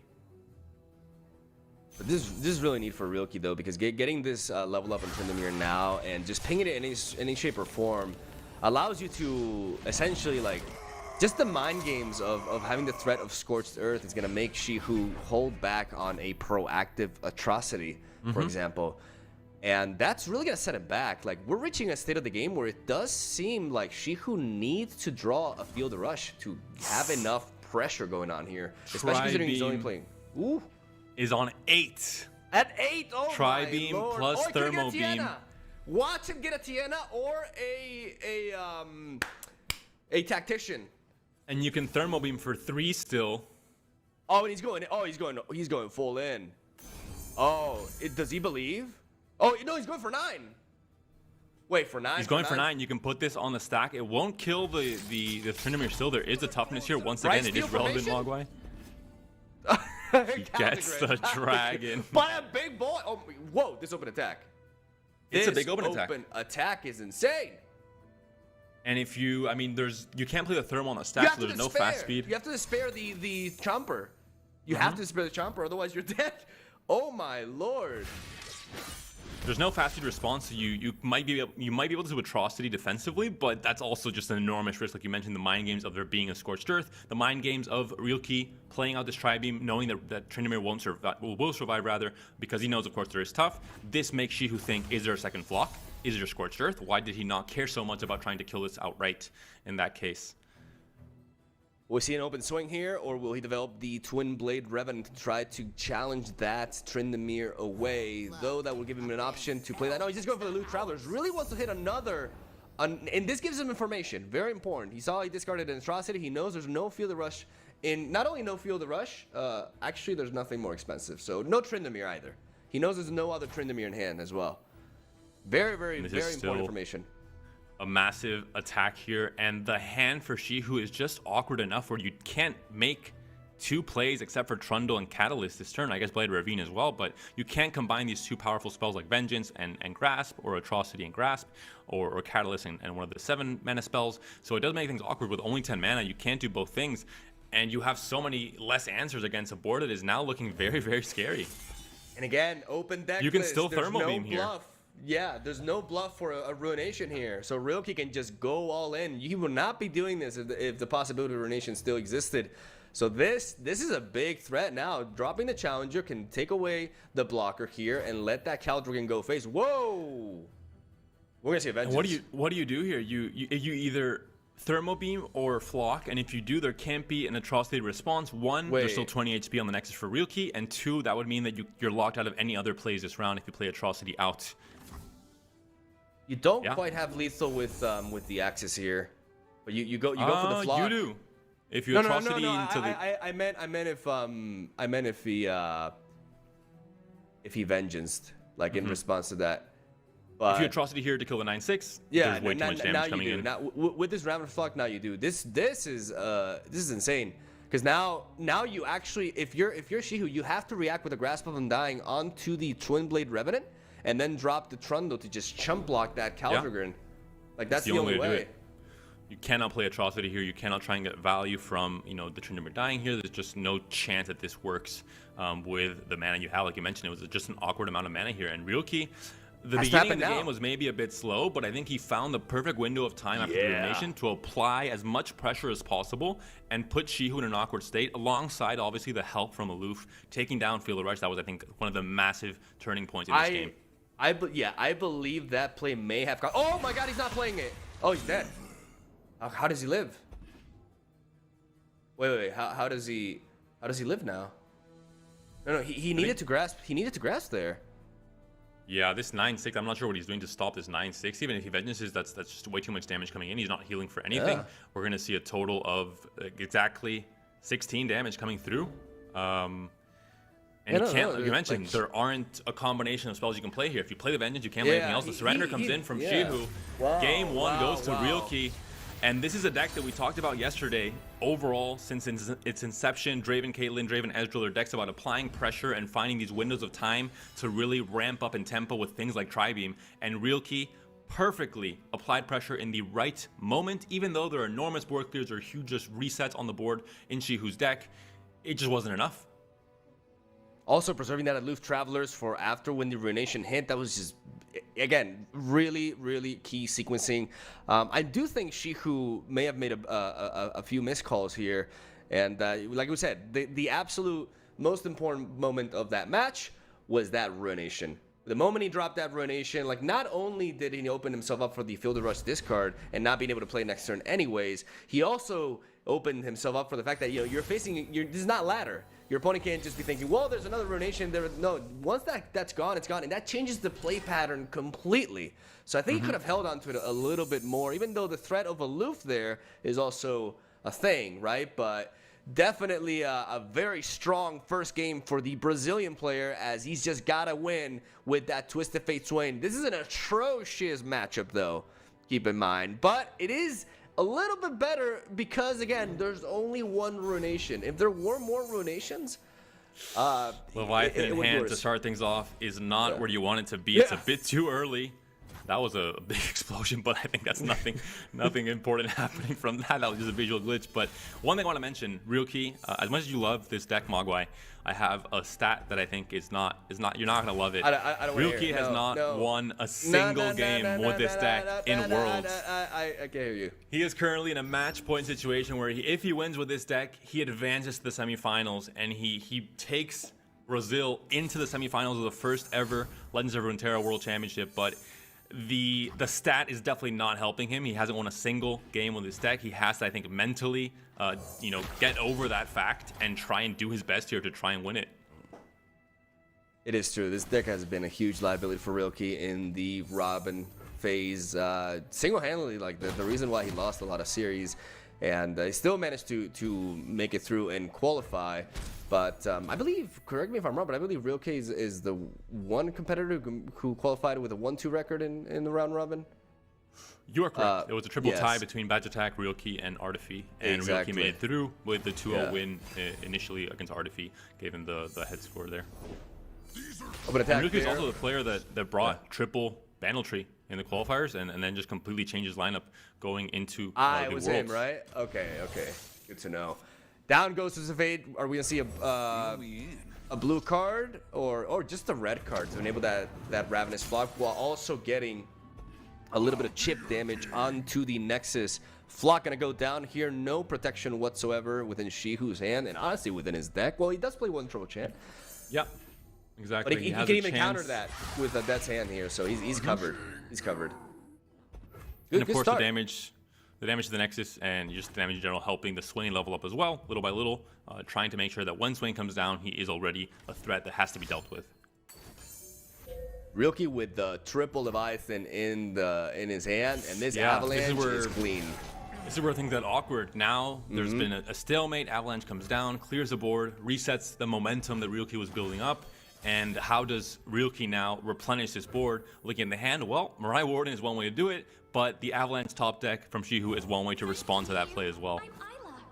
Okay, that's a pretty offensive pull. I mean, that's actually pretty good here, because you could assume that your little guys are gonna go down in this sort of matchup anyways, and threatening more damage is pretty neat here. Let's see if we. I think this is the turn where, I think this is an indication that we're gonna see Shihu setting up a Trundle this turn to get that that pillar and try to go for the level up at the beginning of his next round. We will have the attack token and thus priority. As Average Sentry trades into the Mirai Warden, cycles more through the deck, and I believe it's time for Trundle to go down. No, he's respecting the Harpoon, actually. Never mind. Harpoon, there was also a chance for just Death's Hand, Scorched Earth. Although Scorched Earth, of course, you want to try and save that for, kind of Feel the Rush champions. We see 2 Feel the Rushes in hand, so definitely something I think you want to save if you're real key to have that kind of... because Scorched Earth is a very interesting card where for 3 mana, as long as you're meeting the condition of the unit being damaged, it can have 10 health, it can have 7 health, it doesn't really matter. You're going to get a ton of value against certain units with that card, and in this match specifically, it's going to definitely work out. Down goes the Ice Pillar for Shihu, probably setting up that Tryndamere. By not playing Trundle last turn, he can afford to play Tryndamere here and still carry over that spell mana for the very, very crucial turn 9, in which Feel the Rush will go down. Aloof Travelers does not reside within Bilgewater or Noxus, so he doesn't have to worry about that hand disruption. And the cavalry is coming, and it's going to be a little bit overwhelming here for Realkey, it seems. Mogwai, how did the Tryndamere get stopped in the last game? Do you remember? When playing the Feel the Rush list, Tryndamere came down and it was completely stopped in its tracks thanks to the Sentry. This list also runs Sentries, and it is also in hand here for Realkey. So the same answer here. One Sentry, that is true, of course, but it will stop kind of the chance at a lot of pressure coming down this turn. For sure. And making you force out a Scorched Earth. If you play out your big units here expecting Leviathan next turn, then the Ruination won't be as symmetrical. Very interesting stun. Onto the Ice Pillar. Wait, what? Wait. Is this so enormous brain that I'm missing something, Mogwai? I'm a little bit afraid to say anything right now, because maybe I'm... We're casting a quarterfinals in Worlds. I'm going to assume there's something I'm missing here, and there's a reason for stunning the Ice Pillar. Although right now it's not coming to me. We're pea-brains. We are talking about the Sentry being so exceptionally good against every card basically in the hand for Shihu. Ice Pillar is not the threat that I was thinking of when I said this, but I got nothing. I got absolutely nothing. I have no idea. It's been a while since I played TF Swain or Feel the Rush Toronto Tryndamere, so maybe I forgot some kind of niche interaction that I mean, Shihu didn't seem too surprised, so maybe we're both missing something. But Tryndamere comes in uncontested, will be damaged here, but will survive. You can kill it with Death's Hand or with Harpoon. Either one works. And this is actually a very interesting interaction here because the second Tryndamere will obviously push through damage and will get damaged as well by the spider enabling here. The Scorched Earth. Yeah, exactly. This is to enable the Scorched Earth, but I mean, like I said, it would have been quite a bit cleaner if we, if he got that Arachno Sentry to actually stun the unit that had, a power stat, right? The unit that actually deals damage. I think that's important. But here Tryndamere is gonna get really angry, smash the spider. This is damage coming through. It has its tough, of course, but still, even with the 7 HP, with the toughness, it will be dying to Scorched Earth. And that is one Tryndamere going down. But that's not it. There's more. There's a lot more coming after him. There's 2 Feel the Rushes still in hand. There's 12 mana up now for Shihu. So if you want to go blow for blow, you can play Leviathan here if you're real key. You now don't have mana for Scorched Earth. You can have it next turn on the open attack, but then how are you dealing with the other 2 enormous units that are trying to kill you? You need like a full hand of fleeting Scorched Earths to try and do anything and find a way to damage these 2 units as well, with Tryndamere having tough as well. We have the Death's Hand, but you can't line up, a possibly top decked Scorched Earth with Death's Hand because you have to do it in this turn, but there's no mana to do it here. And the key thing here is that you still preserve the pillar. And you just use the pillar to drag the Leviathan, and there's just no stopping this lethal. There's absolutely just no. I think Realkey at this point was just like, I cannot play around for the rush. I gotta set up my Leviathan, and I gotta do my very best. But yeah, especially taking that hit at prior, this is. Yeah, he didn't even think about it too. It's the matchup we talked about where it's just you're controlling the board, but your opponent's controlling it more and has a bigger, a tougher, and a scarier top end than you. So you just get overwhelmed at the end. Never better said with Tryndamere and Trundle both attacking here. 10 attack on each of these units. Can't be stopped. 20 damage being threatened. Only 13 on the Nexus for Realkey. Shenimo comes down from Shihu. He ties up this series 1-1 in the quarterfinals of this Legends of Runeterra World Championship. Poland and Brazil vying for a spot in the semis still. And with it two comes classic down. decks. It comes down to Draven, Ezreal, Caitlyn versus TF Swain. Dominating win there for Shihu with the big boys. Finally getting that win with Feel the Rush, which is a deck that we considered very favored against this lineup in general. This is the ultimate test, though. It is Noxus on Noxus, PNZ versus Bilgewater. And it's going to be a very good take of this. I really like this tri-champion approach, you know, with the 2 Ezreals, the 1 Caitlyn. It kind of feels like I want them all, so I'm going 3-1, but it looks pretty promising. Mulgrew with TF Swain, we were talking last game with Realkey being 1-0 up, that he was, you know, on a deck that he hasn't gotten a win with, but he was still 1-0 up. He was on match point to go to quarterfinals. He could still feel pretty good about himself. Now going into a do or die moment with a deck you haven't won with this entire tournament, what is the mental game for Realkey looking like? Yeah, especially like one of the scary things to take into account here is the Tri-Beam Improbulators as well. Like there's no real counterplay to them, and they can just deal. Yeah, and there it is in the opener. Oh boy, this is gonna be an uphill battle for Realkey, and is his mind in it? Find out on the next episode. Mulligans here will be incredibly important. We saw a pretty awkward hand last game where we saw the triple Leviathan. It has to get out of the hand. We need a lower curve here. Krusty Codger comes in. We have the Zap to provide some little bit of damage on the board as well. And also, of course, cycling to get more spells and just have some more fuel in the early to mid game to try and answer all the kind of tempo-heavy plays that Shihu might try and pull through. Very solid looking opening hand for Shihu. Not bad for Realkey either with that double Make It Rain. You got the Twist of Fate and you got the Swain as well. But that Aloof Travelers is going to be looking very neat. Taking out the Swain or potentially a later Leviathan draw. The better way to disrupt that, I think, for Realkey is for him to draw into a Monster Harpoon in order to preserve the Swain from it. But here Draven is going to come down because Draven is all about Draven. And he's going to get that Spinning Axe rolling. And we're going to see a relatively strong attack here for Shihu.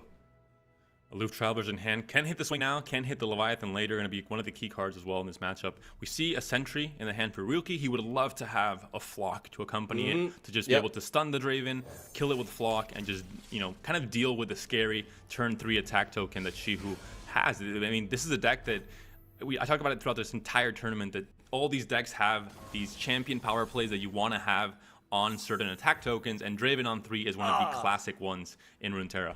That feels bad. He just drew the Flock now. I mean, he has a decent red card here, which is a Fate, for example. But what we're talking about earlier, like, you would have liked that Flock with the Spider, even though it may not end up ultimately mattering. Let's see if Shihu decides to develop this Aloof Travelers. He can also wait on it, because if he wants to be hitting the Leviathans anyways, he doesn't need to rush it right now, unless he wants to potentially snipe a Swain here, because he could also just develop a 3-mana play to keep empowering that Tri-Beam Improbulator. Several options here. Swain until Leviathan comes down and until the late game isn't really a threat. I mean, you're going to have so many ways to kill it off with Flock and you know, Scorched Earth, and you have so many fearsome blockers. It's not like some decks that just don't have fearsome blockers. Things are really awkward when Swain can come down and then you death hand the one fearsome blocker and then, you know, go face. It's not the case here. You're going to have Draven, you're going to have, you know, the Aloof Travelers, of course. So I think you do want to wait on it if possible, the same way we saw yesterday. And the key thing to highlight in this matchup is, let's see which of these players plays more reactively, because both of these decks in most matches want to be kind of reactive, want to control the board, but we'll see who tries to be more proactive and who tries to just be more patient and get more value from just the more patient plays. We see right there, Realkey being like, I don't want my Swain to be discarded. I'm going to drop it down immediately, and saves it from getting lost in the middle of a trip. I don't really quite understand the Aloof Travelers, their lore, but yeah, Swain found his way, and instead, one of the extra copies of Twisted Fate was discarded for Realkey right there, as we're going to see the other Twisted Fate go down, and there's several options here, but I think red card makes the most sense. Yep. And Realkey has to be happy about his hand. It is looking so much better for the, you know, mid game than the one he had last game. He has double Flock, he has double Make It Rain, he has Cooling Strike, he has Zap to cycle to try and find, you know, more spells and just overall refuel his hand until he gets Leviathan later on. And the Aloof, #1, did not hit Leviathan. That's already a huge win in his book. Oh man, this Ravenous Flock would be a very neat pull here, but the problem is there's no enablers for it, so he has to take that Get Excited, which will pump up the Improbulator. But this Swain is actually scary. Because this Swain, if... Man, he could go for a Ravenous Flock first, then go for a Make It Rain, and go for another Flock, and he clears out. He just clears out all the blockers, and then he potentially levels up Swain as well, and just wipes here. Like, that would be huge. There's no more. There are no more fearsome blockers, which would force Shihu to go for the Get Excited onto the Ravenous Flock just to prevent the Swain from getting all that value. You could do Get Excited into Scorched Earth as well. You have the mana to make sure that Swain dies his turn. If you really need that to happen, you have a way to do it with both spells still pumping up the Tri-Beam as well. So if you're not kind of thinking that you lost a lot of value or really went behind committing to that play, although of course you maybe want to save Scorched Earth for something like a Leviathan later on. But Swain is always going to be the second best target. Yep, we're going to see that play. Might be what we're seeing here. Let's see if it's Scorched Earth or Ravenous Flock here, though. Because Scorched Earth does make a lot of sense for the sense of empowering the Improbulator, but it does leave you with no mana and nothing to potentially bluff either. So, and these players are playing, 2 turns ahead at all times. Shihu knows that if he needs spell mana for a certain line, he's going to go on next turn. He has to use the Flock instead. If he needs the Tri-Beam to be pumped up to a certain amount next turn because he thinks, this play is happening or this play is happening, he's going to, maybe go down to 0 mana and go for that play instead. So a lot to think about here. This is a mirror match that when you're being so reactive, to be considering, the most efficient way of dealing with your opponent's threats while also developing your own. There's a Swain level up coming in pretty early on into the game. Best level up animation right there. Every time I level up Swain, I smash the hell out of my all the table. new Shurima champions have something to say about that Mogwai. There are legit movies happening there. Call me a lore boomer. I don't care. I believe in the Swain animation just always withstanding the test of time. Doesn't matter how much CGI they get going on the other cinematics. It's just a gesture of dominance, pure dominance, and it's beautiful. And here we go. There's a Swain coming in now, a very hopeful swing. I think Realkey is pretty confident that either a Scorched Earth or Ravenous Flock will stop this Swain from connecting. The Archivist can trade into the Sentry. 2 damage sneaks through off the Twisted Fate, but at this stage of the game, it's really not that game winning. There is of course burn type damage with Bilgewater coming through with TF Swain, but still when you're at 15 HP for Shihu, that's still very, very healthy. I like prioritizing the Ravenous Flock ultimately. Yeah. Because that Scorched Earth could be relevant to taking down something bigger like a Leviathan later in the game, in case he doesn't manage to hit it with the Aloof Travelers, which we've seen happen before. Sometimes you just don't hit the unit. They draw it just at the right moment. But Aloof Traveler is very likely here.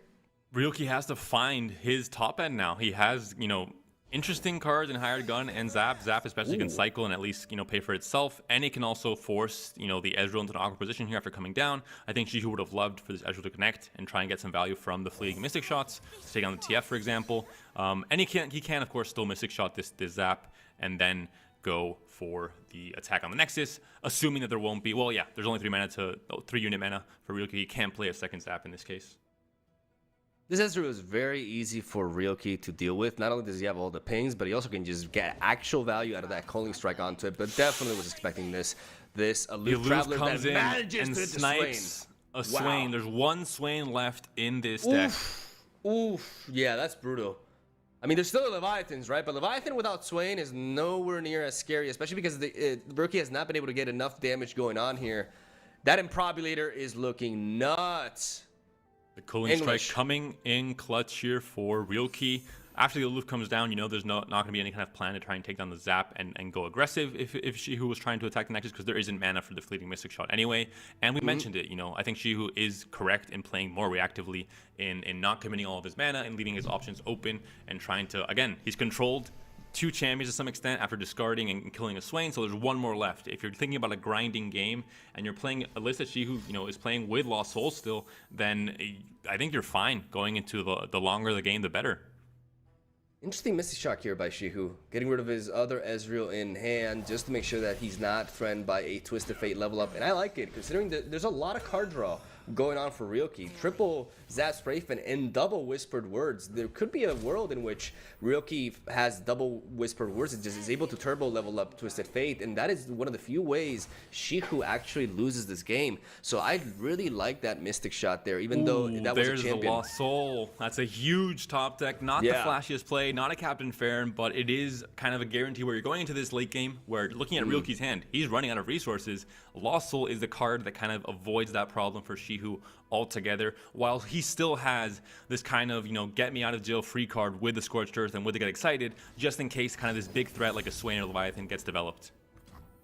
That Improbulator is And the Tribeam, high up. This is what I was talking about. Like, this is why I believe the Draven, the PNZ version essentially has the upper hand in this sort of Noxus matchup, because it's on one end, like the big play from Tutove Swain is Leviathan, and it's a very static play. You have to pay 8 mana for it. It's very vulnerable to even stuff like Thermogenic Beam. It's actually very easy to dispose of with this lineup. But Tribeam Improbulator, the kind of value and especially the momentum that it generates, that is very difficult for Swain to deal with back, especially because it can be used to remove their own win conditions. Just such a powerful card in this scenario. Having it in the opener is really big. I don't want to say it's over, Mogwai, because, I don't think that would be great for the climax of this game, but when you're comparing, kind of the unfair things these decks are doing at this stage in the game, there's really just no comparison. I mean, Tribeam, Farron, the burn damage, the reach with burn is so much higher in Shihu's list. He has the Ezreal. We saw it yesterday against Majin Bay. He was able to take down. It's enormous. It's enormous. And it only costs 5 mana. Oh my god, dude. And these draws for Ryuki continue to not be great. We talked about his early to mid-game hand being perfect, but to keep that perfection going, he has to draw into the proper curve going to the late game. He found the Swains, but he did not find the Leviathans. And on the other hand, Shihu's got that rummage to make use of these axes. Draven being a very good draw in that regard. Getting him that second axe to get this free card draw that will still enable the Tribeam Improbulator to go off. So Ryuki could not even bluff a Leviathan if he wanted to here. And this is just such a dominating position here for Shihu. The lost soul value is he's going to make sure that, the disparity in card advantage between these two players right now is just off the charts. 2 very low impact spells for Ryuki. And Shihu is just getting that value, not even discarding the both axes as he has the lost soul back. He can go wide now with that spider, but I think at this point you keep the 5 mana for the Improbulator. You don't care. You don't care. Yeah, as long as it's not Leviathan mana, you don't mind, and you actually curve out and capitalize on this momentum. Second Tribeam comes in a little bit too late. I think it won't get pumped up too much, but if this game goes long enough, if Shihu can't close it out in time, it might still be valuable. This is a huge board here. Krusty Krogger, 1-drop, continuing to not be the curve that Ryuki has to hit at this stage in the game. It's even if he draws a Leviathan now, it's too little too late. The moment it drops, you mentioned it, it's a static play. You play 1 card per turn with Leviathan, you get the Swain, the last Swain in your hand, but do you survive with Tribeam at 8, 9, or 10 right now even? We've seen so many 3-drops played. Yeah, I don't even want to know how big that Improbulator is. But at this point, Ryuki's also drawing the bottom end of his curve. And even once he picks up this Leviathan is just food for Improbulator. And this huge hit, he can prevent some of it. He's got some reaction here. He can go for a Death's Hand and try to hit that Aloof Traveler with the Make It Rain. Does he connect here? But not really ultimately relevant, as eventually he's going to have to play this Leviathan, going to draw that last Swain in his deck, and Improbulator is just going to shoot it down and spawn. I don't even want to act like I know what's going to come out of that, but I do know it's going to be large. You're going to have to hope for the Make It Rain to hit onto the Aloof and the Spiderling here, with the Death's Hand hitting the House Spider. This is a point in time where Ryuki is in trouble. He's been in trouble for 6 or 7 turns. He knows he has to take risks. He has to commit both of these spells on the stack and hope for the best. The Make It Rain will not be hitting the 3-1 Aloof. The 3-1 will be going through. Wow. The House Spider will be dying. A lot of damage still being threatened. 7 damage onto the Nexus for Ryuki. He does not have healing in this deck the same way that Draven Caitlyn does not have healing. But how do you make it out of this? If Leviathan comes down, it's the only option, of course, for Ryuki. He has the mana to do it. We're going to see the Tribeam come down, and it can be just immediately kill down this Leviathan. We could even see, I was gonna mention. It's gonna be the small Tribeam. I was thinking about this. Dude, you have the mana for it. Yeah, he can do this and pick it with Scorched Earth and get that exactly. Improbulator and listen, you have if you play the big Tribeam here, what else are you doing? There's nothing else to do because your opponent has no units. So instead, you use your mana efficiently. You use a small Tribeam, and you know there's a Swain in hand. It was drawn with a Leviathan, and that would be the checkmate from Shihu. Once this Swain comes down. With 2 crabs to help him, it's not going to do it for Ryuki. They're scrappers, but this is too strong of an opponent. Down goes Ezreal, leveled up. asking us to check him out. And ladies and gentlemen, it seems that the Donger Dream, yeah, let's go with that. The Donger Dream stays alive as Shihu is looking to find his way to the semifinals, taking down the Brazilian player in Rilke. And it's going to be both Polish players actually representing Europe in the semis. Phenomenal performance by Shihu. Maybe next time we'll get to see Heimerdinger in action. And we were talking, Mogwai, about Rilke's TF Swain. Not a single win this entire tournament. I know you love the deck, but now not a good stat line to have after such a long group stage and quarterfinals as well. That's disappointing. I feel like the relationship or the friendship with the TF Swain and maybe also the Zoe Nami needs to end for a lot of people right now. But that is really exciting. Shihu as well as Cosimo. I'm sorry.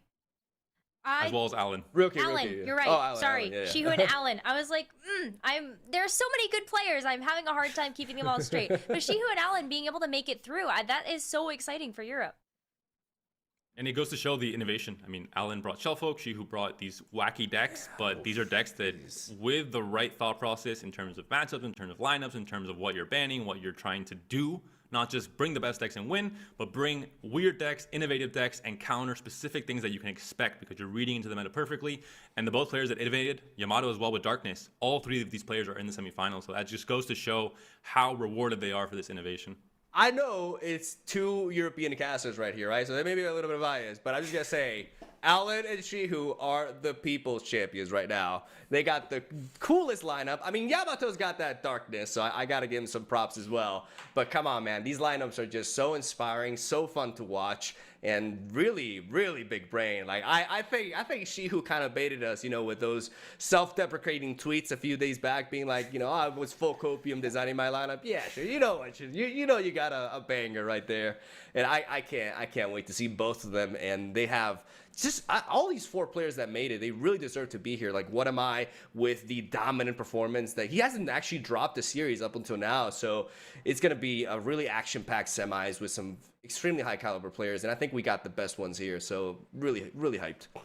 Yeah, let's go ahead and take a look at the bracket just to show you the four players that have advanced through from the quarterfinals. And I'm not going to botch it this time because I can read off the screen. We've got One of My versus Alan, and of course on the other side of the bracket, Yamato versus Shihu. I think both of these matchups are definitely ones you've got to keep your eye out for, especially because you both talked about the deck diversity, and also take a look at the regions represented. We all know that regions have different playstyles, right, Panda? That is true, and looking at the region represented, going into this one, I just want to say, it seems to me that there's one American and two Europeans in the semifinals alongside Yamato from Japan. So Europe, despite the initial, first day of group stage being a little bit rocky, the Polish kings have come forward to bring Europe back to its place, and we're currently, have a high chance of getting to that Polish-only finals, possibly even. Yep. So nice. We had to do it twice. We're going to go to a quick break, and when we come back, we will have our semifinal matches.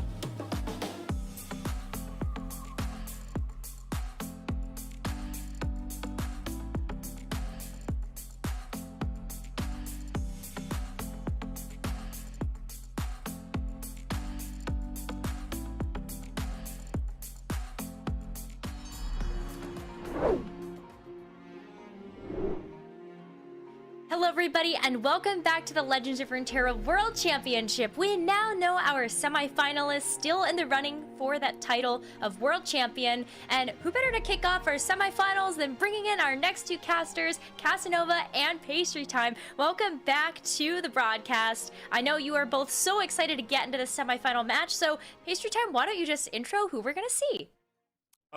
This is an absolutely amazing semifinal. I mean, we say this a lot when you get deep in any tournament, but this could definitely be the final. Whatamai is going to be taking on Alan here. These are two of the best players left in the tournament, arguably the best two left. I think Yamato has a lot to say on the other side of the semifinal bracket, but certainly as far as NA vs EU goes, representing their regions, these are, if not the two best players from the region, certainly the two best players from these regions competing in this tournament. They have been on fire all qualify into Worlds long, and they're still here in the top 4.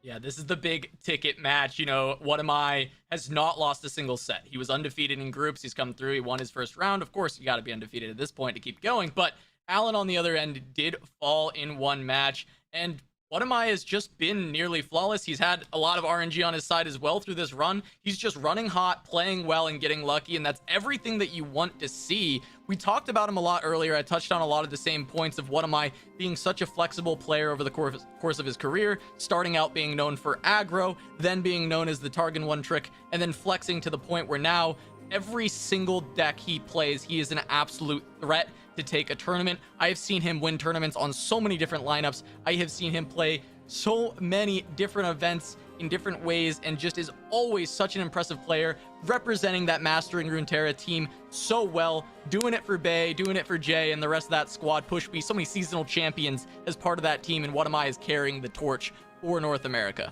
Yeah, this is kind of a fun one, right? It's like, I mean, Whatamai just brought the meta, right? He's in some ways defining it, but Alan here on the other side, definitely, you know, the beast of yore, Siva Akshan, still very potent, even though it's lost some of its teeth from early iterations. Draven Caitlyn, which I think is a tournament, Draven plus other Piltover stuff is like a tournament staple at this point. Staple. And then the spice in the middle there, Ezreal Vi with the Curious Shellfolk being the most interesting part of that list. Alan, though, certainly had to play back up both his standard and less standard decks. Yeah, so what you mean is he's got Sivaruk, Sean, Caitlyn Draven, and then the band deck, which we'll talk about now. So we'll see if it actually ever makes it through.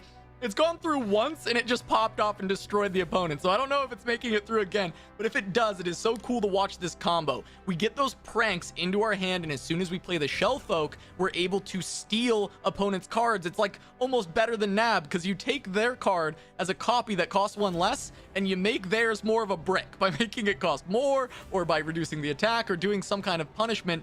Plus, you get perfect hand reads because you're able to affect their hand, see what they have. It's such a great deck for information, but it just does a lot well. Shellfolk can win on its own through value, but you also have Ezreal and Vi as very powerful champions that can synergize with the deck and find alternate win conditions. It's just been such a phenomenal deck to watch. Shoutouts to Panda for putting this one together originally. Yep. I honestly hope it's banned for the sake of Whatamai. I hope it's not banned for our sake, because I want to cast it, Pastry. Yeah, I mean, I agree. Definitely excited to see it in action, although I guess Panda... I think if Alan makes the finals, he can pick, yeah, the deck's good, don't worry about it. If it like, bombs and loses Alan this matchup, then potentially Panda will forget that he ever made that tweet. But it has been really cool to see both these players pilot their decks. Like we said, Whatamai has just been playing super tight, super well. He's also been running good. The back-to-back-to-back-to-back invoke comes to mind to pick up his 3-0 from the group stage. We're going to get into our first one here. It is, understandably, Shellfolk being banned, which, as I've said, might be 15 head from Alan, because you might just, like, get your weird deck banned and then play two really good decks every single time, which is a pretty good strategy, but it's going to be Nami Zoe. Best bandit would beat down there on the other side. Lulu plus Poppy there for Whatamai. Yeah, we said it before, right? If you're playing Akshan Sivir and Caitlyn Draven, I think you're generally pretty happy that those are the two decks you get to play, and the Shellfolk has continued to eat bans, and Alan has had reaped the rewards from that. I think this matchup is so cool. It's like the best performing player in the tournament so far when it comes to win rate versus arguably one of the best pilots in the world in Alan ZQ, as we see from his ladder success over so much time. And we're going to be getting into the first game of the first semifinal of the first Legends of Runeterra World Championship. And you and I, Pastry, we get to find out who the first person will be to make it to that grand finals. It's gonna be Nami Zoe versus Caitlyn Draven to kick things off. This is a very important temperature check for this series. Oh my god. See you later, Zoe.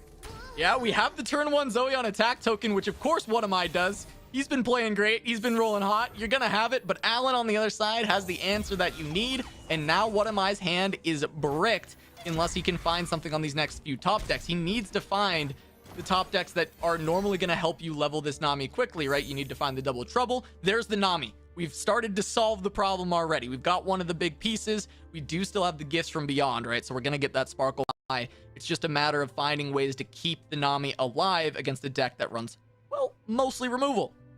This is nice on both sides here. And kind of what I was saying before, Zoe just got unceremoniously thermo beamed to the face.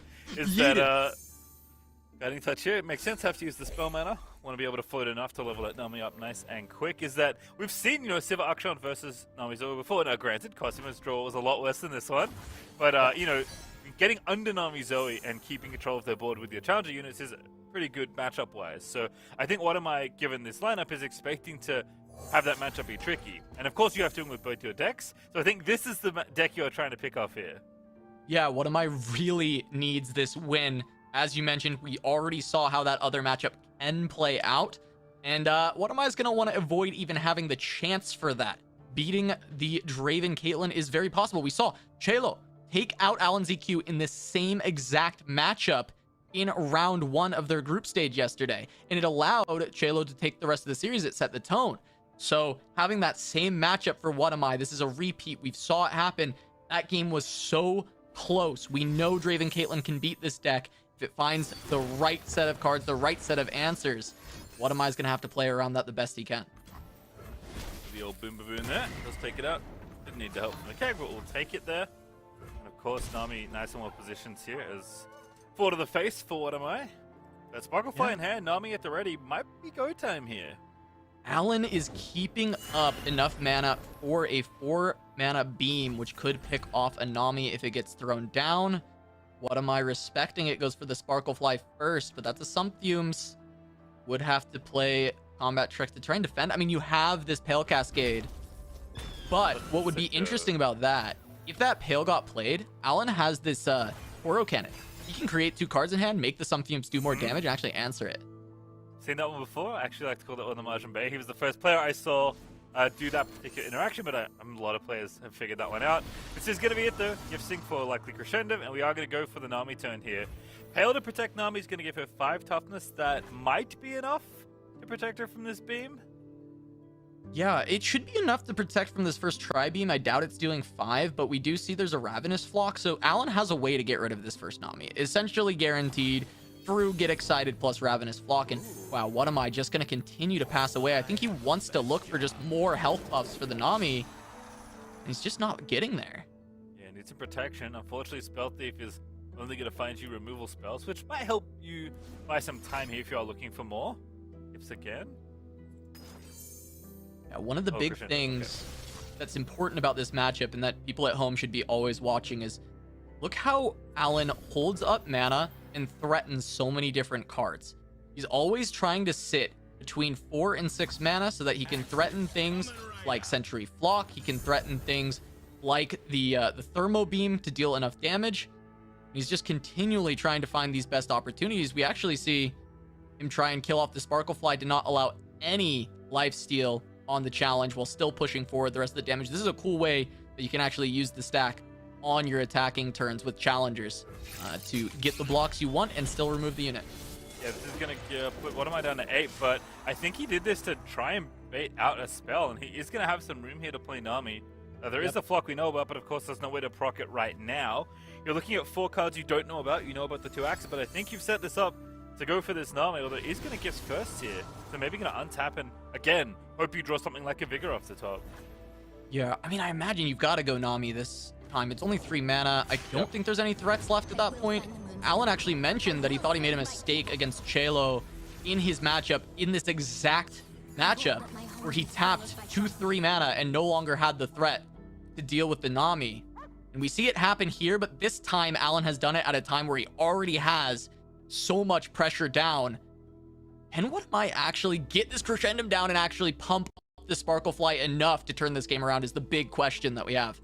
Yeah, well, no, not deployed yet. Gonna float the Spell Miner instead, see what you draw. Shelly, not bad, but Get Excited off the top feels pretty good as well. There's the Crescendo. Can only get Sparklefly, of course, and there's the pumping. All right, here we go. Now the stack begins. Yeah, it's go time. The first spell, but there's 7 mana for What Am I to work with, so even if Nami dies, he can get a Sparklefly very pumped up and start getting that lifesteal rolling. It is, of course, much more efficient to do this with Nami than it is with Shelly. We're going to start the train. Spell Thief's going to find a spell to take out one of these X-Theories. Okay. Ooh, Fumes, question mark? Fumes might be really good because you're going to draw potentially with this Pale Cascade as well, or you can use the line 'em up, and both of those are going to activate it since you have already added 1 card to your hand this turn. I like the Fumes Pull. It's a 3 mana, 3 damage spell. Again, keeping track of the Spell Thief also important. Cascades the Fly. Yeah, Nami's definitely dying. It looks like we're just going for the biggest fly we can. But it's big. It's real big. Raven gonna go down. Fume should deal 3 now. Again, nice lineup with the Spell Thief, but we're out of spells on What Am I side. Just gonna be a 9-power Sparklefly for this turn, and it'll power down by -1/-1. Oh, does this line up perfectly with the Flock? It does. It does. It's exact. It's exact because it's gonna go up to 7 health. Alan. That is beautifully played by Alan. Oh, it feels so bad. He's There's nothing dead, to play. right? He's got dead. a 4/4. He's actually dead. He got a 4/4 off the 6 cost. I mean, you know the suite. It's like just Hush and like Make It Rain. There's Yeah. like nothing. This deck doesn't have removal really. You can even get Not even an a extra little powder keg. damage in there with a little Poro. Oh, cheeky Poro sneaking in. And Alan navigates perfectly. What am I trying to constantly bait around this Nami? Oh, Spell Thief. Spell Thief, is that? Can you find an Surely. answer? Apparently not. Okay. I guess deciding that you're not going to win anyway because you have no Yeah. Nami, no units. I mean, he could have found to Get Excited and lived, but I guess at a certain point, are you even winning that game? One of my decides, hey, that's 1 game down. But now, you brought this up, Pastry. Akshan Sivir. We saw Alan versus Cosimo, and this was the death of Cosimo. Was the Akshan Sivir into the Zoe Nami? Might get a repeat. Yeah, we'll see. Obviously, for the NA hopes, what am I gonna want to pick up the next 2 games here? But there's at least a 3rd game here, especially between players this good. This is the kind of matchup where you'd love to see it go the distance. We'll see if one of my swaps off as well. He's going to stick with Nami. So, I mean, you do have to win with both decks. I think at this stage of the tournament, it's whatever feels most comfortable for you. Oh, turn 1 Zoe, though. At it again. Yeah, no Thermo Beam this time. It's attack token once again for What Am I. At least he gets the 1. The hand is okay, right? You know, he's got the Nami, which is the important thing. Not a lot of other pump or spells just yet, and drawing all your Sparkleflies is not very good because you want the gifts from beyond to pull them out, but it's not the worst hand we've seen from Zoe Nami over the course of this tournament. It's definitely one that is playable. Yeah, Nami's definitely been stranded at the depths of people's decks in a lot of the games that we've seen, but unlike the last matchup where you're navigating all the removal, you can afford to maybe play a little bit slower and find ways to protect your units with protection spells. You like have to start doing stuff earlier on here, and you also, while navigating, you know, a suite of different challenges and single combats and stuff, like Alan is not going to give What Am I a whole lot of time or room to, you know, plod along and get this Nami going. You have to make it happen real quick. Yeah, it's not going to happen. And also, one of the biggest keys to a Sivir victory over Zoe Nami is Rally. There's a Golden Aegis in the hand of Alan ZQ. He has a Sivir online as well. There's 10 damage represented on board and a Rally in hand. Waking Sands also available with another challenger. There is so much threat being built up. What Am I could die in 2 turns. Yeah, this draw is actually unreal out of Alan. I mean, this is like kind of a normal draw, right? You just kind of hit you hit a unit on all the times you want him to play one, and What Am I is going to get beat down. I mean, we're going to have to build some sort of Sparklefly here to stay afloat, but that is easier said than done. Let's put it that way. Although, I guess the good news, although What Am I, of course, doesn't know this, is that the only current removal spell is this Concerted Strike. But again, between the tracker and just the damage that's coming in, it might not matter if you can't do it quickly enough. He just plays a Zoe, potentially just as fodder to block some damage. All right, gonna trade, maybe. Not locked in yet. I'm looking over, I'm like, you know what? That 5 damage looks like damage I don't want to take, but Otherwise, a much better player than me. And getting no value out of your 1-drop feels pretty bad. Jeez, I mean, this is 8 damage coming through. It's easy enough for Alan to present more. We know that rally is there. This is so terrifying. There is the Nami and the Sparklefly. Maybe we can regen enough to make it work, but for what am I? This is a terrifying situation. Hushing to just get the spell shield off and to level up Nami on this next turn. Yeah, that's the big thing. Alan's actually done this a lot. He's really good at it, especially in this exact matchup. Bricking people's spell thieves, right? You almost always want to play a 1-mana spell before your Nami turn because she attunes, and that's the way she levels up typically after you've passed for the first 3 spell mana. And Alan's just like, yeah, I'm not going to play spells. I want to play units, right? That's the best way for me to interact with you because my units are a lot better at fighting than yours are. Yeah, and it's rough because one of my did not hit a Gifts from Beyond, which is usually the one that you want, and that's how you pull out your Sparklefly afterwards. You play the 1 mana, you play the Nami, then you play the Crescendum, but that was not available. There's still a Sparklefly, so there still are like spells to play, pump it up, start healing, but it's not the most happy situation that we've seen Zoe Nami in either. I love Alan holding this Concerted Strike as well. It's gonna, what am I just gonna go in? He knows he has to build something up here. And it's up to knock him down though. But again, like, there's more than enough power here to take out whatever unit is left. You can pick up the Sparklefly if you want, or you can just pick off the Nami if you feel like you're gonna win that way as well. Alan, I feel like this position is nice, even though Watermai is building a pretty big Sparklefly, but there is a Concerted Strike. This is perfect. I think you go for the Sparklefly and you set up to win the game on your next turn. You know the lifesteal's not there. It's only 10 health. You either win the game or force Nami to block and essentially win the game. Yeah, Nami, even though she can block, might as well be immobile. Doesn't really want to get in the battle zone almost ever. So looks like effective life 2 if you let everything through. Oh, now you're dead if you let everything through. Oh, this 8. sucks! You can take the 8. But you can't take 10. You can't take the 10. So if you don't put any blocks out, it's fine because you just take the 8 damage. True. But Alan can force the block by putting Sharp Sight. I guess one of my still has this Hush that he did just top deck, so he could stop that too. Ooh. Okay, now this game's getting kind of interesting. There's also no more removal left on Alan's side. Yeah, now okay, gonna have he played the Sharp Sight. Yeah, I'm gonna force a block, but as you mentioned, that Hush is very good here. The scary thing is if you Hush this and don't block, if Alan has another trick, you're still dead. So you have to Hush and block with Nami.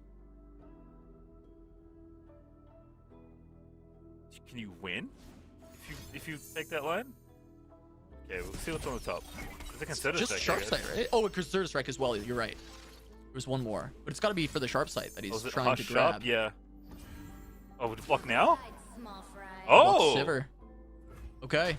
A bold play, but actually one that's going to pay off here. It worked out so well. There's still a rally, but it's not enough on this turn. And Sparklefly here? This is really tight. Because this Sparklefly, like, kinda needs to live, but you can't really pump it. And when this Nami dies, your turn feels pretty silly. Yeah. So if you rally, you have to block with Nami, because you need the lifesteal. But at least you have Shelly. You can only really activate it once, though. That's really not enough. Yeah, if there was ever a time for the one-off salvage, by the way, both Watermai and Margin playing identical lists across all their decks, that'd be a pretty good time for it, because, yeah, Shelly's just going to have to be maybe the best she's ever been. I wonder if we're moonlighting here, or if we just like, hey, we have 2 spells? That's enough to proc Shelly. We'll take it. I think you do, though, because the 2-1 buff is almost just, like, better than what Shelly is going to do. Yeah, I think so. Oh, makes the Hush cheaper. Okay. I was actually wondering if it would go on the Shelly or the Hush, so deciding on the Hush. All right, well, obviously the barrier means that Nami kind of in trade. What's off the top? Oh, Pale's pretty good. That's good. That is good. Reservarian. All right, that's not a removal spell. Every time there's no spell drawn, it's a good time. All right, straight in. It's great for What Am I when we don't see a Concerted or a single. I mean, that's all you want to dodge. All right, just gain 3, deal 6. Slow play a little bit here. Your units are like decently sized, although again, you are gonna get outgunned by Demacians pretty rapidly in almost all situations. Palace also unpacked, by the way, so ready with that as well. Okay, line him up's good. That's 2 spells. That gives more for the Shelly, and line him up, knock him down, matches up with this Waking Sands. Really nice here. 5-2 up. This is gonna be so close. Yeah. Alan lined him up. What am I's gonna knock him down, but can he actually hold on? It's starting to look like he can. Yes. With this Sparklefly, he's got the Hush, so even if there's a barrier, he can block with Sparklefly, hush it away, get the lifesteal, get the removal. It's just terrifying every time you go to do anything, though, because if your opponent drew a removal spell, you're in trouble. Also, another charger can come out of that a focus spell as well, right? So Sparklefly's gonna have to work overtime. That's good. Yeah, he can go 6 wide. He has enough mana to go, well, 5 wide. 5 wide. There's a Preservarium on board. Good enough. Tree can't get in there, but I think it'll be all right. Again, Sparklefly's gonna have to work. I mean, it's already working overtime. Ooh, Burblefish. That's a blocker. And a spell. He gets it down. There it is. Oh, it's a slow spell. Feels bad, man. Yeah, you've been warned. It's a good spell overall. To get its extra card draw with the removal. It's just I'm not sure if he's gonna find an applicable spot for it. All right, here we go. What are we drawing? He's drawing. He's not going charger. There's a single, Ooh! but a Sivir as well. Oh, what is the pick though? Single cannot kill the Sparklefly. Sivir is leveled, as you can see, 37 out of 30, Yeah. so she's ready to go. Can't give something overwhelm. You're not going to kill this turn. You just want to make it blocking as uncomfortable as possible. I guess it's a single. Make sure the Sparklefly dies at the end of the combat. I'm like, the Hush. No, that doesn't do anything. Take it back. I'm like thinking what the relevance was of like quick attack, right? Yeah, and me I don't too. even know if it's relevant. So Yeah, like, I get why we don't take the Sivir, but I'm also trying to think of what is this single combat gonna fully accomplish? Do we play it pre-combat? I guess so, right? To try and stop as many blocks? Oh, we get to play a spell here. That's nice. Sparklefly's going to be a bit bigger now. Oh, that's nice. You get an automatic guys, you draw always as well. draw. Yeah. Yeah, you always draw. My steel is yours. Watch your head. Okay, Burblefish, get in the way of something. Yep. And now where does the Sparklefly go? Because I think you are trying to play around the single combat. Might be tough. Yeah, and this Yeah, I plays guess around you combat can't tricks now. too. The only thing this doesn't play around is like exactly 2 Shapestone or like Sharp Sight plus Shapestone. But I guess you still have the Hush on the back burner. So in the worst case scenario, you hush away the ephemeral and the buffs and the draw card from this charger, and you just say, okay, I don't die. Oh, Shelly's the target here. It prevents the lifesteal. Oh, of course. That's Single really prevents nice. the lifesteal. Ah, so that's really smart. The single was to remove your own attacker from the combat, And he's not got to it. kill. He's got it. Hush doesn't do it. Oh, that's exactly right. There's no other draws. The unit's not going to die till now. Alan, he found the line with the single combat. Jordan had to put a body on this charger to play around single. And couldn't do it. What Couldn't am find I? it. Gonna get himself 2-0. Alan plays it flawlessly. Fist in the air. He's gonna be our Alan. first finalist. Alan tweeted out not long before this match. He said, I'm coming for the trophy. Don't get in my way. And he runs right over What Am I with a 2-0. A beautiful pick on the single combat. I don't know where my brain went to not think of just denying the lifesteal with the single to kill your own unit, but he finds it. Jordan not blocking quite enough damage. Wow. What a game from Alan. Just beautiful play. Oh boy, I mean, the fact that we've secured our first finalist, and we still get to see more of What Am I mean, I feel like that's just the best of both worlds in this situation. But, you know, the dream of seeing an EU versus EU matchup in the grand finals, like, that's alive right now. I'm sure some of our other casters have something to say about that. But let's go ahead and take a look at the bracket just to get everybody up to speed on the action that has taken place so far and just show you where we're at right now. Obviously, this last match was a 2-0 between Alan and What Am I. Alan moving forward into the grand finals, and I'm super excited about what's coming next, Cass. Yeah, I mean, the double Poland final is still well within the cards if Shihu can actually take down Yamato. My predictions at the start of the day were going to be a What Am I Yamato final.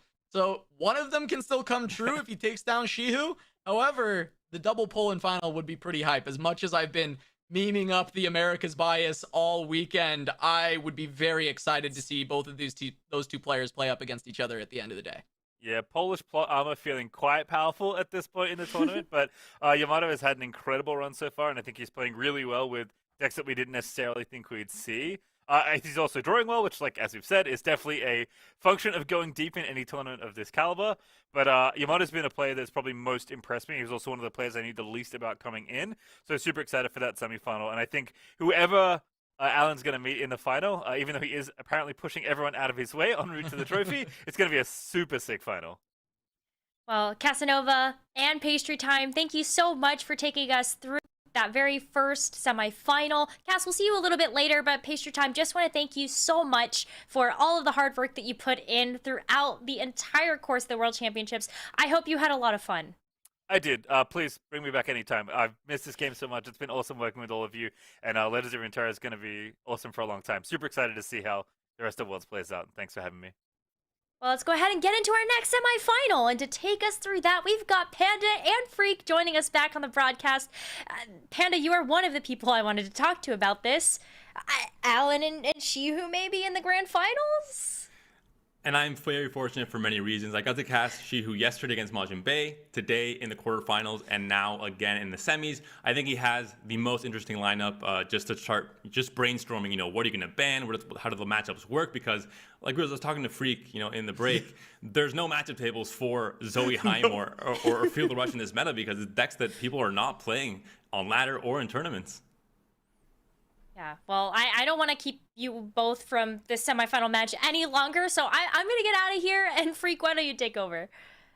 Sure, yeah, this is going to be really fun. Obviously, we're going to figure out who is joining Alan ZQ in the finals. Yamato from Japan. He's got his own spice, bringing darkness. It's undefeated. It is 3-0, I believe, to my recollection as I look at my notes. That's been doing pretty well. Meanwhile, Shihu has had his own decent set of decks. As I'm going to pull it up so I can double-check all the information. But they both had, obviously really, really good records. Yamato's darkness, 3-0-1. Shihu's 3-0 in his K-Des Draven, and he's 3-1 on Field of Rush. So they've both had some really, really strong winning decks for themselves. And look at the lineups and the bans. You have to start thinking about what has already happened in this tournament. With Majin Bay, he had Draven Scion in his lineup. He banned Zoe Heimer because that was an insta-lose if they were to queue those decks into each other. And Draven Scion is also in the lineup for Yamato. Is this going to be a ban on Zoe Heimer once again?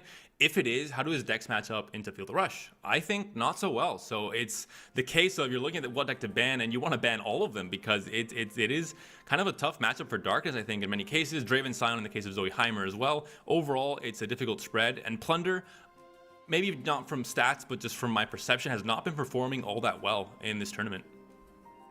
Yeah, overall, it's not done too well, at least for Yamato. It's gone 50-50 for him. He is 2-2 on it individually, so that's something for him. But from what I have seen, it doesn't seem to line up. Oftentimes, like, okay, I found the Gangplank, but they already had a Thermo Beam ready, or if they were really lucky, a stacked up Tri-Beam ready to go. It just feels like we're not getting that, Gangplank comes down, swings with the barrel with the explosion, or Sejuani comes down with the freeze. Like, I haven't even seen that one. Maybe more than once of getting the vulnerable Frostbite attack. So that's been pretty rough. Meanwhile, obviously, Heimerdinger actually hasn't been winning for Shihu. He's gotten a couple of bans, but it's only 1 and 2 in the games where it's been left up. So when a player feels like their decks are going to do well against Heimer Zoe, they've generally been right about this one. This is the deck we're going to be looking at a lot of. 2 of Hush is going to have like some use against Scion. In certain like rounds, it'll be okay against Darkness if you can catch like Heimer in time, or sorry, like Vhagar in time so they can't go face. Like sometimes it'll work out. This is the Sunburst version as well. We saw that one get played a little while ago. So Sunburst, at least itself, can line up against Darkness, for example. I think you actually have several decent targets there. So am curious what these matchups going to look like. I think the big thing with this deck as well, though, is that when it isn't banned and it goes through, it's for a reason in most times. So it might have a lower win rate because it's being let through because, the rest of the matchups or the decks that you have in your lineup face up pretty well against a deck that has, I think, very polarized matchup tables. It's not a deck you play on ladder for a reason. It's not, a versatile mid-range deck like Plunder or like TF Swain or Ezreal Draven in some cases. It's a deck that has these very good counters against a specific deck like Draven Scion, for example, but folds to any kind of aggro and folds to just a lot of different strategies. Yeah, and looking at the matchups we could look at, it was basically X Draven, which is what she was running. I think it's 2 Caitlyn's, 1 Ezreal, but you kind of just roll those all in together. They're all kind of the same deck. All the matchups look bad. Like, they're all unfavored. Against Darkness, it's 55-45 roughly. Against Plunder, it's a bit closer. And against Scion Draven, it's 3-1. It's, like, really bad there. So, you assume that deck's being left up. And you're probably looking at a Scion Draven ban from Shihu, is my guess. Unless he, like, really understands, oh, actually, you know, both Heimer and FTR are going to feel really bad against Plunder or something. Like, if you have a different read, but from ladder data, it's like, well, Scion Draven probably is looking the most skewed for you. And this is the case where the mining games, I think, come into play. You have to start thinking about what your opponent's going to ban, and then think about your ban. Because if you have a good matchup with Zoe Heimer into Draven Scion, you don't want to ban Draven Scion. But if you know your opponent's going to ban Zoe Heimer, then you do want to ban Draven Scion possibly. So this is the part where it gets extremely complicated for these players. With so much at stake, they have to go through all the permutations of what this, you know, the ban could look like for each player, the queuing order for certain decks to dodge certain matchups. So it gets very complicated for the players. For us, you know, equally so, I think. Especially with decks that sit and watch. we get to sit and watch and just enjoy these players trying to find out the solution to a very big problem, which is, you know, this could be banning the right deck or banning the wrong deck could be a key part of winning this series and advancing to the finals to play against Alan. Yeah, and it's fun because this is it's actually an area of study that I actually focused on in school. It's part of game theory. This specifically would be it would turn into a Nash equilibrium where basically you end up building a probability for like, okay, I'm gonna like 3-1 ban Scion versus Plunder. I'm just gonna make up the words and the numbers here. And if your opponent also believes you're gonna pick with some level of randomness, like that's what it comes down to. Because as soon as you become predictable, they're like, well, as you know what he's going to ban, so you have to not only believe, but also make other people believe that you're going to ban with some level of randomness, even if it's like 3-1 or 4-3 or whatever. That actually like boils down to just like, well, we're both going to flip our sets of coins and roll our sets of dice and pick our RNG and we picked bans. And this is actually, as dumb as that sounds, the optimal way to do bans if you both have perfect information. That being said, it's not completely random because you can look at what bans have happened in this tournament already. You can look at, you know, even qualifier data to some extent. Even if you know a certain player plays a certain way with Alan and Shihu that stream constantly, you can pick up on certain play patterns in terms of what they expect or what they've said publicly. There's so much information and so much mind games at play here, I think. But we will find out, I think, very soon what the bans will be. Like I mentioned, if it's a certain ban, you don't want to, you want to ban a certain deck and then the opposite. So it does get quite complicated. I think Darkness might have, the profile here, a hard time if it doesn't find, its catalyzers. I think Patriot was saying kind of sarcastic, kind of jokingly, but he has been finding kind of the perfect hands almost in the last few series that I've been watching, at least with his Darkness deck. When this Darkness deck isn't able to ramp up with Rope Makers and with the Catalyzer early on, it has a lot of trouble really becoming a threat in the late game. It kind of doesn't have that oomph that most big control decks do have to finish games confidently. And looking at kind of a lineup from Shihu that has a lot of removal spells and kind of answers in kind of a more control-y style, things like Catalyzer sticking on the board, even if they are drawn, might be difficult and might be hard to ramp that Darkness in that case. For sure, it really depends on what kind of removal you're looking at. I mean, the last time that I just cast Darkness, we were up against, I want to say it was Zoe Nami, and it's like, well, I have no ways of targeting and removing this, and it's interesting because I play the rounds back in my head and say, okay, we got double Catalyzer down, we got Darkness to like 5 even before Vhagar even got played, and then he went for a really aggressive line where he went for a like round 7 Ishtali Sentinel into, double blowing up, and it's like, okay, if there's no spell shield, we get in. But, if you got to invoke a spell shield, suddenly you don't have any more Darkness generation and took a risky line. So Feel the Rush is going to be the ban on one side. Scion Draven, somewhat expected, going to be the ban on the other. And I think if you're going through that, I think the easiest mind game, this makes sense. I think this is the Draven. The Draven Ezreal deck is a very bad matchup against Draven Scion. You know that the Zoe Heimer is not going to get banned because you think the Draven Scion's going to get banned. So I think in the end, if you go through kind of one loop, and the more simple loop of the mind games, this does make sense to me. I think Plunder can do, can pop off, like we mentioned, and just hit on curve and be able to really just swing games with Gangplank Sejuani, but the curve will matter a lot, as it will with Darkness. I think the draws for Yamato, I don't want to say it's all variance, it's all RNG, it's all, luck, but for both of these decks, I think finding the right curve and finding the right cards in the early to mid game is especially important. Absolutely, and just to once again sort of crystallize what I'm expecting, and is that, again, Kate as Draven, does not appear to be favored in either matchup. So Shihu's going to have a little bit of difficulty winning on either side. And then beyond that, his Heimerdinger is 1 and 2. Like, when it's been left up, it's been left up for a reason, and the players have been right about that. So on paper, looking in before the play is actually happening, I'm slightly favored towards Yamato based on the decks I'm seeing and the cards in hand, but obviously we have to wait to see what's going on. Early House Spider means a little bit of pressure, but a Catalyzer can answer and get 1 buff. And that's the thing, you're not going to attack here for Shihu. You do have the Sun Fumes in hand. You don't have Mystic Shots in this list, so this is already a straight up, detriment going into this matchup because that's the cleanest kind of 2 damage ping. But in this case, Sun Fumes was kept in hand from Shihu, preparing for this exact moment. When this Catalyzer swings in, you're going to get the Sun Fumes in and deny the strike effect. This is so important. Once this darkness starts ramping up, you're in trouble. If it ramps up once, it's already a big deal because it kills off so many of your 3 health units. If it doesn't ramp at all, then you're kind of controlling how big and how effective this darkness game plan can be. Meanwhile, 1 prank available for Yamato, so we'll see when that comes down. You don't want to hit Lasso if you can help it, because he'll just discard it when he gets the chance. All right. You almost always click Sentry. That's pretty much a non-choice. But right now, we know there's no discards for Shihu just yet, so that Lost Soul is just a spotted 8-drop and another 8-drop drawn. These are not, this is not a pretty start. The Farron comes into hand, and we've seen versions of Darkness, especially recently in the past week. I've seen in the Americas ladder with players like Deech, a Brazilian player, playing versions that have, things like Vengeance, things like Renation, just bigger answers.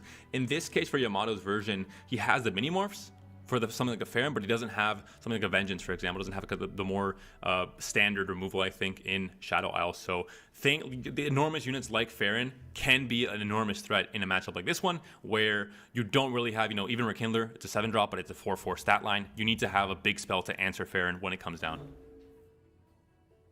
And right now, not going to have any 8 damage darknesses to be that answer. Obviously, we're well past the curve of that happening. I mean, if Veigar sticks and you get another Catalyzer and it somehow hits twice, you'd get there on time. I'm not saying that's realistic, but we've got our first darkness here.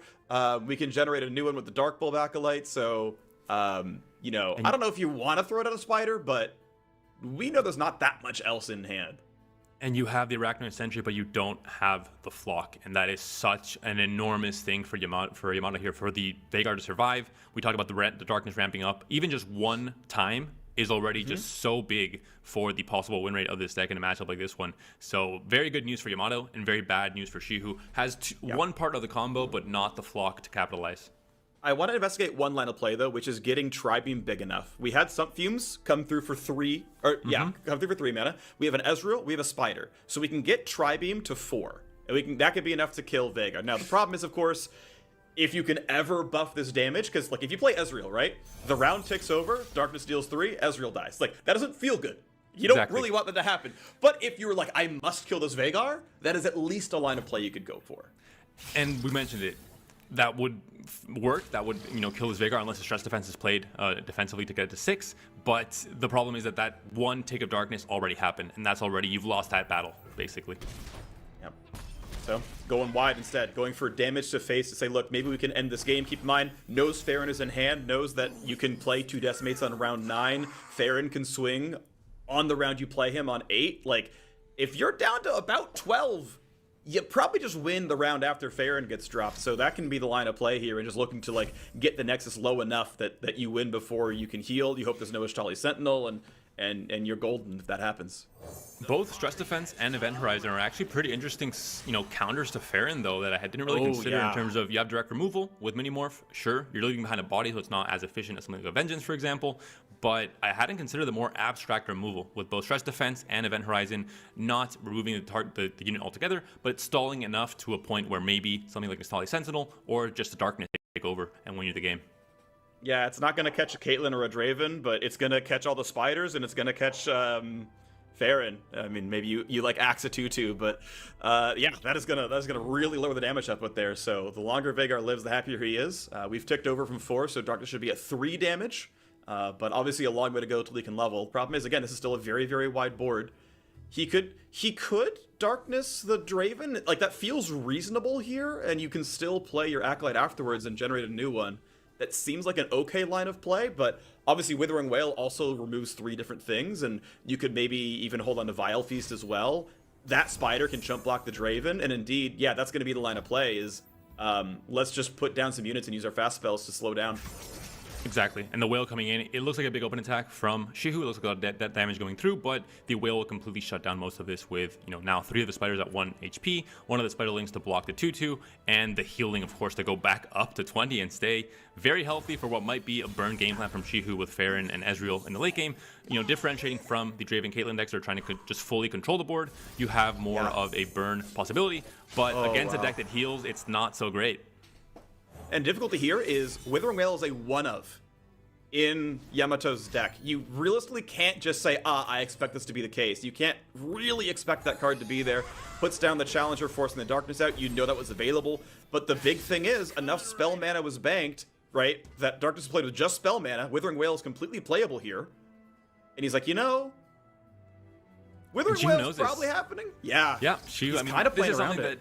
As you're playing Runeterra, you get this kind of secondhand nature at knowing when the Withering Wail or the Avalanche is in hand for the opponent. You can read into the information of how their plays are being made in the previous turn, setting it up, and it was, I think, pretty clear for Shihu that it was going to come through.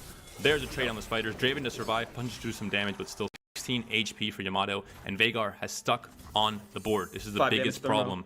It's just too late. I mean, Rekindler's there anyway, this next turn to get the Veigar back on the board.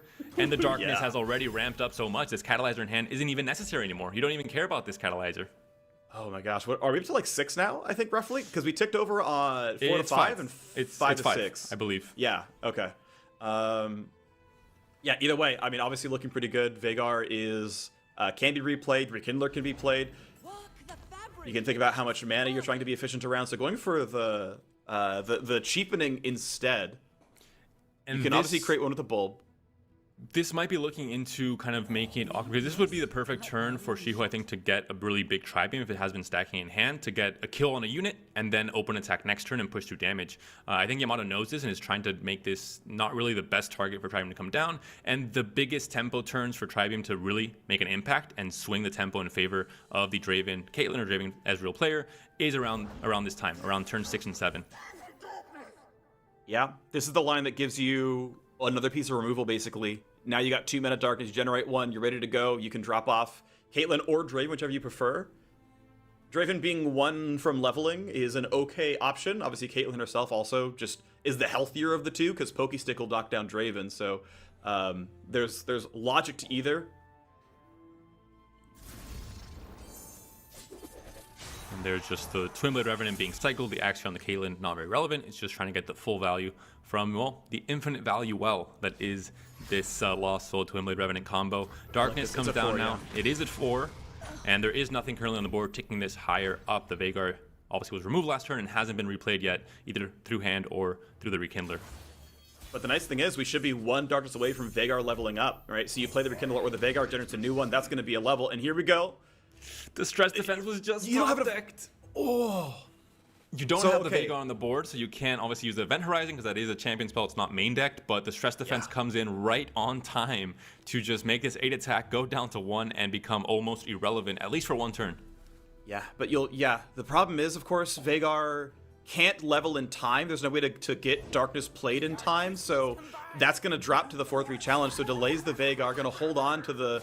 I like this line of play because you can still Pokestick the Draven and you can still stress defense the Farron, so I think this is the exact right way to go about it. And you can put the Catalyzer to still get the strike, because as Shihu, you thought, okay, if I attack like this, then that means that the Catalyzer can't do really anything relevant. But now, with the Trust Defense, you can put the Catalyzer to still get a strike effect, not die, and continue ramping up the Darkness. Perfect play from Yamato here. This is really, really smart. Now we can look at the fact that there's no... Okay, you probably still have the Tri-Beam, you can probably still remove the Veigar. He's not coming down leveled yet until you can generate another Darkness. Yeah, it's dealing, I think, 5 now with that hit, and it'll do 6 if Veigar ever lives through a level, or through a turn. But this should probably get Tri-Beamed, I'm guessing, and then if you can make Darkness go away, because again, it is at 5, so it will kill Farron. And you can still play the Ezreal out here. First, although we'll just be dying to the Darkness, maybe not the best choice until that Darkness is played out. Although I think it won't... Yeah, it's going to be a difficult one here to decide, for Yamato to decide what to hit with this Darkness to try and control what could be, I'd attempt at just a big swing next turn from Shihu with double Decimate in hand. If he connects any amount of damage, either through the Ezreal, burst spell or the burst speed interaction with the Nexus, or just through Farron connecting with Overwhelm, he has to push some damage for the Decimates to come online. This bumps it up even more. So there's the 5 damage Darkness, the kind of expectation here under this one. Ezreal, we know, can come down and stay alive. But you also have to deal with this Veigar. Of course. You have 6 mana to work with. You can't play both the Tribeam and the Ezreal. It has to be the Tribeam first. Let's see what Shihu hits. I think the Tribeam is at least going to be at 6 or 7 here, so it is going to be an impactful unit. But how impactful can it really be? Would Stress Defense still in the hand for Yamato? And Vulnerable 2/2 is actually just the right size to handle the 4/2 Dark Bulb anyway. What are we getting? If it's at 5, you get Stress Defense. I'm just not sure how much it's at. I don't know if you'd want to. You're like, well, if you have Flock, it's not any better for me. We know Captain Farron is only a 1-of, so there's nothing like huge otherwise you really care about. There's not much else you're doing with Stress Defense. That Trident is at 5. That's why he's thinking. That's why he's thinking. We know it would live, at least for the round. I figured it was surely at 6 or 7, but it seems like Shihu, and this is something you have to consider. I think Shihu considered that he saw Stress Defense played last turn, and he thought, it's not likely to have the second one in hand. It's a 2-of, and he got both. The Minute Henchman, a card you don't tend to see in any kind of play, competitive or casual, but it finds a place in Worlds. That card. Skarsgård was mentioning, all these cards are going to find a place. He was right. He is a, Slippery Wave Rider. We saw the Snap finds as well, and Minute Henchman finds a place in a World semifinal. Nexus Strike cloned me, and it's named after one of my favorite people who was a producer on Legends of Runeterra. So, it's a Rioter reference. I'm a fan. Here we go. What are we discarding? One of the Rekindlers, and that is Charlie's Sentinel. Is so nice. This is the great thing about casting with you, Freak. We get some insider knowledge that I would not get otherwise in any other case. All right, what are we nuking? A 5/4, sure. This is definitely the first. That's why no one plays that card. This is the first time in the history of Runeterra that a Minute Henchman has been targeted by a Darkness. I can guarantee that. There is no chance I will put any amount of money on the line that this has ever happened. Expedition exists. That card shows up a lot in Expedition. In organized and in constructed. Intentional play, let's say. Valid. I will give you that one. Okay. This Catalyzer is still on the board trying to ram up the Darknesses. Rekindler comes down, another Veigar comes down. You have 6 mana to work with, but this Tribeam is not big enough, that is for sure, to kill off. Yeah, it's really not there yet. The Aloof obviously is a 4-mana card, not 3 mana, so it hasn't pumped up. The Tribeam, you can play Ezreal to pump it up once, but then you don't have mana for Tribeam or really any other kind of power plays. You don't have any discards for the Lost Souls, so everything is going wrong for Shihu. And we talked about, some amount of luck or variance or things going well for Yamato. Yeah. It continues to happen. The both Stress Defenses on attack and on defense being completely fantastic top decks. So if Darkness is at 7, okay, so next round Darkness is at 7, which means you can Darkness face, Ishtrali Sentinel, Darkness face. I believe, right? Because it'll clone a face Darkness, am I right? If it has a target to hit, it'll clone it to face, yes. Well, and with Veigar too, yeah, so... There is the Ezreal uncontested. The mana has been spent now from Yamato. You have the Mystic Shot here to kill off a Catalyzer, to damage the Veigar possibly in hopes, of drawing into, I guess, maybe just the Tribeam to kill off the Veigar. Tribeam should go to 3 off this, so, if you go, open round Darkness, Tribeam kills Veigar, and then Ishtrali's only going to hit, a unit in face and not face in face. Second Ishtrali Sentinel!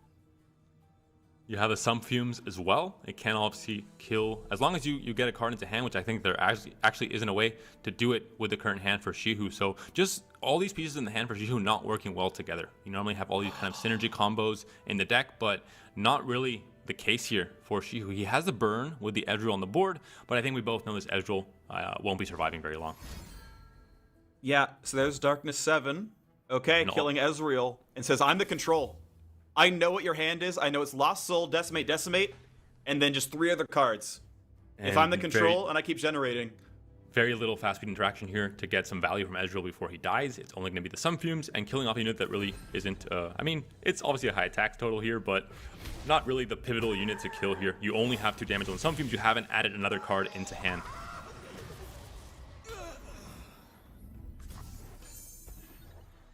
Now, like you mentioned, the Tri-Beam for 3 damage going down into the Veigar. No more stress defenses or defenses of any kind to help Veigar survive here. The elements bind the living and the dead. The Ixtali Sentinel comes down. The Darkness still at 2 mana, killing off the unit that was just generated and dealing damage to the Nexus as well, putting both players now down to 13.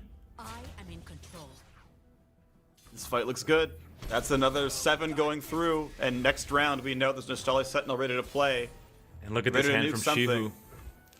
It's just not what you want to see. The top decks are terrible for Shihu. Even if a Farron, there's only one Farron in the deck. Not even a Farron can kind of try and cause some kind of threat here onto the Nexus for Yamato. The healing as well from Ixtali means that what was before 13 HP and maybe some kind of in range of Get Excited and Decimate is now 17 HP.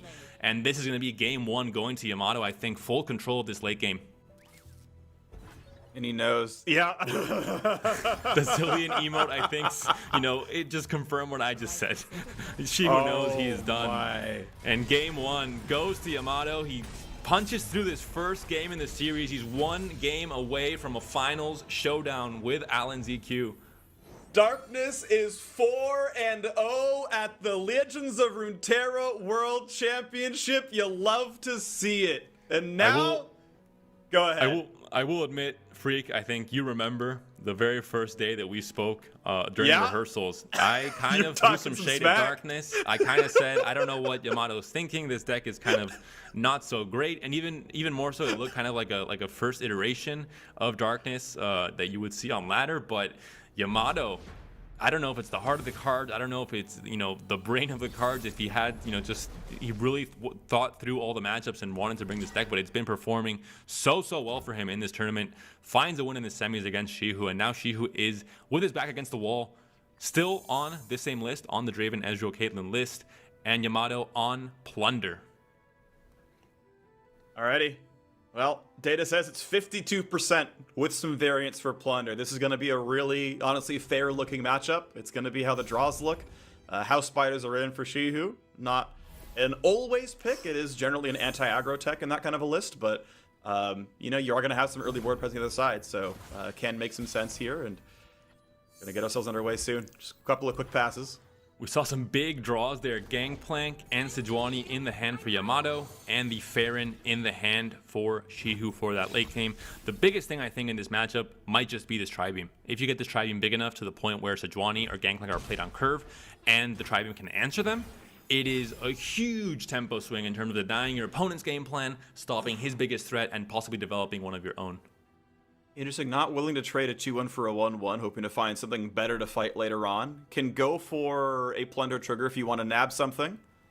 Doesn't have any targets for his Soothsayer, so yeah, kind of has to go for this play, otherwise he's full passing on this round. And this always feels a little bit bad because you obviously want to try and just hit the Plunder curve while playing, let's say, a more normal game plan, not wasting one of the cards in hand, not losing kind of some hand advantage, and saving that warning shot where it's extra effective with Sejuani on the board and leveled up to just have a burst speed freeze, or even just, we've seen it quite a few times in this tournament, lethal damage with Dreadway on the hand. We saw a 6 damage warning shot, so sometimes these warning shots in the late game can become very relevant. In this case, having to be used early on just to try and keep those Plunder ticks on track. Right now, no activators, no use for this Scorched Earth just yet, but 3 of Make It Rain in the deck, a parlay in there as well, and eventually you can get Gangplank up to make it happen. But yeah, decent looking pass. You don't want to waste a sun on this. You're just kind of waiting until Captain Farron comes down.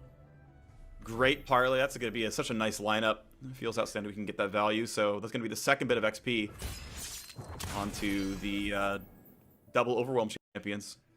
And the Thermo Beam draw was actually fantastic for Shihu as well in this matchup. It is one, kind of one-for-one way to deal with the big units like Gangplank or Sejuani. We were talking before, kind of the confusion between the 2 beams. In this case, both are good, so you can just interchange them and no one will notice because both are going to be used to try and kill off Gangplank, Sejuani, or even the Dreadway, the 8-mana card we see now in hand for Yamato. Yeah. Some Fumes feels a little bit usable. Again, we know that you have the Thermogenic Beam to answer Gangplank on 5 or Sejuani on 6. As long as you're floating 1 spell mana, you're pretty much always okay. Even if they're leveled up. But yeah, in this case, you know what? Let's go be mana efficient. Let's knock them the 2-2. Not just that, but also get the ticks onto the Tri-Beam as well. And Right, start and that's the ramping that big up. one, is ramping Tri-Beam, because it's just something to do, even though you don't super care. I think there was, by the way, like a choice between killing a 2/2 and something that's going to discount all your nabs, since you are going to see 3 Yordle Grifters in this list. There is a choice to be made there. But seeing that the round 4 play was hard draw and not Grifter says you don't have Grifter. And it feels so bad not having a Lost Soul here to activate the Poros and to get some chump blockers on the board, to get some more of a presence in this mid game before kind of the big threats come in the late game from either player. It really does feel like the hand is just awkward. You have the Sentry, but not the Flock. You have the Poros, but not the Lost Souls. You don't have kind of the combo synergies that you want to have with the deck that Chihu's playing here.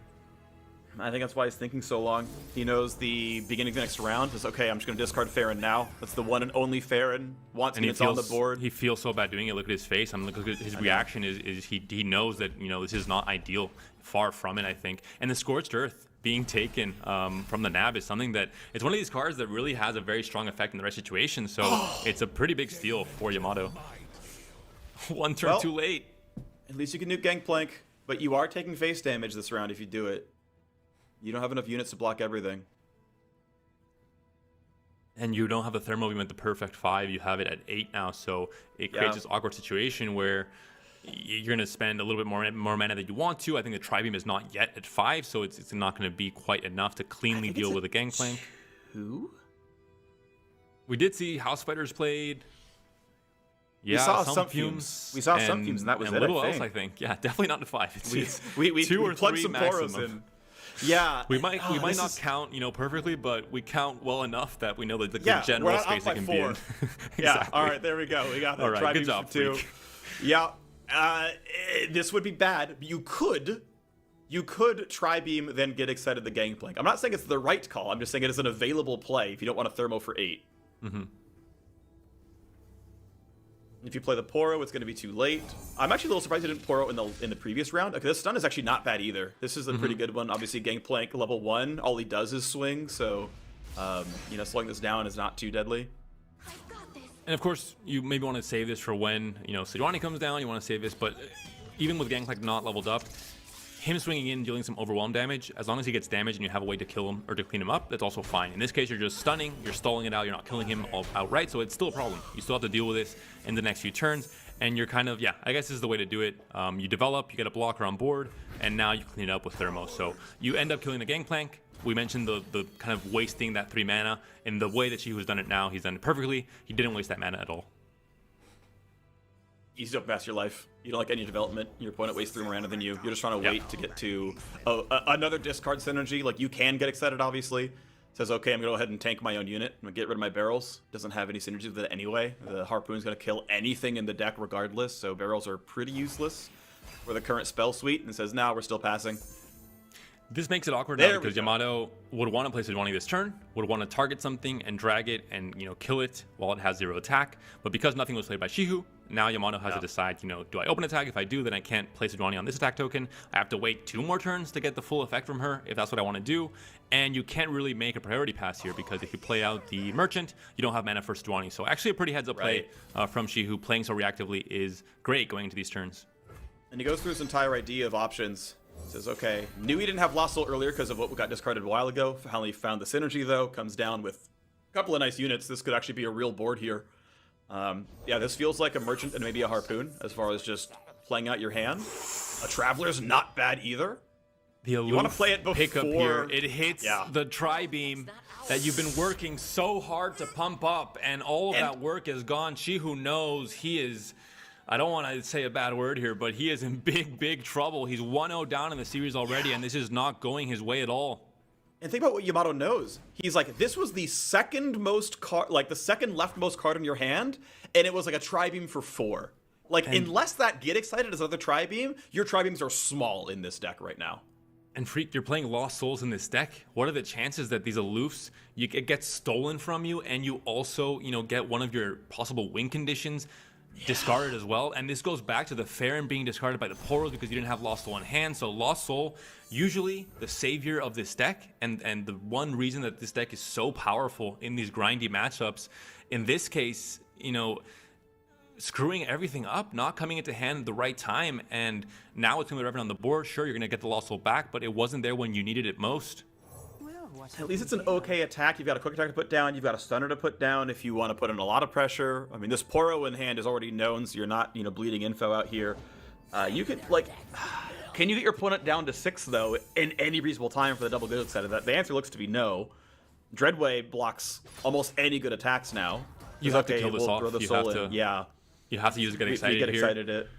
And control 1. And if his hand was looking like what Ryuki's hand looked like in the quarterfinals, where it was just out of fuel with TF Swain, great, but that's not the case here for Yamato. He has the Gangplank, he has a Sejuani, he has the second Dreadway as well, and the Harpoon to control whatever kind of threat Chihu tries to develop. The Farron was discarded, so we don't. That's not an option either. It's only really going to be Ezreal to push through a lot of damage, and Yamato's still at 18 HP. I mean, what amount of burn damage with Ezreal are you going to try and push through with a Harpoon in hand for Yamato that can make this game anywhere close at all?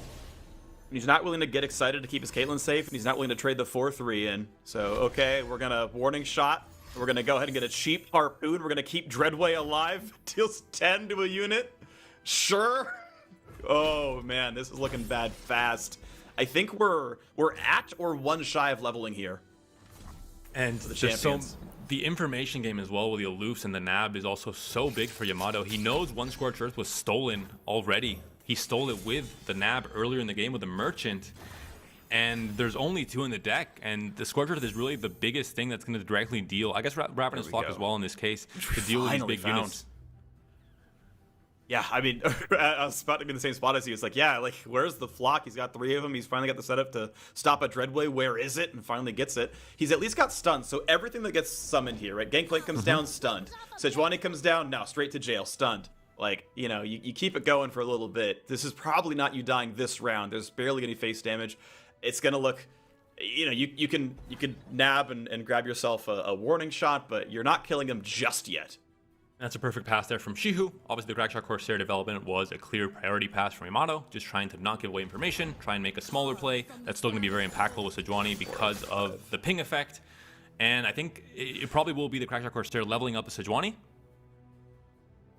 And then the overwhelm damage with Sejuani, frostbiting the entire board here and not allowing any single trade. This is why Crackshot Corsair is such a cracked unit in this Plunder archetype. It comes out on turn 1, extremely effective. It comes out on turn 9, extremely effective. And it's a 1-drop. Yeah, so there's a stun. It sets up for Flock and Excited if you want, but you're pretty much out of cards if you do it that way. I'm trying to think if there's a reason to go for Yordle Grifter. Actually, no, you have no mana, so no. But you can look to kill a couple units off. Send the small ones, because, yeah, you've got reinforcements to play. You want room for the Gangplank Barrel. You want room for the Yordle Grifter. You wouldn't even mind a second Dreadway coming down at some point, so, go ahead and take the trade sometimes. It's going to be hard to get value out of Scorched Earth, so there's even, a reason to have a 2-2 just die to a 4-3. But I don't know if you want to trade both of them out. That feels kind of bad. I think it's a difficult decision. Yeah, I think maybe one is correct, because you know that this Dreadway is going to be dealt with. I think... with the play with the Twinblade Revenant challenging it last turn, it already showed that Chihu was trying to damage it to then deal with it with a Flock or a Scorched Earth to get excited. So you know that board space will open up, and then we see it the Flock onto the Dreadway. And Yamato, I think he's counting on this. He knows that he wants to, like you said, doesn't want to throw away his units, but he knows that any trade that's happening here, if he waits one more turn with Sejuani frostbiting everything, then it's going to be a free trade. But I think, like you mentioned, it's worth opening up a little bit more space on the board. Yeah, gets rid of the less useful unit. Knows he can nab one more card. Wants to discount it. You never know what it's going to be worth. Why not get those unnerfed Tri-Beams? Back in the hand. Get one of those. Feel good about it. So room for Gangplank and a barrel if that's the line of play. Archivist is some decent card generation. And you're getting the attempt at the kill here on Sejuani. Any amount of damage is going to be very relevant because it enables things like Flock, things like Scorched Earth, and even Fear of the North won't obviously stop something like a Scorched Earth. There is one copy still left in the deck after one was stolen by Yamato with one of the merchants earlier on.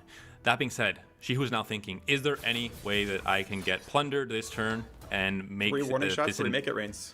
That makes this entire attack useless? 3 warning shots, 3 Make It Rains are in the deck. We know they don't have them. Yamato doesn't have those. I think 2 main deck warning shots were played. I don't believe I saw a Make It Rain yet, but hey, by the way, there's what I stole from you. 2 mana Scorched Earth. You like.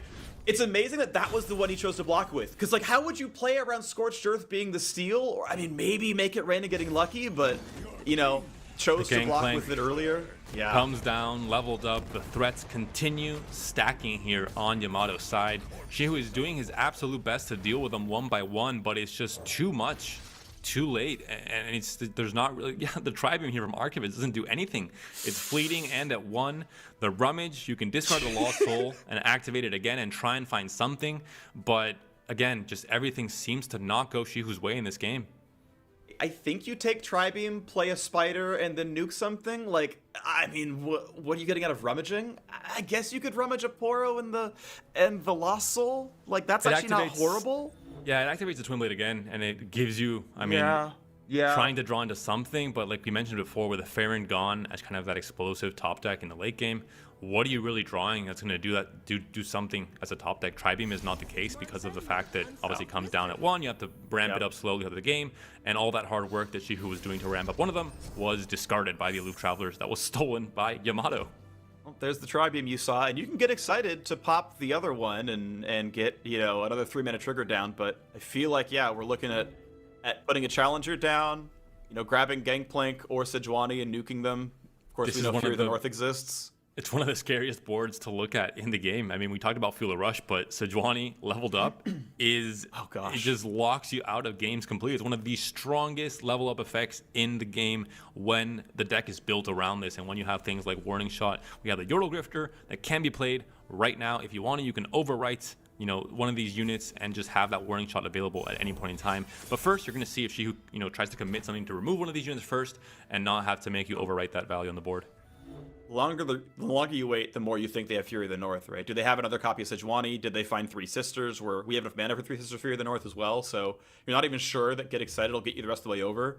So you can't even say, well, I'll drag your Gangplank and then nuke it, and it's like, you just got rid of a blocker, bro. Like, it's just worse than last time, and this is looking almost locked up. I think the open attack is going to be near lethal. Shihu's setting up the possible Scorched Earth top deck just to make sure he can do it, you know, the moment he's he got top none deck if left, there is right? an open attack. He does have one left. Didn't he already use one? I thought he used one and the other one got stolen, or am I wrong? I believe it was a flock that he used to kill off the Dreadway. Yeah. And there should still be one in the hand for This is so Yamato. smart! This plays around Scorched Earth top deck! This is the so preemptive good. buff is so smart!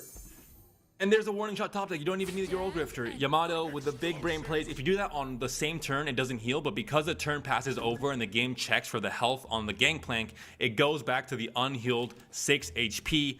What can Shihu do against this board? What can he do against his attack? Both leveled up champions for Yamato. Give him the win with Plunder, the 2-0 sweep in this semifinals. He advances to the finals to face Alan, ZQ, Japan versus Poland in the first ever Legends of Runeterra World Championship. I love this. I am stoked to see those players face off in the finals because they both brought their own spice in the decks. Neither Alan nor Yamato came with bog standard lineups. Shihu the same also brought some uniqueness. You know, sad for him, he couldn't pull it through on his most normal deck of Caitlyn Ezreal Draven. So, you know, kind of funny to see it that way, but it does mean that the players who innovated and brought their own unique spice, that tended to be rewarded. In the case that's not, you know, Swain TF, just ignore that one from Real Key, but for everyone else, it looked really good. And in this semis for the viewers as well, the dongers have deflated because the Zoe Heimer was not banned, but it wasn't even played because Shihu went with this same deck in both games and he got swept 2-0. So I think for a lot of people, I mean, Europeans, Polish players, but also just for the viewers that wanted to see more Heimerdinger, a bit disappointing. But for players that have been watching Yamato play throughout this entire tournament, I think you have to be happy to see a player that has, I think, the cleanest play out of everyone rewarded and in the finals. Oh, that grand finals is going to be so exciting. I cannot wait to see those incredible deck lineups go head to head. But let's take a look at the bracket and just show everybody where we're at right now, knowing that we have our top 4. And we also know who's going to be playing in the grand finals and also who is playing for that third place match. This is so cool. we can see more Heimer because there is a third place match. So if you wanted to see Shihu play again, he is still going to play again. And you hope Heimer's not banned. Like, I'm just always a fan of players bringing unique decks, not just the top 4 of the meta. I will bring the meta. I will just play whatever's, vaguely strong. But love when players innovate. They find a cool lineup. And hey, for Alan, Yamato, what they brought looked great.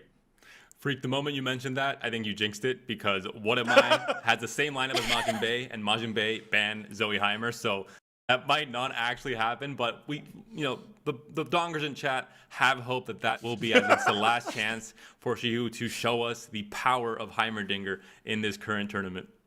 Oh, I hope so. But thank you so much for bringing us through that last semifinal. Panda, we'll see you in a little bit. But Freak, I just want to say thank you so much for being a part of the World Championship broadcast. I hope you had a lot of fun.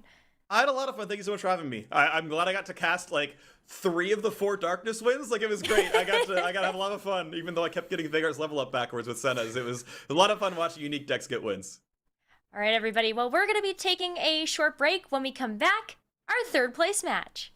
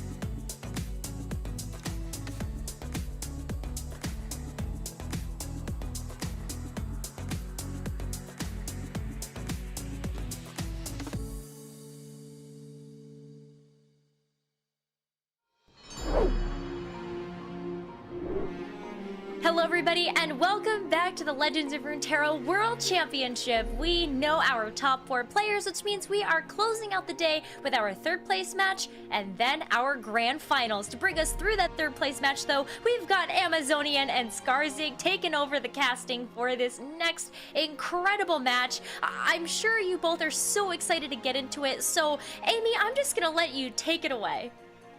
All right, so right now we're going to be having the playoffs for the 3rd and 4th place. Both of these players didn't make it quite into the finals, but we're going to see who walks away with an additional $3,000 in prizes trying to get this 3rd place spot. So we just watched Sihu playing, and What Am I did lose a little bit earlier on in the day to Allen. Yeah, so these players do still have a lot on the line, right? That's a pretty big difference in prize money, an extra $3,000. And you know, coming from NA, we take our beyond beef, our NA versus EU rivalries, wherever we can find it. We've got 2 gods ascending to the finals, and now it's up to these 2 players to battle it out and see who's the best mortal. What Am I is piloting the same lineup as Majin Bey, and Majin Bey actually was knocked out by Shihu. We did see that unfortunate loss, and we might have a similar ban. It's going to be very difficult, right? The Feel the Rush does so well into that lineup with the Heimerdinger coming through. Yeah, it turns out that the secret tech in this tournament is Feel the Rush, and occasionally Darkness. Didn't expect that one, but amazed to see how well it's performed. So, heading into these games, we've got What Am I? You've seen him play all week long, and what does he have? He's got the Yordle Attack Squad, followed by a bit of Scion Discard, and Zoe Nami, the North American favorite. Yeah, Zoe Nami is a deck that, over the course of the broadcast, it started off really, really hot day 1, and it's been burning out ever since. Even if Nami is in the hand. The meme started out as no Nami, no win, but even we've seen some matches with Nami in the hand with the full combo seemingly coming together, it still can't make it work against these Draven decks that have so much removal and so much chance to get tempo on the board early and just rush them down. What Am I is in a position right now to potentially be favored. I, again, am so curious to see if Feel the Rush will be the ban after all. Both of these decks are just from Shihu, right? The Feel the Rush and the Heimerdinger have been such oddballs that players have been unsure of what to ban, unsure of how to play. Shihu, meanwhile, rounding out his lineup with as Freak called it, a more normal deck, the Draven Caitlyn, with a little bit of Captain Farron at the top end. So it's like, okay, do you want to take your chances of playing against something a bit more meta, or something that you really haven't calculated for? What Am I had a majority of his practice with Majin Bey, and so neither of these players, who are normally masters of the metagame and for assembling tournament lineups, really accounted for these lists. The Feel the Rush can just kick back, wipe your board, get to that big bomb turn, and I think we could see Shihu just ban out the the Caitlyn Draven, and that take the Aloof Travelers out of the equation, not wanting to worry about that discard. It could be really exciting to see. I think that would be a smart ban, but we're going to have to see how it plays out. I also want to say that this really is the showdown of the streamers. What Am I and Shihu are both incredible players which you can watch, and I recommend it if you're looking for some quality entertainment and maybe a little bit of education.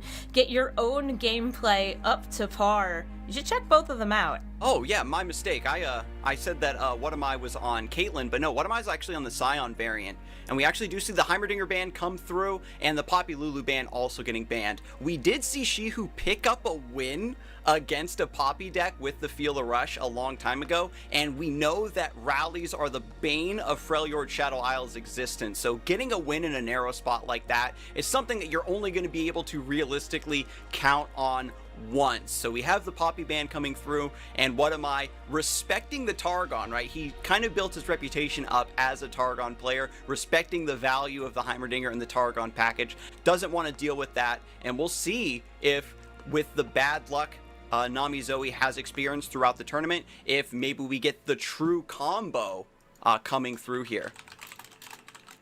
I'm a little sad to see the Zoe Heimerdinger band, though. I wanted to see the spicy decks showing down right here, but you know what? I'm sure I could always just net deck this list and play it a bit more for myself.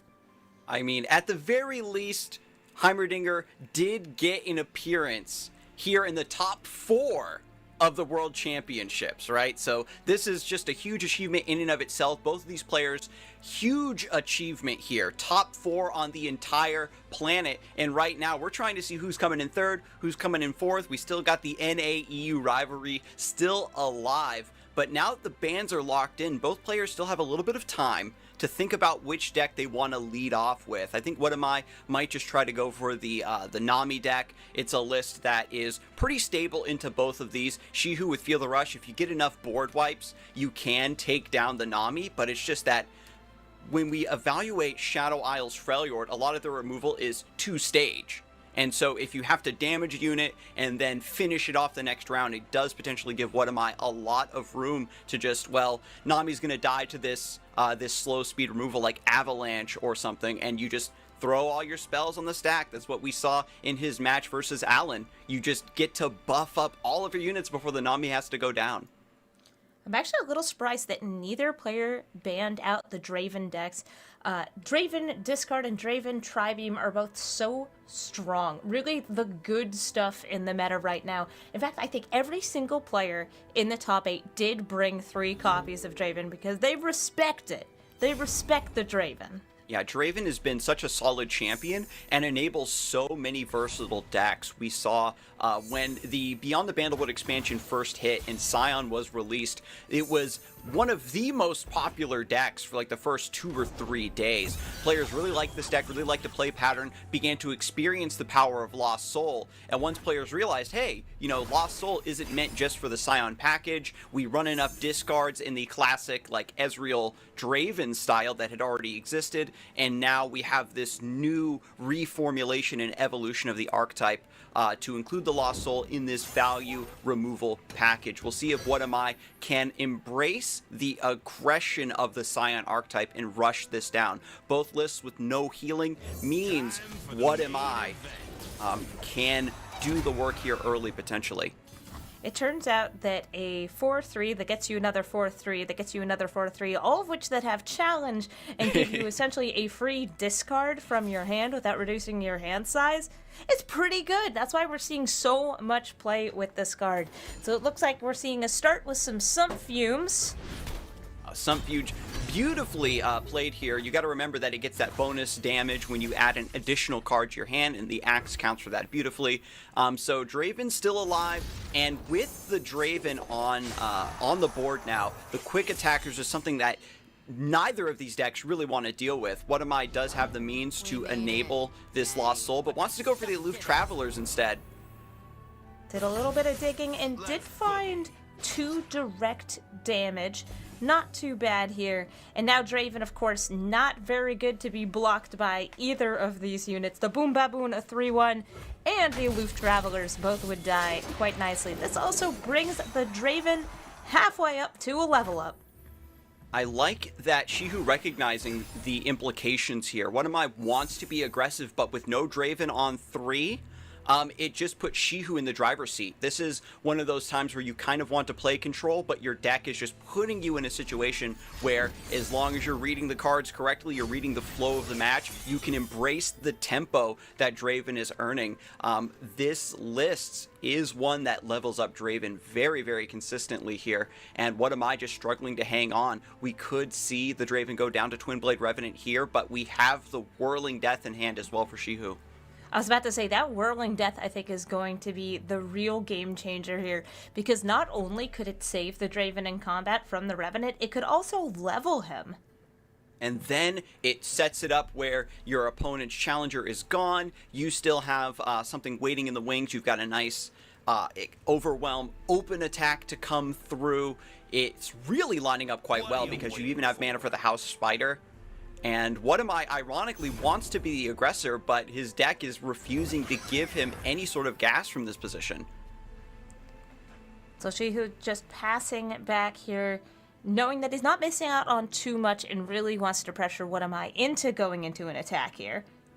Because his list is has more removal and more top end, even if there was a burn there, you still kind of want to float the spell mana, right? It's going to make your Tri-Beams and your Decimates eventually a little bit more flexible to cast. And I suppose, talking about the Tri-Beam, that is the one saving grace for What Am I. Despite Shihu's tempo, we don't have that long-term value of the Tri-Beam cooking in hand. I know, it always stinks to have a Tri-Beam show up halfway through the game, so it hasn't been building up stacks on stacks on stacks of value. It's always fun to see somebody shoot it for like 7 damage, give a 7 drop, and then win off the 7 drop. I mean, honestly, with me and you on the desk, we know the Tri-Beam and Propagators are going to be eternally blessed to get some spicy inclusions. And Shihu here is opting for the line that you talked about, Whirling Death plus the Axe, going to level up Draven. There was the consideration we saw of letting this Draven die and just playing the second one. This is a lot of 3-mana cards being played without the Tri-Beam in hand, and Shihu says, well, there's no Tri-Beam anyway. If I draw one in the next couple rounds, it'll be too slow to stack, so I'm going to just embrace what my deck is telling me, and I'm going to become aggressive here. Not just aggressive, but even enabling just an open crackback swing right here. There's 2 very low health units. We're going to see the Revenant grabbing the Aloof Travelers, the only one that has 4 toughness here.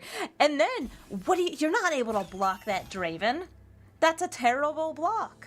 I'm a little sad to see the 2-2 not go through, though. I feel like the 2-2 should get the party. I definitely wouldn't mind. You throw the 2-2 out to block the 3-1. You're getting 4 damage anyway. I suppose this is a nice call out, right? Because what am I like, well, I'm only saving 3 HP. There's so many ways for Shihu to just remove the Boom Baboon, and I take the full damage anyway. So now we're in a position where Draven isn't a real blocker, but now that you're ahead on Nexus HP, maybe you take a little bit of damage. Time Winder looking to clean up this board right now.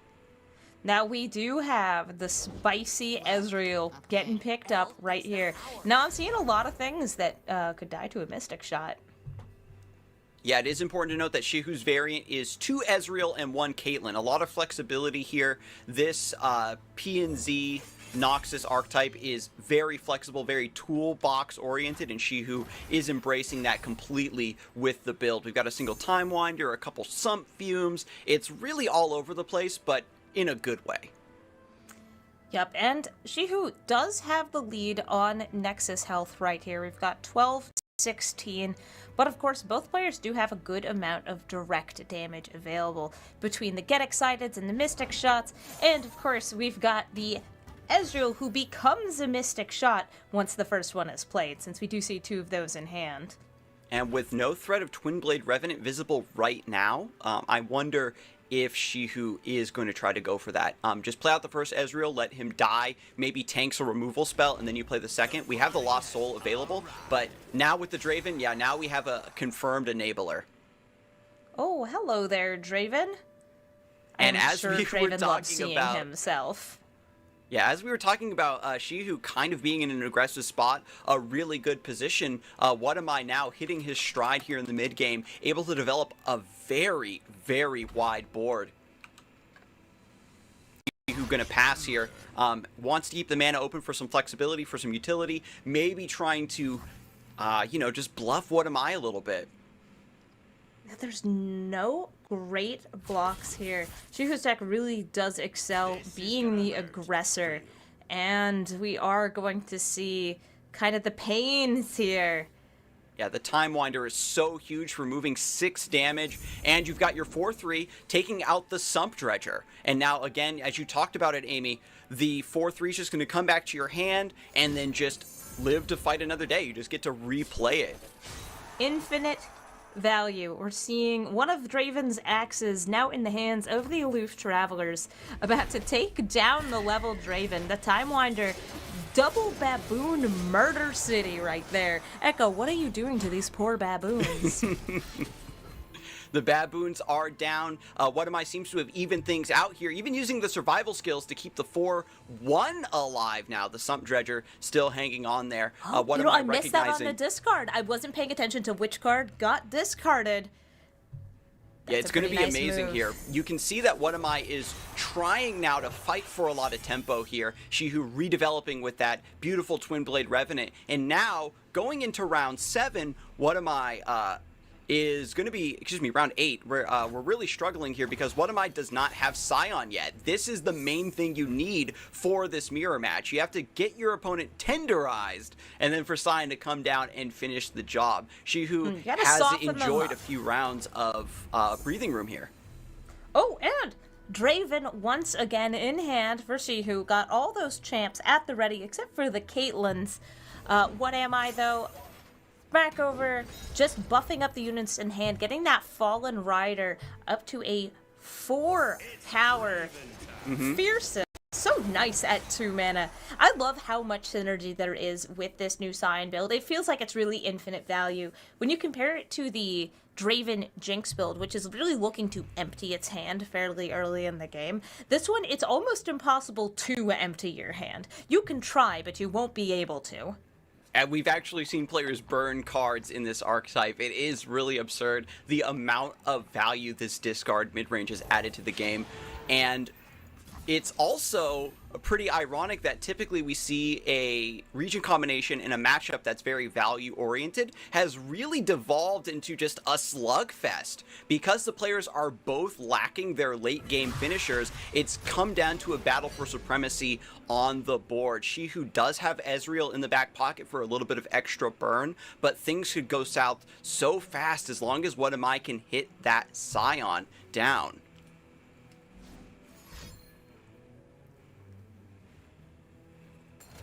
Spell coming on the stack. Conditional removal in What Am I's hand. That Scorched Earth needs to see the pain in order to function as removal. So we did see the Mystic Shot on Draven, which can then be followed up by Scorched Earth. Perfect use of the mana.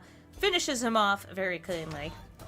Yeah, this deck has a lot of really strong stat lines. Like, we've got the 3 HP, the 4 HP, the 3 attack, the 4 attack, all just lining up against each other and trading continuously. But when you have this overwhelm damage also thrown into the equation where it's something you don't necessarily want to just chump block, that's when the removal needs to come through. Unfortunately, What Am I is not going completely aggressive. It still has some backup plans in his Scion list and can deal with this leveled up Draven. This is just a great position for She-Who to be in, because you get to keep on playing out these threats and forcing What Am I to just continuously respond to what you are doing rather than developing continuous wide threats. And the players are still very even here in Nexus HP. It's actually very impressive. You've got both of them sitting just about halfway down from their starting Nexus health. Many champion draws from And Shiu! wow, that is the third Draven. You know, this is just a Draven-loving cast right here. We appreciate the Executioner himself. But I feel like Ezreal needs some love. Ezreal should come into play. I don't care if it's not the right move. I want to see Ezreal on the board. Now that we've got... When this Draven comes down, it's going to generate even more axes, and then we're just going to see Ezreal just shoot the Nexus with all these burst speed spells coming through. We've even got the Station Archivist in hand, which could root through the top of the deck, looking for a little bit of extra burn as well. She-Who is just playing this battle of attrition. And What Am I still missing the Scion? This isn't one of those games where Aloof Traveler's discarded it and he's scrambling. He's just at the bottom of the deck for some reason. We'll see if another wide establishment is what Am I needs to take back control of this game. Now we've got 3 elusive Poros here, and I did see the proactive axe on the spider to deter the Revenant from attacking in. I wouldn't have minded seeing Revenant trade with Revenant, but then, guess what happens? Another one just comes down, because again, this is the infinite value. If you have a way to discard it, it's going to go straight back to hand, or you can always just, this late in the game, play Lost Soul. And so we've got double Ezreal in hand. That's going to translate to a Mystic Shot. We've got more burn with the Get Excited, and even more coming through with the axes. This could be the lethal you were looking for, Amazonian.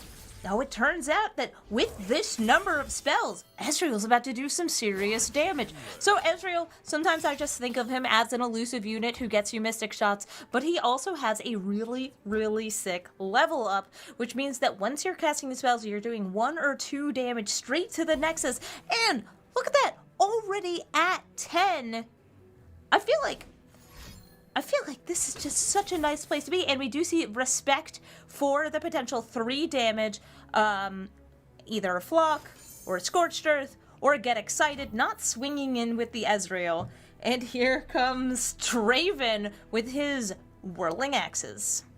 Yeah, the Draven, after he leveled up, he just wanted to remain in the spotlight, kept getting drawn, and She-Who now in a fantastic, dominant position here. Even after this attack goes through, What Am I is out of mana. There's really no way for him to respond to this, and She-Who right now smiling, calculating, doing the math, and having all of this damage about to come through. And like here, the Get Excited onto the Twin Blade Revenant to protect the Draven. We've got axes going through onto the Draven to push through with even more damage with the Overwhelm. It's just a sight to behold. This is absolutely beautiful. Even with the daring Poros as elusive blockers, Ezreal doesn't need to attack in. He's kicking back and letting the rest of the deck do the work.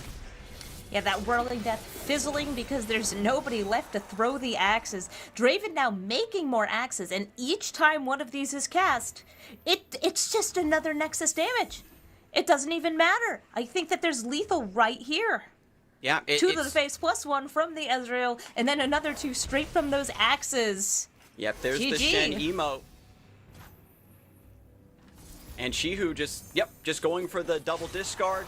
And there is the lethal. We're going to take this to a game 2. Shihu picking it up against the Scion list. With no Scion coming through from What Am I, that seems to be the curse that is now affecting this world-class player. The champions just aren't coming through. The draws just aren't lining up. Shihu, after picking up that win, needs to close this out with Feel the Rush. I don't think Feel the Rush is going to be too hard to get a win with, though. We've seen it perform very well for Shihu across this weekend, and it's also a very nice deck. It is board wipe, board wipe, board wipe, board wipe, 2 10-10s.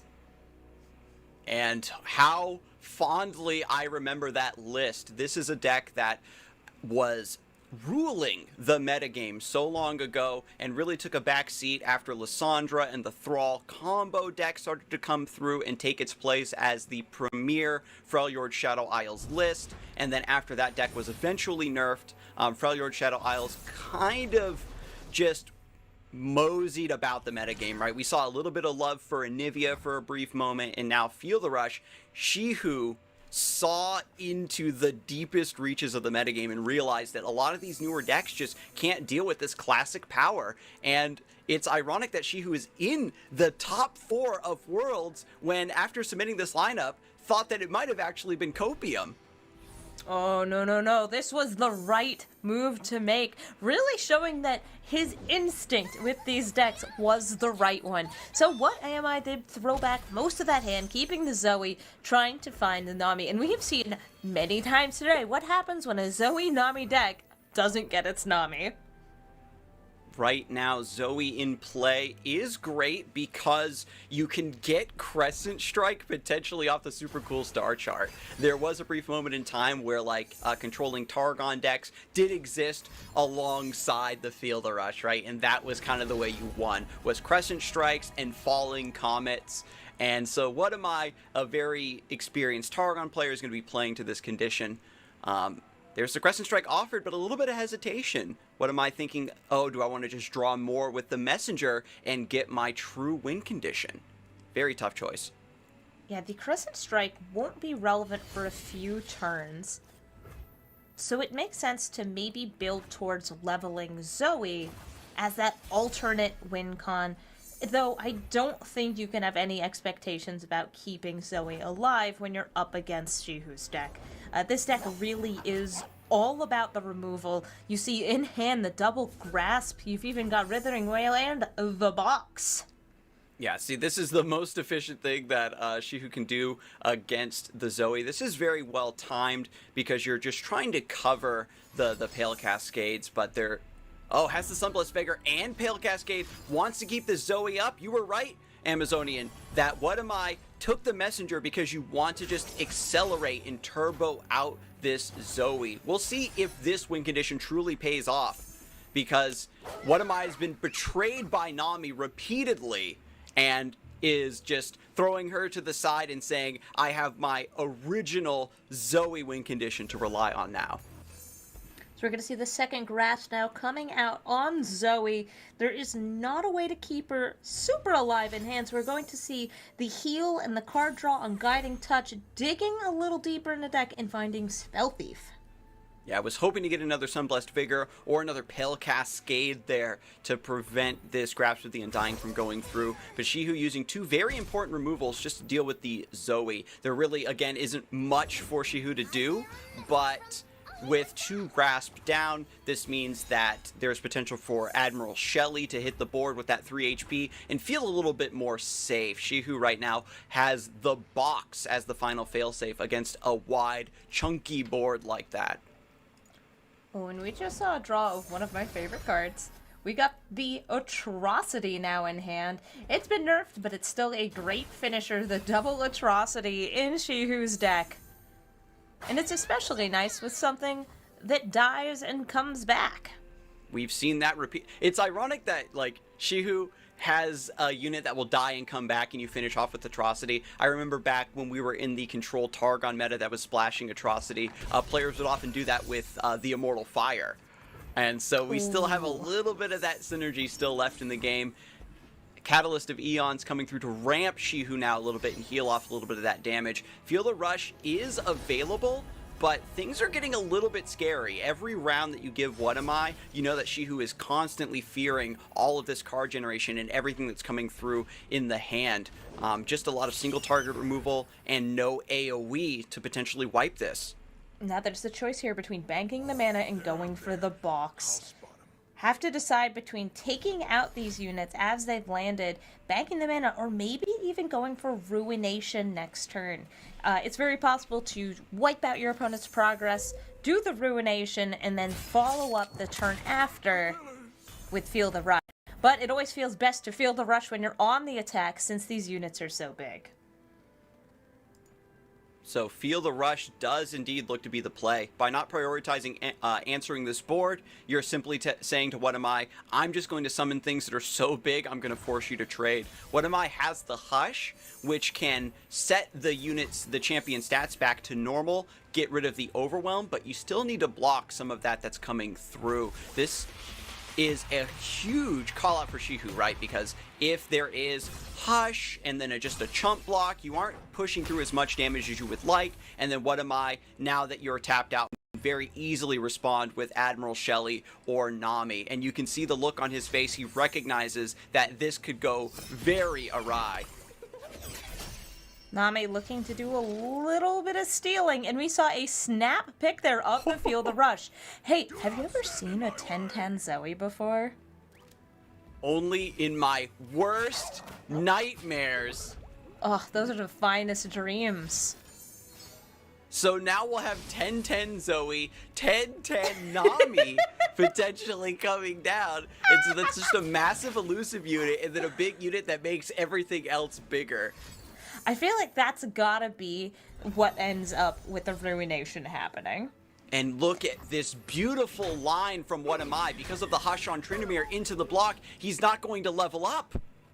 Just completely removed from the board. He no longer has the text that says, when I die, instead I level up. No, here, he's dead. He only has 4 health, and then he just trades with an elusive Otter. So What Am I, going on the attack next turn, has the choice of just swinging in here, getting in the damage, maybe even just like playing out a Burblefish or Sparklefly first, or going deep, getting the Feel the Rush out, which unfortunately would invite the board wipe from Shihu. I mean, you play the Feel the Rush. I think you got to, right? It's like, it's too juicy. There's a lot of, like, there's definitely a lot of room. You got this wide board of elusives. You got a little bit of defense with the Sunblessed Figure, but... And we also have a stun? Ooh. But no, going for the Feel the Rush.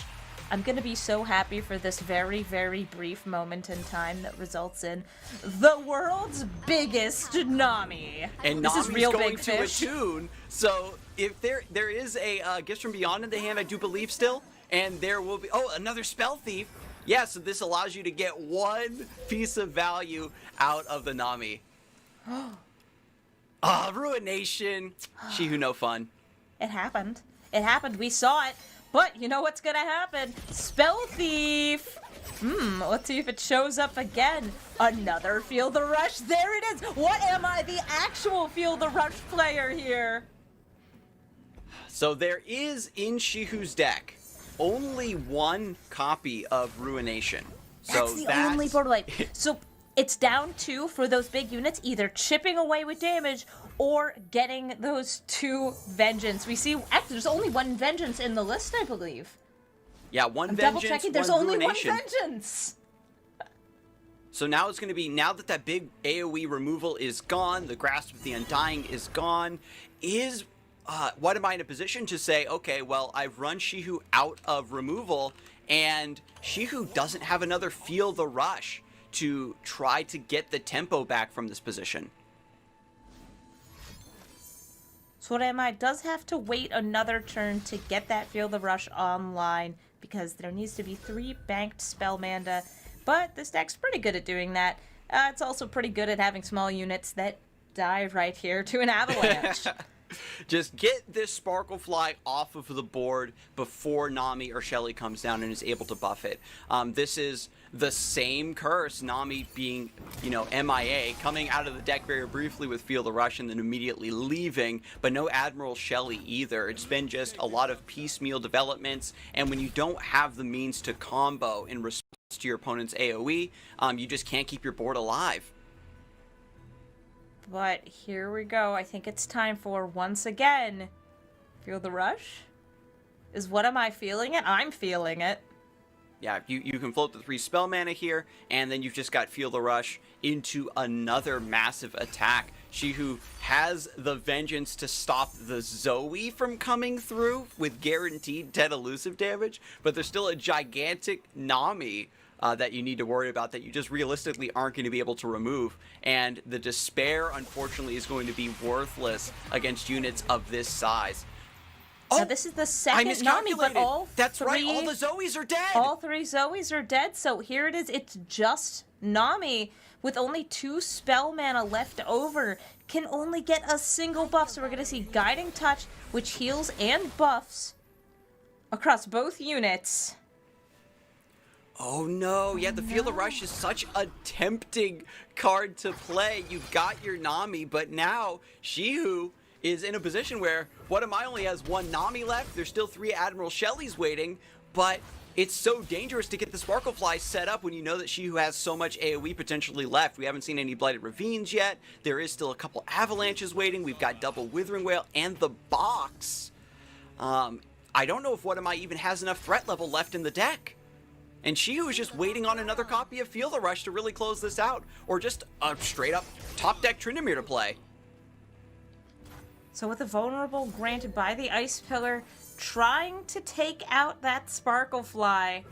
But the Sparklefly is resilient, being healed up, staying alive, and because the heal did happen, we also have a 4/2 on the board. What am I? Getting a little bit of synergy off those free 1-drops. And Shihu, unfortunately, is just very desperately trying to throw removal down at these units. And because What Am I is so healthy, you don't necessarily need the Sparklefly to be the thing that stays in play and is your win condition. Ooh, and the box going to clean up poor Shelly here. Mm-hmm. Any elusive that can stick and get buffed up is going to be the ticket here. With Vengeance already down, with Ruination already down, Shihu's going to need to have something equally as large in play, and maybe has to go for a sacrificial atrocity just to kill the final elusive threat. Nami number 3 is found by What Am I? There's definitely a bit of diff here between who can and cannot find their champs. Yeah, so Shihu's in a position to just despair right here to get rid of the final Nami.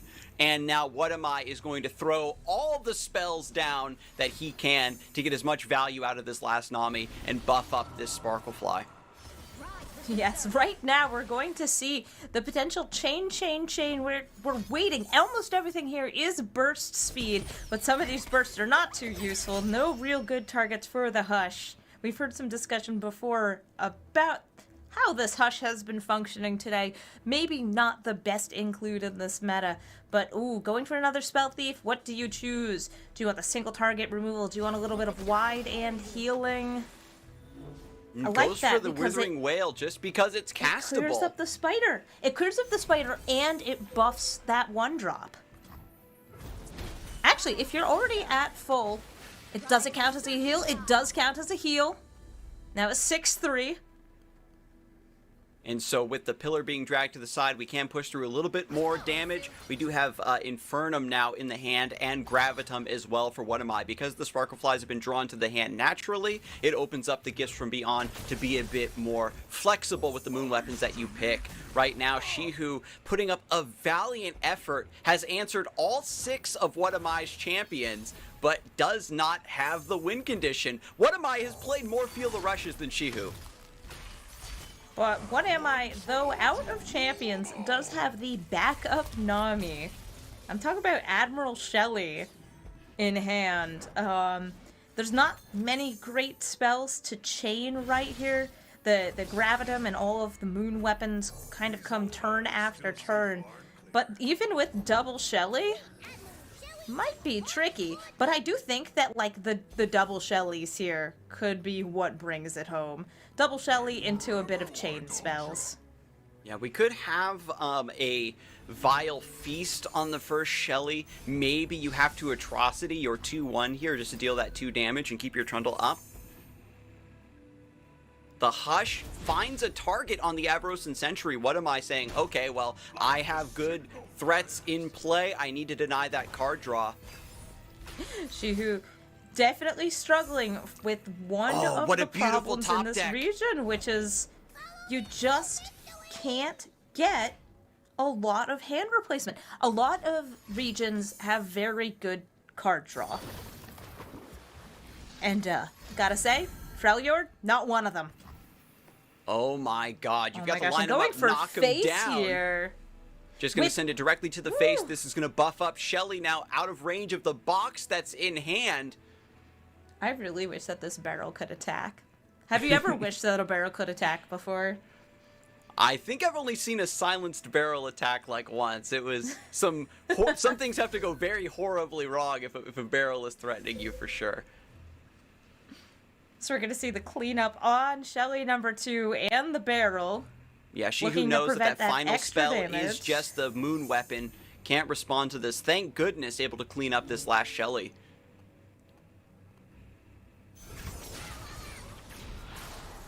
The box goes off, clearing up the board a little bit, but still on the attack with 11 elusive damage here, getting the moon weapon just for good measure, giving the overwhelm and +2/+1 to this gigantic Sparklefly.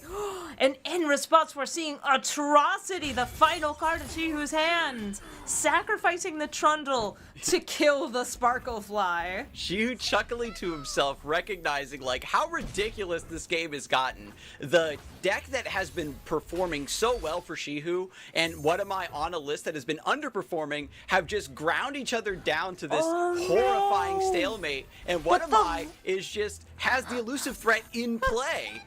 It's too late now. And Shihu just got a Catalyst of Bands. You never want to see that when you're already enlightened. 10 mana, what are you going to get? A couple of life? That's Desperate not heal. enough. It's the Desperate Heal, baby. And here is the knock him down, going straight for face. We're seeing Desperation Heals here, but there's a second line him up, knock him down in hand. Yeah, so What Am I didn't go for line him up, knock him down in order to just buff up because Shelley doesn't buff herself. You go for the open attack and you're just going to try to go face. But now, with the pillar remaining alive, grants Shelley vulnerable. Tryndamere able to remove this from the board and finally level up. Things have gone completely back into Shihu's favor, and a couple more points of damage need to be found by What Am I? Something like a Pale Cascade? This poor Sparklefly, though. There's an avalanche in hand. Shihu managing to hang on by a thread But in Shihu this game too. Has to be paying attention here. We get the 2 damage out. No more Sparklefly. Only a little bit of direct damage. It's all about these top decks. Pale Cascade, where were you before? So that is, ironically, still not lethal for Shihu. Oh, and there's the Feel the Rush. Thank You goodness. gotta go for it. You gotta go for it. Completely Long have unnecessary. Need to have it. Gotta have it. Get those 10-10s out here. We get the gigantic Trundle. We get the second Tryndamere. It's time for Shihu to ruin this. Unbelievable. What a game. Spell Thief coming up huge in this third place match. So Shihu closing it out there. I was not honestly expecting the number of Feel the Rushes that we saw cast in that game, because that was wild. Yeah, that was more Feel the Rush in that game than we have seen all tournament. I don't think that's saying very much because of where the meta is right now, but, you know, it's been fun. Even in to the Feel see. the Rush meta, you didn't see that many Feel the Rush cast so in a many normal that game. I just completely lost track of the champions. They were just showing up and then getting wiped and then trying to fight for dominance again. Yeah. Oh my gosh. What an exciting matchup, though, to actually see come to the fold. Shihu getting a chance to secure third place. What Am I does go home in fourth, but as you were mentioning, Amy, this was a fight for a significant chunk of the prize pool when you take a look at the difference between third and fourth place. So let's go ahead and pull up that bracket just to give you that visual of the players that are in the top four. We have got What Am I in fourth, and we have got Shihu in third, taking that home for EU. But what's coming up next is, I'm sure, what everybody is waiting for. It is the grand finals match between Alan and Yamato. I just want to thank you, Amazonian and Skarzig, for taking that match and bringing so much justice to it. We're going to hear from both of you a little bit later, but let's go ahead and welcome in Mogwai and Swim to take us through that grand finals match. Mogwai, I feel like I already know the answer to this, but I'm going to ask it anyway. Who are you rooting for? Well, I just want to lead off by saying I'm super excited to be a part of this NA-less finals. And I'm really looking forward to seeing... Honestly, I like both players a lot, though. I'm a huge fan of Yamato in the darkness. But I feel like I gotta root for my fellow European Alan Z here. But what do you have to say to that, Sim? So, okay, all right. I know, NA not doing so well today on day Really? 3. And I just want to say about this NA situation, I'm actually half Japanese on my mom's side, so I'm gonna be rooting for Yamato on this one. You got it, man. Well played. Really? Huh.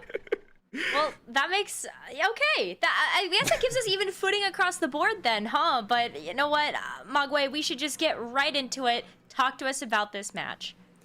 We got Alan Z versus Yamato, a matchup that has already happened actually in the round robin. Both of these players represent Group C of the initial phase of the World's Championship qualifier, and Alan did manage to prevail in the first matchup with the only timer victory. So these lineups are really spicy, and I'd like to hear your thoughts a little bit, Swim, as regarding the matchups and what you expect out of these players here.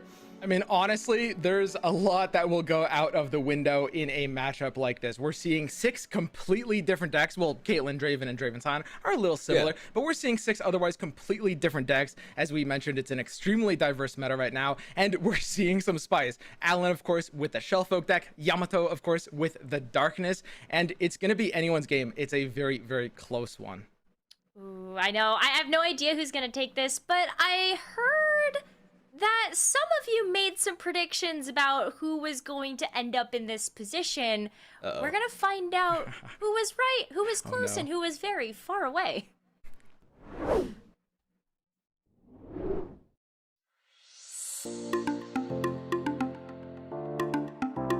If I had to go with just one, I would go with my Spanish bias and pick Cosimo. But if I have a field of 3 or 4 to pick from, it would be Cosimo, Alan ZQ, Badge Attack, and I think What Am I? For different reasons, but I believe Alan Z from Poland and Cosimo from Spain, they would represent my personal wager. No way I'm going to fall into that trap. I will not be picking a winner. I'm just excited to watch it unfold. Hey, I'm happy I got it right. Yeah, I was going to say. Go big. God, I'm smart. Yeah. Those are some spicy predictions, but I know this last and final match of the grand finals is going to be even spicier. Mogwai, have fun with this one. Take it away. We will. We will swim. It's gonna be an exciting one. And by the way, I just want to say I'm really excited to be able to cast the finals with you, man. It's been a minute, you know. I was thinking the same thing. Separated us, but we're finally together again. Yeah, we've known each other for what, 5 years at this point, and this is actually the first time we have ever cast a Legends of Runeterra tournament together, and it's happening in Worlds, baby. In the finals. I mean, it's kind of, I think it's meant to be, and I just cannot wait as we face off Europe versus. I really like how you honestly just pulled that, you know, Japanese nationality. Yeah. I don't know, but it's actually true. The Uno reverse card. All right, let's take a look at Alan's lineup. We've had a lot to say about this already in the tournament. It is Akshan Sivir, Cursed Shellfolk, Ezreal Vi, and then Draven Caitlyn. Yep, and is a really interesting lineup. We've seen the Akshan Sivir a bit underperforming in the tournament overall, but did very well against decks like Zoe Nami. To get here, the Shellfolk deck getting banned pretty much every time, but winning the one time it got to play. And of course, Draven Caitlyn, which is kind of like a more controlly version of Draven Sion, although it is unfavorable in the Draven Sion matchup, so I expect Alan to ban Yamato's Draven Sion.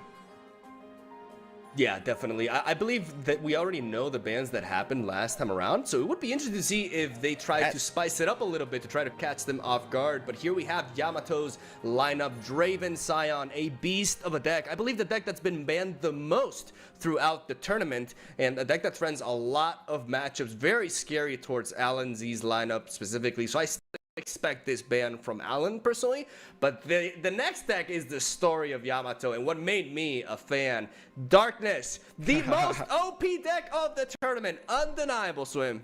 Undeniable. Yeah, well, I mean, Darkness, it might be undefeated. It's been picked and, well, it's been either banned or winning all of its games, but the same is true with Alan's Shellfolk prank version as well, because that also has 100% win/ban rate right now, Makwai.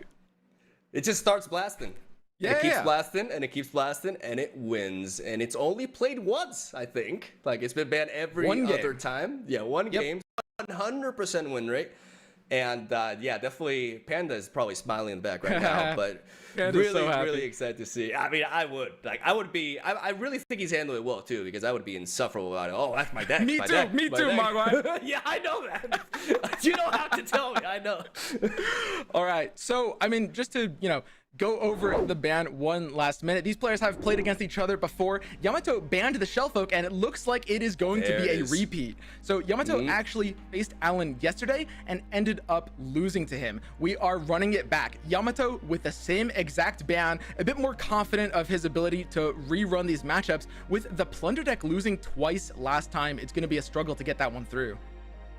He has managed to get that Plunder win rate to positive in the end, though, right? Like, he started off 1-2 with it before the top 8 happened, but he's gotten 2 strong wins with it now, and it's definitely been performing really well. That game against Shihu was really a good showcase of the power of Plunder and the late game that it represents, not only with Gangplank and Sejuani, but also with the Dreadway in the mix. But this is definitely the bans that we expected. You know, we talk about, you know, maneuvering around these a little bit, but the reality is that if you're Alan, you got to get that Draven Sign out of the way. And if you're Yamato, that Cursed Shellfolk deck is just too spooky, especially because it can really challenge your Darkness deck in the late game war. So here we go, ladies and gentlemen, the grand finals of the Legends of Runeterra World Championship. Alan's versus Yamato, and it is Akshan Sivir versus Darkness. Now, this is a bit of an interesting matchup because, of course, Darkness is not really too known on the tables. A lot of Darkness players have, pretty much anyone who plays Darkness finds that it's good into a lot of things. And most people that don't play Darkness don't really believe in the deck. So we're going to have to see how this one goes. Although Sivir Akshan with rallies is generally considered to be a bit of a rough matchup for Darkness. I want to throw shade, but you weren't a believer either. I was not. I was not a believer in Darkness, Mogwai. But, I mean, in a tournament format like this, piloted as well as Yamato is doing it, I mean, at the end of the day, these two players, Alan, of course, has been known in the community since the very start as like a 7-head deck pilot who's always thinking turns ahead. Yamato, proven himself really hard over these last 2 days. We've seen some of these plays he's made. These players are thinking about every single possibility. Yamato definitely, in my eyes, is the dark horse of this tournament. Not many people were talking about him, and then people were kind of questioning the darkness option, but this deck has just been on an absolute tear, and you see that he does. This is the first time, though, I believe, that he does not find the catalyzer here, as he's going to go for the Vile Feast to finish off this Flea Feather Tracker, but not after it got some value and some momentum for Alan. Yeah, I mean, we definitely both. I remember you were also underrating Darkness a little bit. We actually both underrated a lot of decks in this tournament. Well, okay. So the thing is about this kind of tournament format is that we're seeing in the finals these spicy picks. I mean, Shizu, of course, making it to the top 4 as well. And these spicy picks are doing really well because so many of these players have prepared, have grinded games, scrimmed and practiced against what they thought was going to be brought, but they're not used to playing against these decks, right? Like, people don't know exactly how to play against Darkness, and that's exactly one of the reasons why they're doing so well, that surprise value. I mean, I have dabbled in the genre for a bit, and I think a lot of times we've had these discussions about the importance and the power of the surprise factor, right? Just sticking to a very strict meta lineup, definitely, you know, you don't take as many risks, and if you're confident in your ability in mirror matches, that's great, right? But having the ability to surprise your opponent and throw something off and just bring something like Zoe Heimerdinger with Bandle City, like, how do you even play against that? You have that's no why these decks are eating expertise. bans. You know, I mean, Shizu, Zoe, Heimerdinger deck, and Allen's Prankster deck are getting banned almost every step of the way for that reason. Players are terrified. They're like, oh, I'm not ready against this. I haven't prepared against this. I must ban it. And that's super valuable in a lineup when you can do that. In this position, Allen's looking pretty good. I mean, he has the Sivir on board, second Sivir in hand, and Akshan's ready to come down. So a lot of early pressure that Yamato's going to have to deal with. Yamato really debating about whether to play around the Shape Stone here. That's why he's setting up the blockers the way he was. He initially wanted to block with the Dark Wolf Acolyte into the Treasure Seeker, and switched up the Robe Maker as well to trade into that, because even if there's a Shape Stone, he can guarantee that those units will still go down. But he's wondering right now if it's worth it to play around that, or to set up the blocks the other way instead and just prevent all damage. And he actually goes back and reverts that decision. Very, very interesting to like try to look into the thought process of these amazing, amazing players. I think one of the things Yamato is looking at right now with this block is he sees another Vile Feast in his hand, so he knows he's going to have another Spider blocker later. And so stopping the 5-attack Sivir is probably the best value that Spider in particular is going to be getting. For sure. The question is, when is he going to opt to try to pop this Spell Shield? He definitely has a lot of resources to do so he doesn't need to rush it, right? Not only the Vile Feast, but also the Pokey Stick as well, and another Vile Feast here, but a bit of a low curve going on here for Yamato.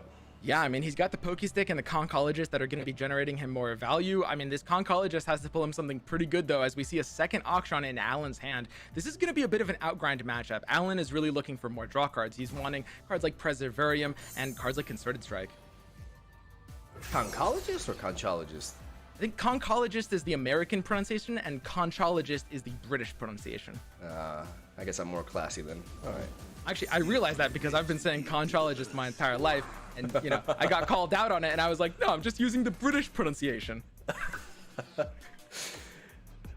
Down goes the Vikaran Bruiser. I don't know about you, man, but it's really interesting how my view towards Action Sivir has changed after the hotfix. Like, I've grown to be a really big fan of this deck, especially after the Vikaran Bruiser edition. I think we could both agree, we're a little bit tired of Rune Runner everywhere. And seeing this new 5-drop here feels really fresh, and it's a very fun archetype to watch and to pilot as well. It has a very, even though it's a mid-range deck that may seem a little bit linear, it's actually not. And there's a lot of, we've seen some awesome plays from Allen with it in this tournament as well, like that lethal setup with the Lucky Find Fearsome onto the Sivir against Ragnaroshik. That was just absolutely, like, there's so many awesome plays available. Badge Attack as well, you know, he went down in the group stage, but he's done so well with the deck as well. And yeah, it's a cool deck now. Like, I like it. Yeah, I mean, I couldn't agree more with you, Mogwai. It's a really, really sweet deck. Like, MNLVO is obviously a little OP before the nerfs, but, I mean, it's a very, very skill-testing deck, and that's why, even though its ladder stats aren't great, its performance in this tournament is a little underwhelming, but Allen still has a very, very good track record with it. Darkness being debated here whether to go down. With no Catalyzer, this Darkness is limited to 2 damage, and this is the first time that we are going to be apparently witnessing, you know, the weaker side of the Darkness archetype, because Yamato has had, like, I don't think he's missed a single Catalyzer up until now, and that really makes a difference. Oh yeah, and he doesn't have Vigar or Senna here either. Yamato kind of, developing a bit of a reputation as a god drawer, activating full Yugi mode. But in this case, he's gonna have to work with what he's been given. He's gonna want one of those cards, something like a Darkness Generator, maybe a Catalyzer off of Pokestick or the natural draws. Gonna finally go with that prank right here. 2 solid options. I mean, it's always better to hit a spell generally because the +2 cost nerf is just a huge hit. Tackling that rally, which is arguably the strongest card in this specific matchup, as Shadow Owl's base control decks tend to be weak to multiple attacks. So really good pick by Yamato there. Good timing with the prank as well. Waiting for the hand to thin up and the units to go down, so the chances to hit the spell are higher, and down goes the first darkness onto the action. And this is a little unfortunate for Yamato, as we see the second Akshan in Alan's hand that he could just play again if he wants to, instead of opting for the Waking Sands. This is going to start applying some real pressure. Interesting Waking Sands, because there's a lot of chump blockers running around. Yeah, right? it is interesting. I'm curious what his logic for it is. He could be looking to discount the Ricochet in his hand, honestly, off of the reputation triggers. That makes a lot of sense. Honestly, that makes a lot of sense, because that's the only reason why I think you would play this here, because otherwise you want to save that card for when you got the Absolver set up, right? Usually, yeah. I think it's the final trigger that he needs for that discount, and it's a really, really slick play here, because he knows that if, a Vigar hits a naked board, the Ricochet can potentially take it out, right? It stops basically the Vigar from being played this turn. Sivir with the level up, which turns Absolver into a really scary card. And as you just said there, Sivir's signature spell, which I forgot the name of, got enabled to 3 mana. Yeah, it's one that you don't see too often. The Ricochet. It's obviously damaging a bunch of random pings, but it has a chance of potentially sweeping up an engine. But Yamato, we can see his hand, he has no engine. This is the first time we're seeing Darkness really not doing so hot, but he does have another Darkness he can use on the Bruiser, and Alan could Absolver here, but he really wants to save it for a kill combo. Do you think we see the sapling being set up here? Sapling would be pretty crazy. I mean, it's definitely a pretty good option. Technically, theoretically, alongside the 2 pings, you can clear the Sivir, right? Though it is a bit of a heavy investment just for 1 unit, but it's a consideration. I like it. I think it's basically something you have to do unless we see a tough come out right now. Yeah. He knows that the Lucky Find is in hand, so he knows he can wait. Alan doesn't go with the tough. He went with the left side option, I believe. No, it was the tough. Okay, so we've got the tough, and now that might change Yamato's play. I don't know if he can sapling anymore. That's a big tough. That line of play is just completely shut down. These pings, now he needs to have 1 big hit go at Sivir, which is easier said than done when there's no Catalyzer. The lack of Catalyzer, the lack of Vagar is really brutal here for Yamato. And I think it's important, though. I think it's important for us to witness the downside of Darkness as an archetype, because otherwise I think everybody and their mother is going to be playing this deck tomorrow onwards. Oh yeah, no, it's the greatest thing ever. It's one or the other, Mogwai. Either Yamato wins and every game on ladder is Darkness, or Alan wins and every game on ladder is Shellfolk Prank. What's worse? I don't know. Oh my god. I'm gonna go on a 1-week vacation, I think. All right, now the auction developed. Now that sapling toss is looking juicy. So Yamato showing the restraint. He didn't want to commit the sapling toss, but now he can threaten the auction. And of course, if he played the toss earlier, Alan would have known, and that means the auction wouldn't have gotten played here. Yeah, you just don't. Alan is the king of playing around things, but there's a limit to that, right? There's a limit to that. You can't expect this. The sapling toss off of Concologist. I really do like Alan went for the tough on the Sivir, though. Bit of a hand read there. I mean, like I said, these players are 2 of the best pilots in the entirety of Runeterra. Ooh, awkward draw. But Alan does know that, Yamato has to have a lot of pings in his hand, right? He can see Yamato's bricked hands. He knows that there's no Vigar Senna because he would have played them already. And Alan hasn't really given Yamato a lot of opportunities for more Vile Feast or Pokesticks. So the tough is just preemptively predicting that hand state, and he's right. And we see the Absolver really prioritizing the action level up over the big hit next turn, which makes a lot of sense because Yamato is still at 18 health. Even though the Sivir is leveled up, he also kind of It's losing the spell shield is a big deal here for Sivir because it really takes away a lot from that Absolver like late game swing, right? But right now it's still a little bit too early. Yamato not even trying to bluff any sort of play with attacking with the Dark Bulb Acolyte, which would leave Sivir down to like darkness range, right? But not even going for that. We could have seen an Conchologist being developed earlier to try to pump up the Acolyte 1, but then he would have lost a lot of momentum. So bit of a tricky scenario here for Yamato. I mean, Alan making a bit of a play that looks a little weird, right? He used the fleeting Absolver's return, but the reason he did that is because Yamato knows that it's fleeting. If he hadn't done that, if he had just passed, Yamato would have passed back, and this Akshan is getting healed permanently off of that. So by Alan doing that, I mean, this is two control players against two control players, by the way, or sorry, two control players against each other. Alan and Yamato both main this control archetype, and they're both extremely reactive players. The Black Spear is huge. That does take down the Akshan and saves the pings. That was a great pickup from the Conchologist here. Something that Alan, again, something that he can really play around here.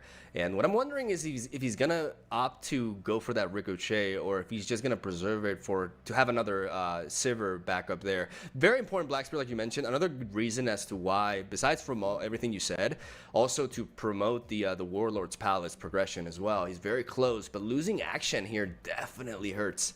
Yeah, no, this is pretty close. I mean, a lot of this game is going to come down to the next couple of top decks and what Alan gets off of this Palace. This is why, you know, Sivir Akshan Demacia is so potent, especially when you play well and manage your resources, because usually you're just running out of resources and then the Palace just bails you out at the last moment, giving you that predict to pretty much either end the game or stabilize on the spot. That Rekindler in hand also feels pretty bad with having not drawn any chances. I positively jinxed it. Yeah, go man. And the Senna is going to die to a potential Concerted Strike, but she's going to get resurrected by the Rekindler. That's a huge top deck for Yamato. He might just be totally good here. That's amazing. Like that draw is actually amazing for him. He really, really needed this. Yeah, and on the other side, we see Alan draw a 1-mana card. Now we're in pure attrition area, and people just want to be drawing expensive things. Alan drawing a almost useless Fleet for the Tracker at this stage in the game. Yamato is looking super good all of a sudden. Gonna go for that 6-mana Golden Aegis, which will proc the Warlord's Palace, allowing him to get an extra draw. Maybe he can fish for another action because he really needs the Horde, I believe, to fight this late game. From this point onwards, the power level of Darkness will rise even without the Catalyzer ongoing boost. Just Senna alone represents a lot. Let's see what he picks up here. Preservarium is more steam. I don't think he can go for Aegis. I think he just needs to replenish his resources here. I agree. This is an outgrind. Completely agree. I think you have to Preservarium here. You're running out of steam, and you know the opponent is not only does Yamato have a hand size advantage, but he's also got generation with Senna. Like Senna just constantly generating darkness is a huge problem here. And not only that, but Alan's not under much pressure because without Vygar, Yamato's deck, I mean, it can stabilize and it can do a lot, but without Vygar, it can't really just blow out the game, right? So Alan knows he just plays for the long term, goes for the double draw for the Preservarium. Single combat is big. Now suddenly he can kill both Sennas, the Senna on board and the Rekindler Senna. And the Tough allows him to preserve the Sivir in the exchange as well. He could just do that now, honestly, with a barrier. Like, why not? Yeah, but absolutely. we were talking about the Rekindler. So we could see him, there's an argument for going for, I mean, you may want to spawn the unit, right? But you could set up the darknesses. You're going to get it back anyways with the Rekindler immediately, right? I think Yamato is trying to hope for, getting more value out of it, as well as, if the Senna were to die, she might not, get the additional darkness, but that would have been a little bit better long term. I think Yamato just knows he already has this 1 damage ping in his hand, and that Vile Feast wasn't really doing much else after that. And to be fair, I do have to retract on that because now this darkness can actually pick off Sivir, which is not something that Vile Feast nor Pokestick would have been able to do. So very important to note right there. And now we're gonna see it exactly. This is definitely the better play. I do like this attack. Like this is a solid hit here, and he does need to soften him up a little bit. So I like this preemptive attack. Though the problem is, no, it doesn't matter because even if he goes for the darkness and he develops the Rekindler afterwards, it's not like he has the mana to play another darkness before Senna attacks. Yep. So he's not missing out on value. This is the attack of the control player, basically. Like I said, both Yamato and Alan are veterans of the reactive control archetype. They both play, they play a lot of decks like their control decks. Pretty much every deck they play, they will pass so aggressively and just gain reactivity. It's just a game of seeing what the other person does first. Almost a game of chicken at times. Yeah, I mean, we see it right here. Both players Yeah. burning 9 mana. Yamato could have gone for that darkness, but he wants reactivity so bad. He just wants to see what Alan does first, because he can still darkness later. Yeah. This is so strange watching this game play out. Alan's So still close running, too. Yeah. Alan's still running a little bit like low on gas here, but definitely getting back into it. Getting that Warlord's Palace helps out a lot, but he needs to find. He really wants to find that action. This darkness onto the tracker is very interesting. Playing around the Shapestone, I believe. Yep. Just trying to make sure that the tracker will die no matter what. Yamato has a bit of a hand read here, right? He can see the 2 left cards in Alan's hand, and if you're counting and you're a good player, and Yamato is absurdly good, you are going to be able to keep track like, oh, these cards have been in hand for a while. So Shapestone is getting pretty likely, and we have the It Pokestick follow-up. also plays around sharp side with a Pokestick backup as well. Yeah, this guy's legit. And Like, another thing it plays this around guy's legit. is second Sivir, which we can see in Alan's hand. He knows if he kills this first Sivir, second Sivir just gets on brick. Smart. It's so right? smart. He's playing around everything. Like, that's just, yeah, like that is honestly like that. This is beautiful to watch. Like I feel like I'm learning every second. Like every time I see Alan and Yamato play, like there's a lot to pick up, and this is great. These are 2 of the best pilots. Just like their ability to execute on decks is some of the best Runeterra has ever seen. It's so funny how, like, you know, we see this now in a lot of ways. It feels like some of these plays are maybe considered to be like a bit obvious, but it's only because we're watching them from the sidelines, right? Like when you try to actually pilot these decks, like the level of sequencing here, like this is definitely world class. Yep, exactly. So Yamato going ahead and taking down Sivir's barrier because, of course, with attacking allies have my keywords, allows the rest of the board to be potentially killable. And down goes the concerted strike. Again, Alan with a solid attack, but like I mentioned, running out of gas. And you know, other loses Senna. yeah, I mean, it's going to be really rough. I don't see how Alan can find lethal at this point. I mean, Yamato just has more value, more beef. The Rekindler's coming down. Another Senna. Another Senna. That's a third Senna. This is better. This is better. Fourth Senna. This is better. Oh, you know, but I mean, if you play a Rekindler, you get 2 bodies, so the Rekindler that does prioritize that. You go for the darkness here before attacking onto the Sivir, and then just you can get with a strong swing. Or, you know, like I said, these 2 players, their favorite move in the game is to pass. So we can actually see a bit of a pass here. Let's see.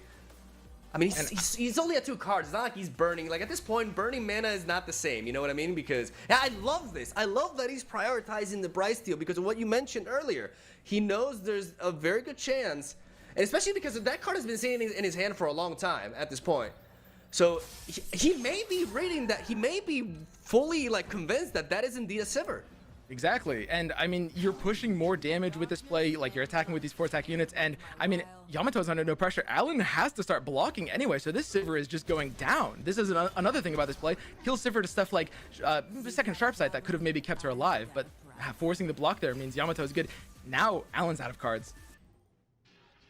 Again, 2 power, 2 damage, darkness, but double Ixtali. These will be going face. Like, this is looking really neat. We gotta see Senna's signature spell gonna take out the Sivir after the darkness removes the spell shield, and Alan is out of gas. This Shapestone cannot get that Warlords to flip. It's still, oh man, it's over. It's actually over. He has no Yamato traction. has to take it here. That's He has no absolutely direction. crazy. I mean, Yamato coming out of nowhere. This is like the one weakness of Demacia mid-range. If you don't have a board, you can't do anything. It's over. Yamato takes game 1 and is 1 win away from becoming the first ever Legends of Runeterra World Champion. Taking a game off of Alan, one of the favorites from the start to win the entire thing. Yamato just kind of showing up out of nowhere. It's exactly like you were saying, Mogwai. It's the dark horse, right? He was on nobody's radars, but now he certainly is. And he just needs to make it through with Plunder. Unfortunately, this is, so far, still a repeat of what happened yesterday. When Alan beat Yamato, Alan won, Darkness won against Alan, and then Alan was able to beat the Plunder deck twice. Now, it's up to Yamato to win once with the Plunder deck, and he takes it all. But he lost to Timer, right? Unless I'm mistaken? Yes, there Because was a timeout in that match. That is the big difference, because yesterday when they played, the darkness. It was darkness against this deck right here that Alan's bringing in right now, Draven, Caitlyn, and that I think that was like a 40-minute game. Yeah. So Yamato was actually like really on the back end, and Alan really made use of the timer there and took him out this way. But this time Yamato has gotten the win with darkness really quickly, and we're going in here with Plunder as he's facing into Draven, Caitlyn, and I just want to say, like, for one moment, like, my God. Darkness deck like just does not lose even when you don't need it. You don't need Catalyzer. He didn't draw well. He didn't draw Catalyzer at the start. He didn't draw Senna until like turn 8. He didn't draw Vigar at all, and he still took Alan down. What the Alan hell? didn't really have the resources. Bit of an awkward hand here though. Double Dreadway. Not what you want to see. Yamato is going to be vulnerable to early aggression. If Alan plays for an aggressive game here, he will be able to potentially kill Yamato before we can get to these Dreadways or Sejuani. That may seem like a suboptimal make it rain right there, but Yamato is purely working for that Plunder, that Sejuani and Gangplank level up, which really changes everything. And Yordle Grifter does not miss Allegiance, and it's not Grapplers, thankfully. Yeah. And here we go. I mean, especially with the Sejuani in hand, because Yamato has to know with the 2 Dreadways in his hand, his lose condition here is the aggro. The aloof burns one of the Dreadways, which is not necessarily bad for Yamato, because he's at least getting something more playable. This is actually good. Like, we can agree, this is positive for him. He had a bit of a bricked hand, and this is one of the few instances in which aloof is actually helping a brother out here as we see Warning Shot go down to, again, continue that level of progression. The problem here is the second Warning Shot's not a great draw for me. Is that the Gangplank though is this is suddenly a lot of mid-game pressure Yamato has in the next couple of turns. We see a pass here from Yamato baiting him into an attack. Because you don't even though he's missing out on one, like he's got like when you have your champion damage here, like you can just have it. It's good as dead essentially, right? So you don't want to have the Gangplank trading into the Twin Revenant here. So the problem is if you pass here, Alan can definitely just make you burn a lot of momentum. But we'll see. And you know it'll happen. Yamato has to know because they're both control players. They love the burning mana. They skip their attacks all the time. Yamato knows that if he passes here, his mana is gone. Now, I mean, I don't know what else he can really do here. He's in a position where his mana isn't really that valuable this turn, especially getting the Tri-Beam and Probulator off of the nab is not really what he was looking for. Yeah, I'm really happy you brought up the Tri-Beam and Probulator because I was gonna just ask you to for us to sit down and actually talk about this pickup for a little bit and how it's the ultimate counter to Plunder. He's got 2 Monkey Idols and he has the monster harpoons that he can enable. That's it. That's the 3 drops in his deck. So he's got to nab more 3 drops effectively. Yamato, looking at his situation, he knows that if he plays a card, Alan will be able to attack with a challenger. He has to burn his own mana. The Tri-Beam's not even worth playing at this point because it's just so worthless as a card, unfortunately, in Yamato's deck. The Sejuani comes down, and this is threatening to flip with the overwhelm damage.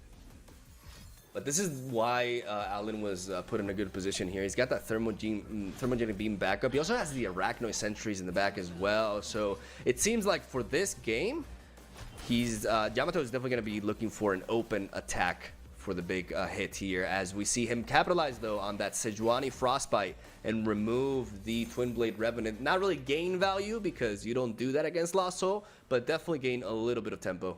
Yep, and I mean, we can certainly see here why the Plunder deck was struggling before in the same exact matchup that these players are replaying from yesterday. I mean, Yamato's Plunder deck is something that gets shut down by, the kind of like outgrind value that any sort of like Draven Caitlyn deck. I mean, that's what the Caitlyn version of Draven excels at over Ezreal or Sion. Instead of just going for a burst kill later, Caitlyn Draven is just the pure outgrind, outvalue no matter what.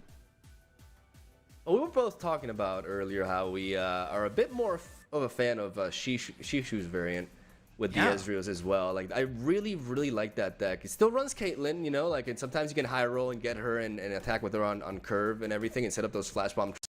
But holding on to that, like, Ezreal never stopped being good, right? So I like the fact that this archetype, there's many different ways to build it, actually. All right, now, if I've been counting correctly, I think we're one trigger on the Nexus, the 1 Plunder trigger off of a potential level up here on the Gangplank. So Yamato knows his Gangplank is at least fairly protected here. It is going to get set up into damage range by Alan, and that does enable Scorched Earth for next turn if Yamato goes into a Gangplank attack. But if he does trigger this warning shot, he'll get the powder keg at the beginning of the round, and what the Scorched Earth will prevent is the overwhelm damage, but it will not stop the barrage.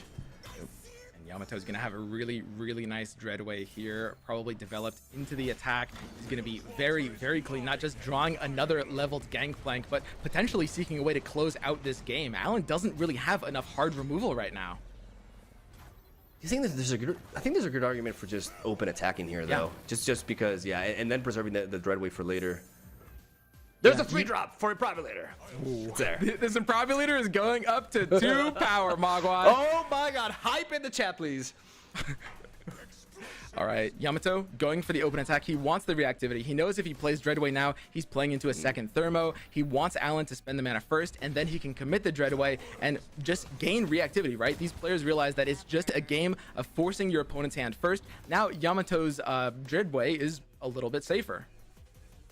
Indeed. I like how we went for the Sun Fumes, though, respecting the other big boy units here and keeping that Scorched Earth in hand, but drawing another leveled up Gangplank with this Dreadway. And this is where this deck starts to become really strong, Swim, because when you have Dreadway drawing you a Gangplank and then you play the Gangplank, these units are not easy to kill. And both of them are just, it's essential to remove them off the board immediately, right? So you feel all of a sudden, like, even if you have a huge hand, like, you're just feeling so much pressure, and it's really, really a tough hole to climb out of. English. I mean, we have to see that Yamato is kind of on his last legs here. Right now, the game is going to come down to Yamato being able to just do one big punch of damage with either Dreadway combos or with his leveled Gangplank. If Alan can find ways of killing both this Dreadway and this Gangplank through Rummage, through Station Archivist, then that pretty much is it, and Alan will take this. But if Yamato gets even one punch through, Alan's probably dead.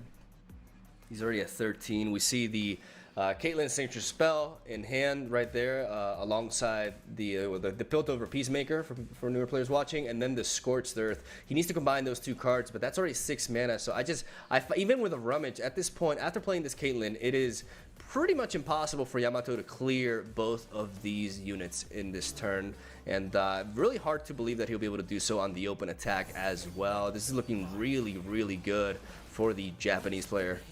Yep. And, I mean, Yamato is now getting attacked by Alan with a Challenger. Alan's just looking for more ways to take down this Gangplank. The Make It Rain coming out here at max value. Keep in mind, it's doubled off the keg, redoubled off of the Dreadway. So this is a 4 damage Make It Rain coming through, and Alan might have to respond. Ooh. Oh, that's so huge. He does miss. He does miss on the twin blade. That's what I was really looking forward to. And that's so sad. That was the most important thing, because keeping this Gangplank alive was the only most important thing for Yamato. But if Alan lets this 4 Nexus damage go through, that's going to be really bad for him too. Yeah, I mean, this is huge. This is still huge. He prevents the hit from Caitlyn, so limits the amount of Flash Bomb traps. That's a massive hit right there. And because he's forced to use the trap onto that, how does he deal? Right, with Dreadway's still a threat. Dreadway?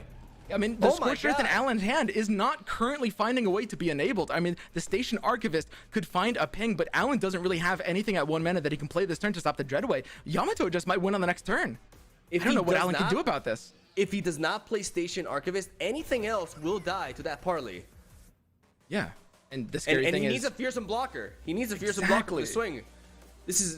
Will Alan see this? No, I don't agree. Well, okay. I think he could have waited here. Could have waited an additional action. I think he knows he's pretty safe here. He's worried about Alan taking the pass back. Yeah, that's true. He knows that he is going to have the monkey as well. I mean, we could if Yamato wants to. Oh, the trap! Hitting the Dreadway! That is so big all of a sudden. We can see Alan's face. Oh my god. Is that actually it? Is that enough to make the difference here? I think, dude, he's ready to gas. That's so huge. The Caitlyn trap. He needed this open attack, and the odds were also like so in Yamato's favor. Right. Yamato has met Kaiba or something. Oh my god. That is absolutely crazy. Because Dreadway, of course, doubles the damage on units, so Yamato was looking for an open attack and unit double damage getting through, but now if the Dreadway dies on the stack, it doesn't even matter that it was going to get blocked anyway. Its effect is gone, and with it, Yamato's chance of being able to destroy Alan's Nexus maybe. I mean, he needs to get this damage out now. He's out of resources completely. And I just don't think that after the Scorched Earth, he's not going to be able to... No, it's only one ping. One ping to the Nexus, potentially another ping, unless he could find something with that Rummage to just kill this Monkey Idol immediately. Yamato might realize he has to develop here. Yeah. He's doing it. He's using the Tri-Beam. This is cheating 2 actions, even though it is a 2 damage Tri-Beam. It's getting a random 2-drop and pulling a unit at the same time. Which forces Alan to drop the Scorched Earth in the stack and get rid of this Dreadwave before the spell resolves. That's a pretty okay. I mean, it's elusive, but there's a pour up. So yeah. Yeah, I mean, you can, if you're Yamato, you can use Monster Harpoon on the Poro to push extra damage and hope Alan doesn't really have a way to deal with the elusive. We can see in Alan's hand, he currently doesn't this turn, but Yamato is just going for maximum damage here. We find a damage to the Nexus off of that. That's huge because it enables the Monster Harpoon if he wants to use it this turn, or the Black Market Merchant. So these 2 traps were like at the top of the deck. Oh my God. That Peacemaker is the MVP Yeah. for Poland here. The Peacemaker changed this entire game. Oh my That's God, I can't absolutely believe crazy. that happened. I can't believe that happened. I would be so salty. Like, to be honest. The Sun Charger discount. Whoa, Is that I think Yamato might just be... I mean, is that game?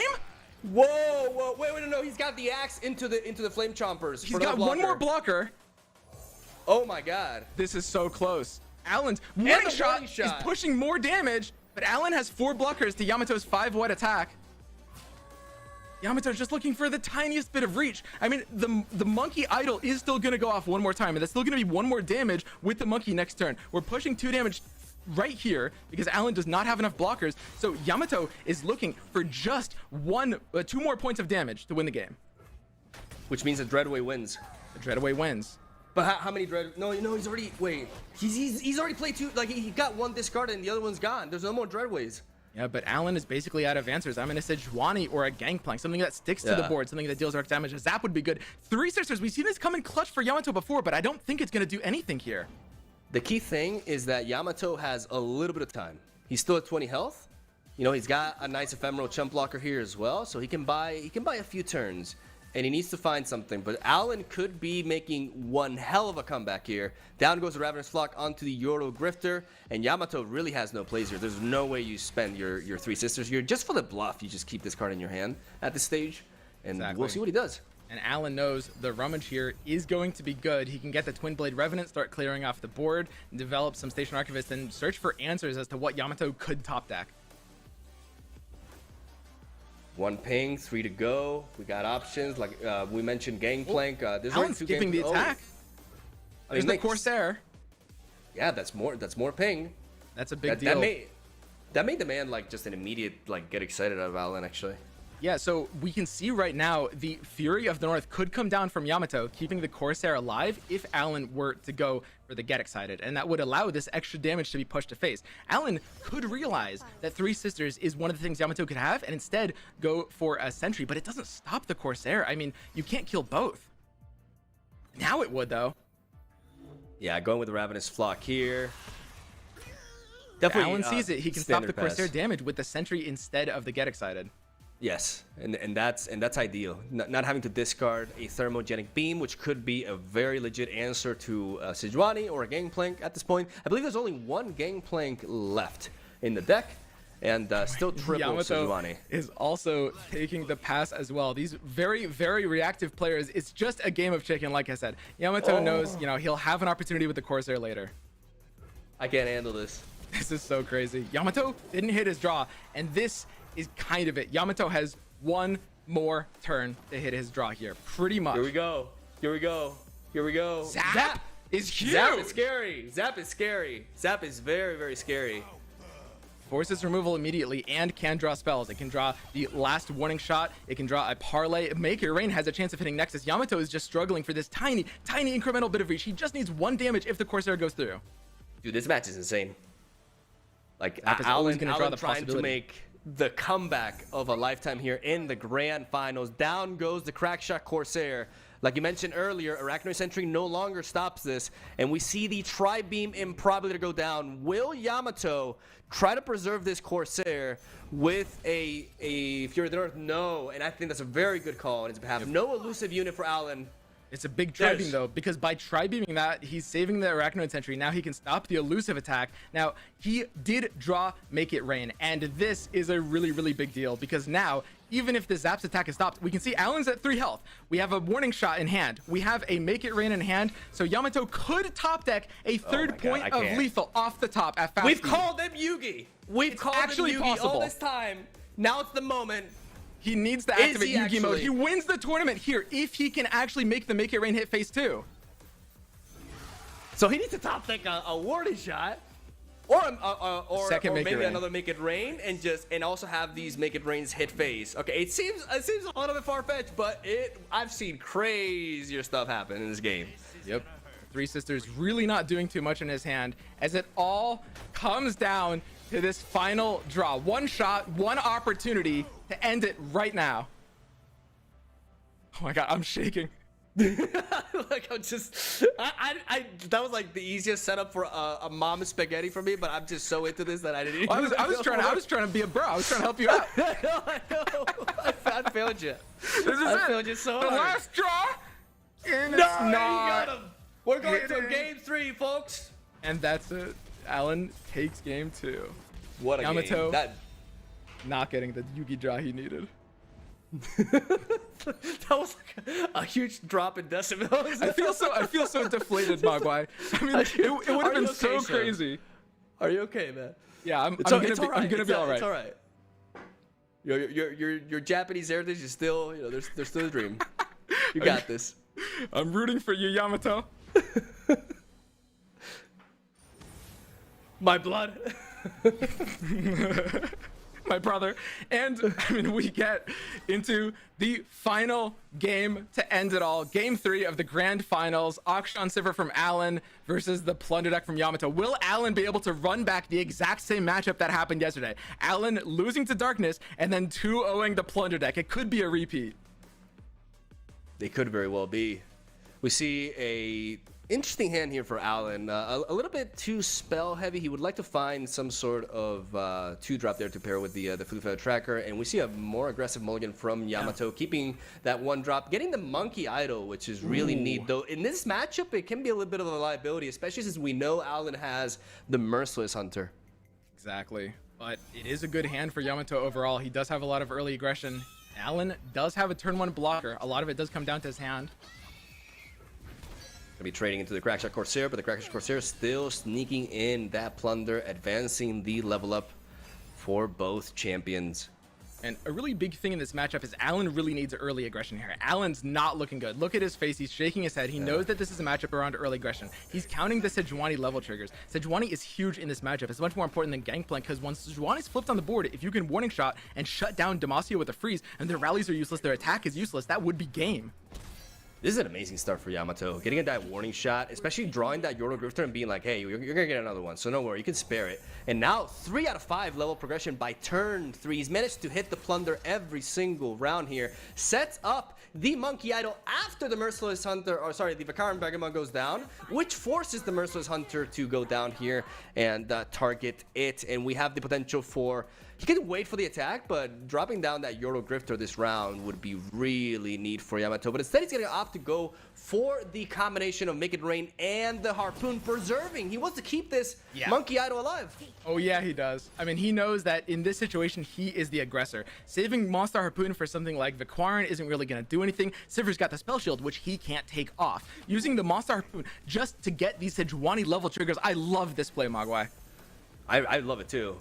There are counterplay though. We do see single combat there for Alan. Will he go for it? I think at this point it is worth it, because the level up has progressed. Well, is it? Because now he's at 4. Like, it's so easy for him to level up at this point. That's true. It's a tough decision by Alan. Yeah.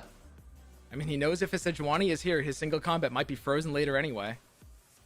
Exactly. And Sejuani is here, and Sejuani, ladies and gentlemen, when Akshan Sivir was essentially the Azir Aurelia of the meta, right? Like the #1 deck with a ridiculous win rate. There was one deck that rose to popularity because of the matchup, and it's this one right here. Plunder, because of one champion, and that is Sejuani. Sejuani's ability to Frostbite, passing through the Spell Shield. Oh, That is potentially massive. He still needs one more trigger for both of them to level up, though, and he doesn't have it. Vicar and Bruiser. Vicar and Bruiser is a perfect blocker for The Gangplank. bro. Ultimate bro here. Like, it would be actually a favorable trade for them because he would get a lucky find. Well, actually, no, it's fleeting, so never mind. Yamato misses! Oh, He no. misses the allegiance! Oh, no! That is disastrous! Where's the heart of the card, Yamato? What happened? Oh, man. That is really rough. On the plus, he does get a second Sejuani, which can True. stick to the board if the first one dies. But Yamato is really looking to draw a single point of damage enabler, because right now he has a hard time pushing face damage. I mean, Alan has ways of keeping his units' health up, not letting this overwhelm damage go through. Yamato just needs to play one of his units now and then draw a way to deal 1 point of face damage to level them up. Gonna drop that second Vicar and Bruiser here. This will open up the path for Yamato to set up one of his champions here. I wonder what he'll go for. I like this game plan because this sets up the Sejuani for the offensive next turn.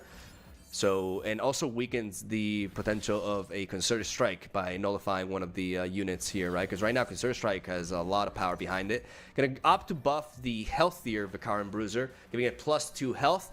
And now this draw is really important for Yamato. Something to pair Sejuani with, something to be able to give him a little bit more. One time, Yugi mode. Yeah.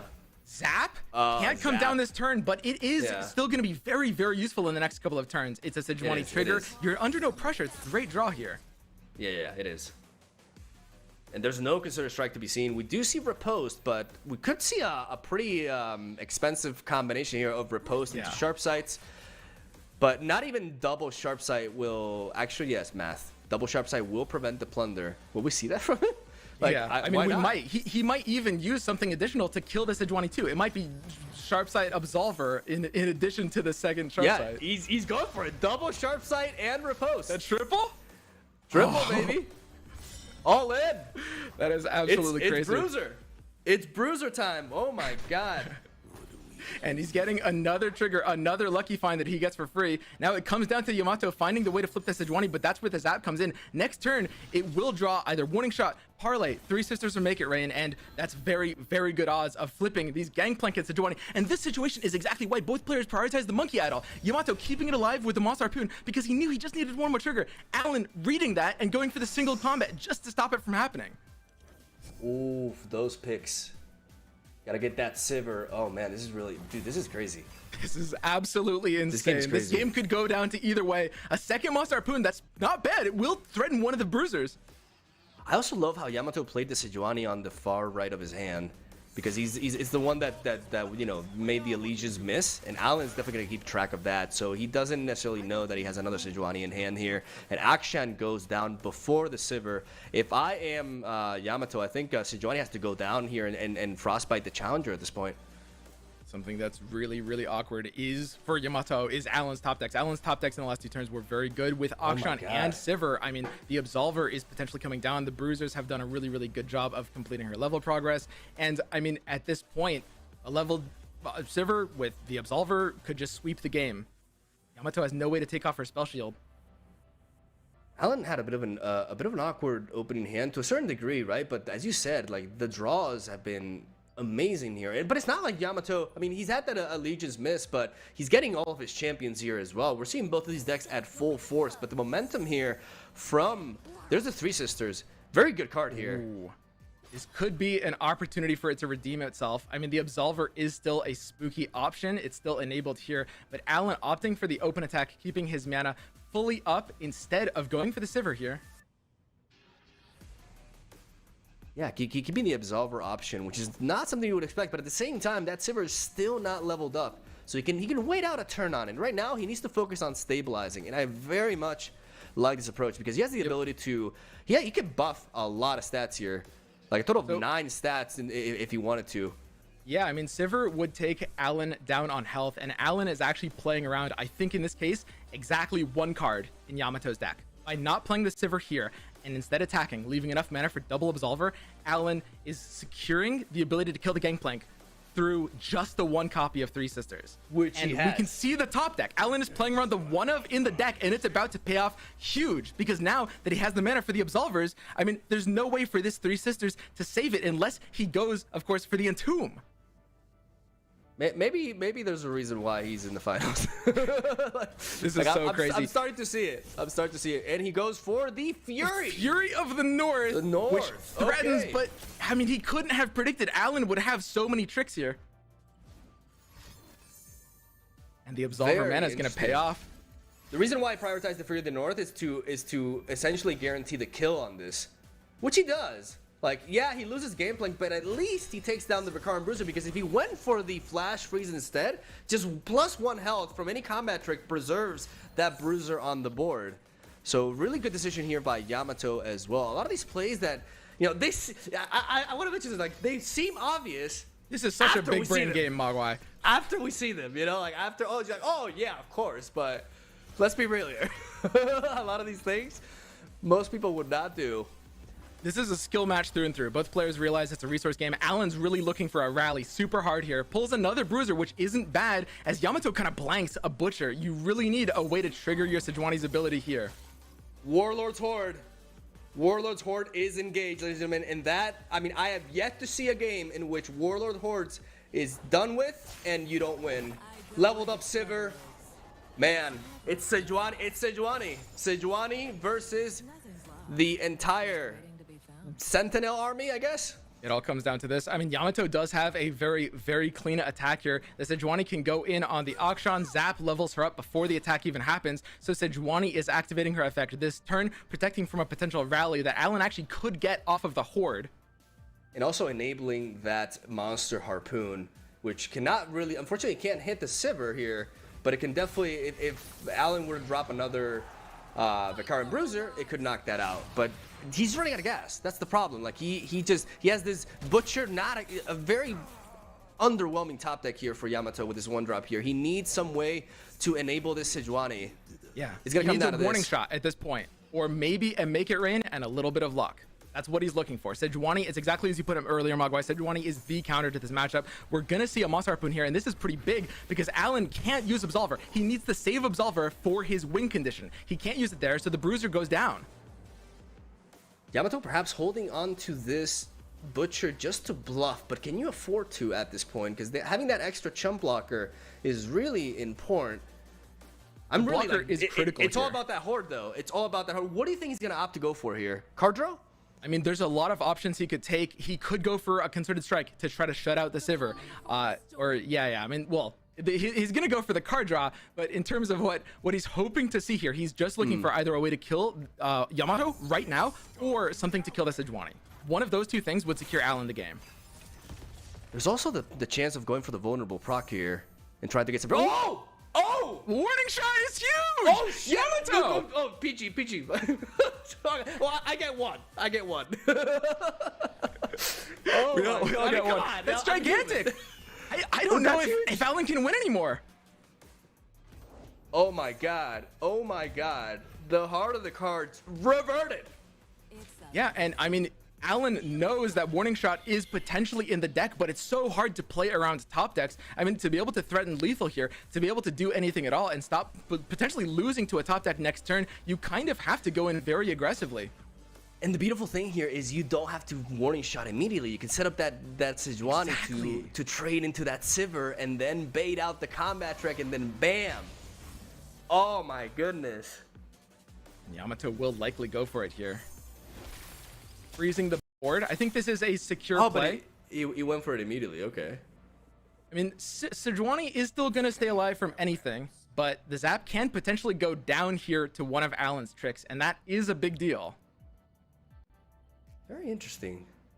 Pre-committing Warning Shot could end up biting Yamato. Yeah, I'm a little bit thrown off by this because I feel like he could have set up the block and Alan definitely he cannot afford to let his to let his Sivir go down here, I think. Exactly. Alan, just with the 2 combat triggers in hand, he has to know this zap is important because next turn, Yamato attacks with zap on the left side. Alan can block it with sharp side if he keeps sharp side, but killing the zap now is usually just a cleaner play through and through. Get it in while you can, while you know Yamato has no cards in hand. If he kills the zap, then Yamato's kind of potentially locked out of an attack because the Sejuani's no longer freezing the board guaranteed. Exactly. This Vicar and Bruiser is too thick. It's too big, so he just cannot trade into it normally. Because every other unit Sejuani can beat down but the Vikaran Bruiser is too big. Oh. And there's the Absolver. There's the Absolver onto but this means that Zap remains alive. That's huge. Zap remains alive. Alan just making sure that the Jagged dies instead. He knows he has the Sharp Sight for the Zap later, so he's baiting Yamato into an attack here by leaving the Zap up. He has the Sharp Sight to be ready, and with that, he'll be able to block and kill the Sejuani. The parley! The parley. That's so huge. Yamato has to pre-commit this. He might be hand reading Alan here. He might be thinking, why did he let my Zap live? What could his hand be? If it's Sharp Sight, that's the only reason he would let my Zap live. I can parlay and just make sure the board is frozen. My Sejuani is getting through. It's so risky to attack here without that. The problem is he still has a good block into Sejuani. The issue is even attack. Oh, this Sharp Sight. This Sharp Sight. Bait! Oh. The bait, and Sejuani's gonna go down because the Shapestone allows him to pick up the Sejuani as well. This could be game winning. I think that's this it. This could be game winning. That Sharp Sight bait, I don't think Yamato can come back from this. The Sejuani is going down. The parlay is slow. It can't be used. The entire board is cleared. That has to be it. Has to be it, especially not only the Sharp Sight, but also that very clutch second combat trick to pick off the Sejuani and take away any hopes, because he could top deck another warning shot to stop here, but now that Sejuani's out of the picture, we're going to see Alan go with an open attack, and ladies and gentlemen, I think we're going to crown our first ever champion. Whoa, the timer's running down to its limit, by the way. You know, something funny, Mogwai, I actually happen to be a quarter Polish as well, so go, Alan! God, I'm gonna choke. Shut up. Oh my god, an absolutely crazy series and a crazy tournament. Alan, this was one of the biggest brain games I've seen in my entire life. Biggest brain series I've seen in my entire life, Mogwai. Absolutely amazing. Alan is your first ever Legends of Runeterra World Champion, bringing it back home to Poland. What an absolutely amazing series. And it is so deserved. I mean, Alan, of course, heralded as a player that's been here from the start, known in the community as one of the best pilots in the entire game, and we saw that live today. It was just absolutely insane. The way he made things like very, basically playing around at the lowest odds thing. There were so many things I could point out about what happened that game, but the two things that are so important that a lot of people wouldn't pick up on is the single combat on the Monkey Idol, basically winning the game, as well as keeping his mana up to play around the one-of copy of Three Sisters that Yamato just top decked, and that actually won Alan the game. It was honestly, like, it was just such a treat to watch this match. I really love the fact that it seemed like it was going really well for Yamato. He was 4 out of 5 for the level of requirement for both Gameplay and Sejuani, but by losing that Monkey Idol and missing that allegiance, all of a sudden, it took him a while to get that level up. It really slowed him down when it seemed like he was already on track. And just insane game, insane series, insane plays, by the way. Both of these players deserve to be here. Just outstanding. Oh my god. I have absolutely no idea how things went the way that they did in Game 2 and Game 3. All I know is that Alan, one of the most feared players going into this tournament, was able to pull out not one, but 2 wins against Yamato. I think that is just absolutely incredible, Swim. Yeah, I mean, showcasing that just the reactive play, making sure you're playing around everything is just going to come through in those mirrors that all come down to outgrinding, outvalue, and playing around every single possible hand state. Oh my gosh. I just like, I love that, you know, Yamato still gets to walk away with 100% win rate with Darkness. Okay, let's not downplay that at all. But the fact that Alan, for Europe, for Poland, like, is taking home the whole thing, like, Mogwai, that's huge. Yeah. It's a bit of echo going on, but yeah, it's absolutely massive. Like this series was just like I said, we've seen a lot of very high level play up until this point, but a player that I feel really rose or flew under the radar for a lot of people was Yamato. Like, not a lot of us were talking about him. He just kept winning, especially with that Darkness deck that just kept going through, and we kept underestimating. But also Alan, man. Alan had a rough start. He dropped the first game of the round robin, and then ever since then has not dropped a series, and has just been at the top of his game, really showcasing why the strongest trait of a player in Legends of Runeterra, I believe, from a competitive standpoint, is patience and knowing knowing, that passing is a very powerful move. Do not be afraid to pass. You can do a lot with the initiative system in Runeterra, especially with the spell mana system that allows you to, not have to worry too much about missing your first early plays. And I really, really like that a player like Alan, who is so just groomed into this play style of waiting and reacting, eventually took the whole thing, because he deserves it, man. He plays around everything, and it was a flawless performance. Big props. Yeah, I think basically anyone other than Alan would have lost that game 3. The amount of plays he had to make exactly right to be able to navigate a path to victory there was absolutely insane. With the deck stacked against him as it was, he was still able to come out on top, which is ridiculous. That game 3, probably that entire series, but that game 3 is going to go down in Runeterra history. We'll be teaching players with VODs of that moving forward. We also kind of, I feel like, need to talk about the Ezreal Vi Shellfolk deck that Alan did bring to his lineup. I don't think that was super expected, and he was able to secure at least one win with it, Swim. Well, I mean, securing bans with it. It was auto ban. I mean, in a tournament format, that's amazing. When you bring a deck that people, don't expect, that's very powerful, that's very anti-meta, you're eating their ban, and the ban is kind of the most important resource of them all. Suddenly, his favorable decks always get to play against what they want. It was kind of the low-key MVP. I think it's safe to say that we weren't expecting that deck to get banned so many times. Like, that was crazy. I feel like that's just the most respect that you can give to a deck is getting it auto banned all the time. But Alan has proven himself as the top player in the World Championship for Legends of Runeterra, and let's go back and watch his journey here.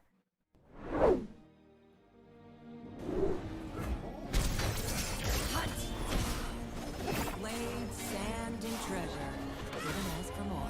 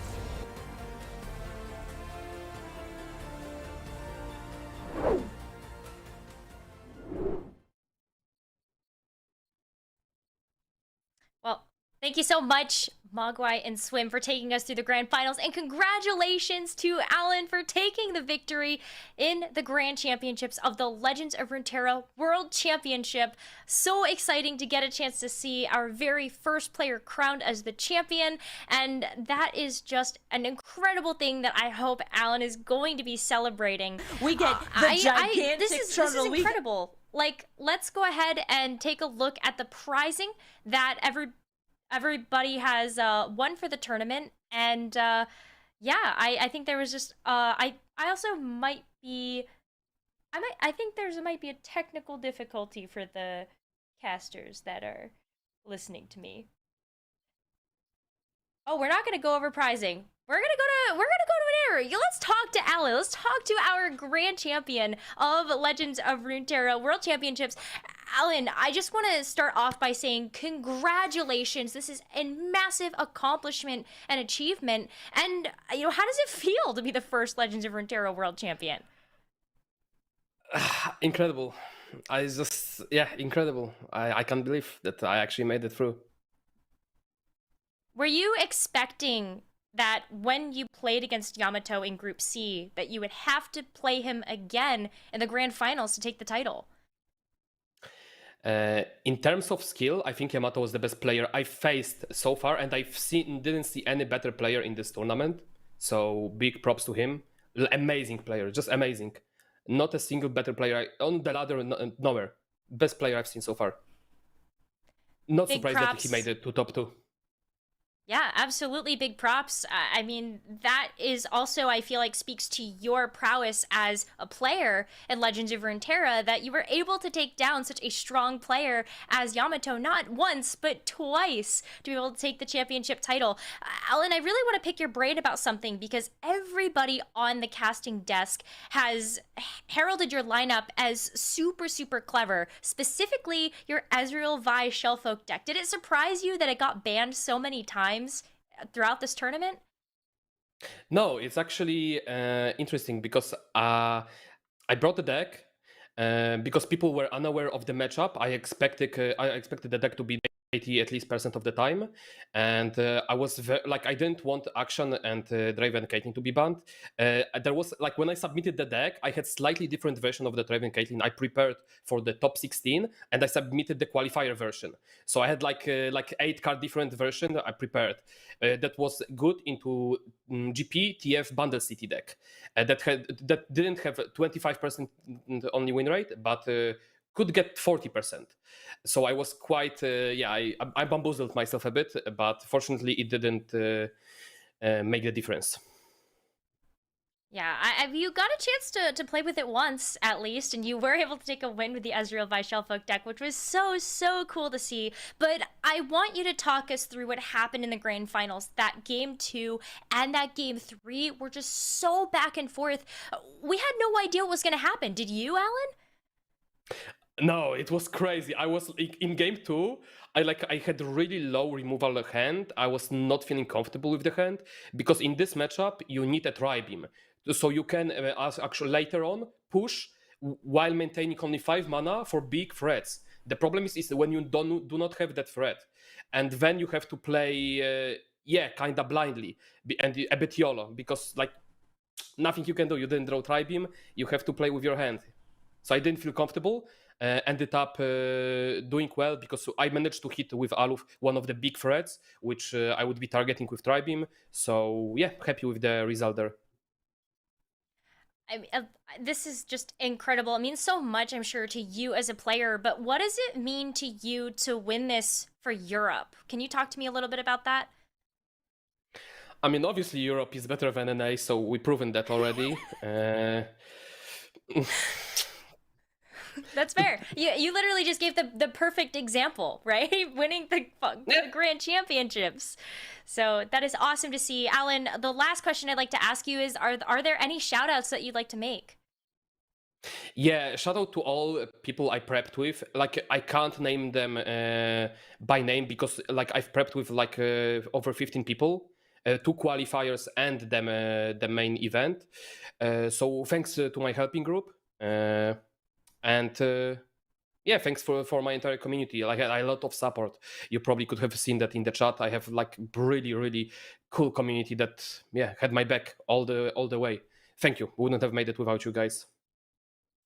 Well, congratulations, Alan, once again for being the Legend of Runeterra World Champion. We're gonna send you on your way, but I hope you enjoy this moment and bask in the glory. I do. Thanks for having me. Cheers. Well, now we are going to get a chance to go over the overall results of the tournament. Obviously, we just talked to Alan, who is our grand champion, and we also have everybody else that Alan had to overcome in order to take that championship spot. All top 16 of our players were incredibly, incredibly strong, and we got some amazing matches throughout the entirety of the World Championships. But Alan walking away with the lion's share of the prize pool with $40,000 and this sweet, sweet trophy. Everybody, I feel like, has had their eyes on this trophy for forever, and Alan is the one that is going to be taking it home. I'm sure it's going to look great behind him, and the next time maybe we get a chance to see his player cam. But I want to get some thoughts from all of our casters who have been covering the action throughout the entirety of the World Championships, and I'm sure you all have a lot to say. let's go ahead and bring them all in here and let's chat about this. Casanova, let's start with you. It has been quite the week. It has been so much fun to watch all of these games. And Alan, he said it on Twitter just before his match against What Am I? He said he was coming for the trophy and no one better get in his way. And guess what? No one was able to. He took it down. So happy for him. So happy to see Alan, someone who's been around the whole time this game has been out with me, playing since beta. We've talked about decks for over a year, almost 2 years now, and to see him come out and get the victory, I'm so proud of him. Yeah, honestly, it was a pleasure casting with you all. Mogwai, I'm glad we got to cast together again for the first time in 2 years. Yeah, I had a blast. And I just wanted to say I'm incredibly hyped for the future of this game. This was hands down the best tournament in Runeterra history, the best meta. The LOR dev team is absolutely killing it right now. And all the NA believers in chat, we'll get it next time. I think that it was also in part to our players. If they didn't play such great games, we wouldn't have such great games to cast. So shout out to everybody who played in the World Championships. And of course, gotta say, way to go, Alan, making the first World Championship extra spicy with those picks. I'm going to go ahead and add a little bit onto that. For me personally, this is the best tournament in my card game career, period. Not just Legend of Runeterra. Like, I think this has been incredible. I kind of, even as a caster, I have a hard time believing it's not scripted. So, yeah, just absolutely outstanding. And I'm just going to go ahead and say, Europe, I always believed. I have to say, I agree with Mogwai. It's been super exciting. Alan is someone that I watch, maybe not every day, but he is the streamer I watch the most. I'm in his chat all the time. Talking to him, I think I can consider him a very good friend as well. And him winning is just absolutely exceptional. We did have a bit of a gentleman's agreement that because he was bringing the Shellfolk deck, he would shout me out in the winner's interview. He did not do that, so I am going to have a very serious discussion with him tonight. I am absolutely disgusted by him forgetting. And other than that, congrats, Alan. We'll talk later, though. But, wow, I get final say, huh? I guess I can take this moment to say I am so proud of our top 16 players today. They really brought the heat. The games were all a pleasure to cast. This was the biggest concentration of hype matches back to back to back, I think, that most of us have ever seen in a single tournament. This is really just a celebration of our favorite game, and also our fantastic viewers here today showing the support for their favorite players. This has been just a momentous occasion for the entire community, and big congratulations once again to our 16 strongest players across the entire planet, and Alan taking home that big prize. This has been an incredible World Championships, and it wouldn't have been that way if it weren't for all of you incredible casters. So thank you so much for all of the storytelling, giving life to all of the plays, and for being a part of this incredible broadcast. We're going to let you get some well-deserved rest for all of the hard work that you were able to put in over the course of these last 3 days. And we're also going to send everybody else on their way. This concludes the World Championships for Legends of Runeterra, and we are so excited that you were able to be along with us. To all of our top 16 players that competed over the last 3 days, to Alan, our champion, it has been such a pleasure to watch all of the action for the World Championships these past few days. But thank you so much also to our amazing production team for helping us put this on, and to all of you viewers who hopefully enjoyed all the action and the show. Thank you so much for tuning in. Hope to see you next time, and we will see you soon. Big Shot can clean it up. It's exactly lethal! Oh no! Lecturing Yordle could have saved it! He played around second Scion for so long! It was so close! He played around it until the last turn! Until the very last turn he played around it! Oh. Odyssey! And the Rebels will soon be blocking because Boston is at 11 and Alan's board is giant. And are you kidding me? That's nuts. And now Alan just gets to swing in, and he's going to be moving on into the semifinals. This is looking like exactly what you want. Buffs Goes the other way. just to make sure. I'm not even sure what you're playing around, here. but who cares? You made it happen, and a 2-0 Yamato from Japan's in the semifinals. They're scrappers, but this is too strong of an opponent. Down goes Ezreal, leveled up. That the Donger dream stays alive as Shihu is looking to find his way to the semifinals, taking down the Brazilian player. Do it. What am I?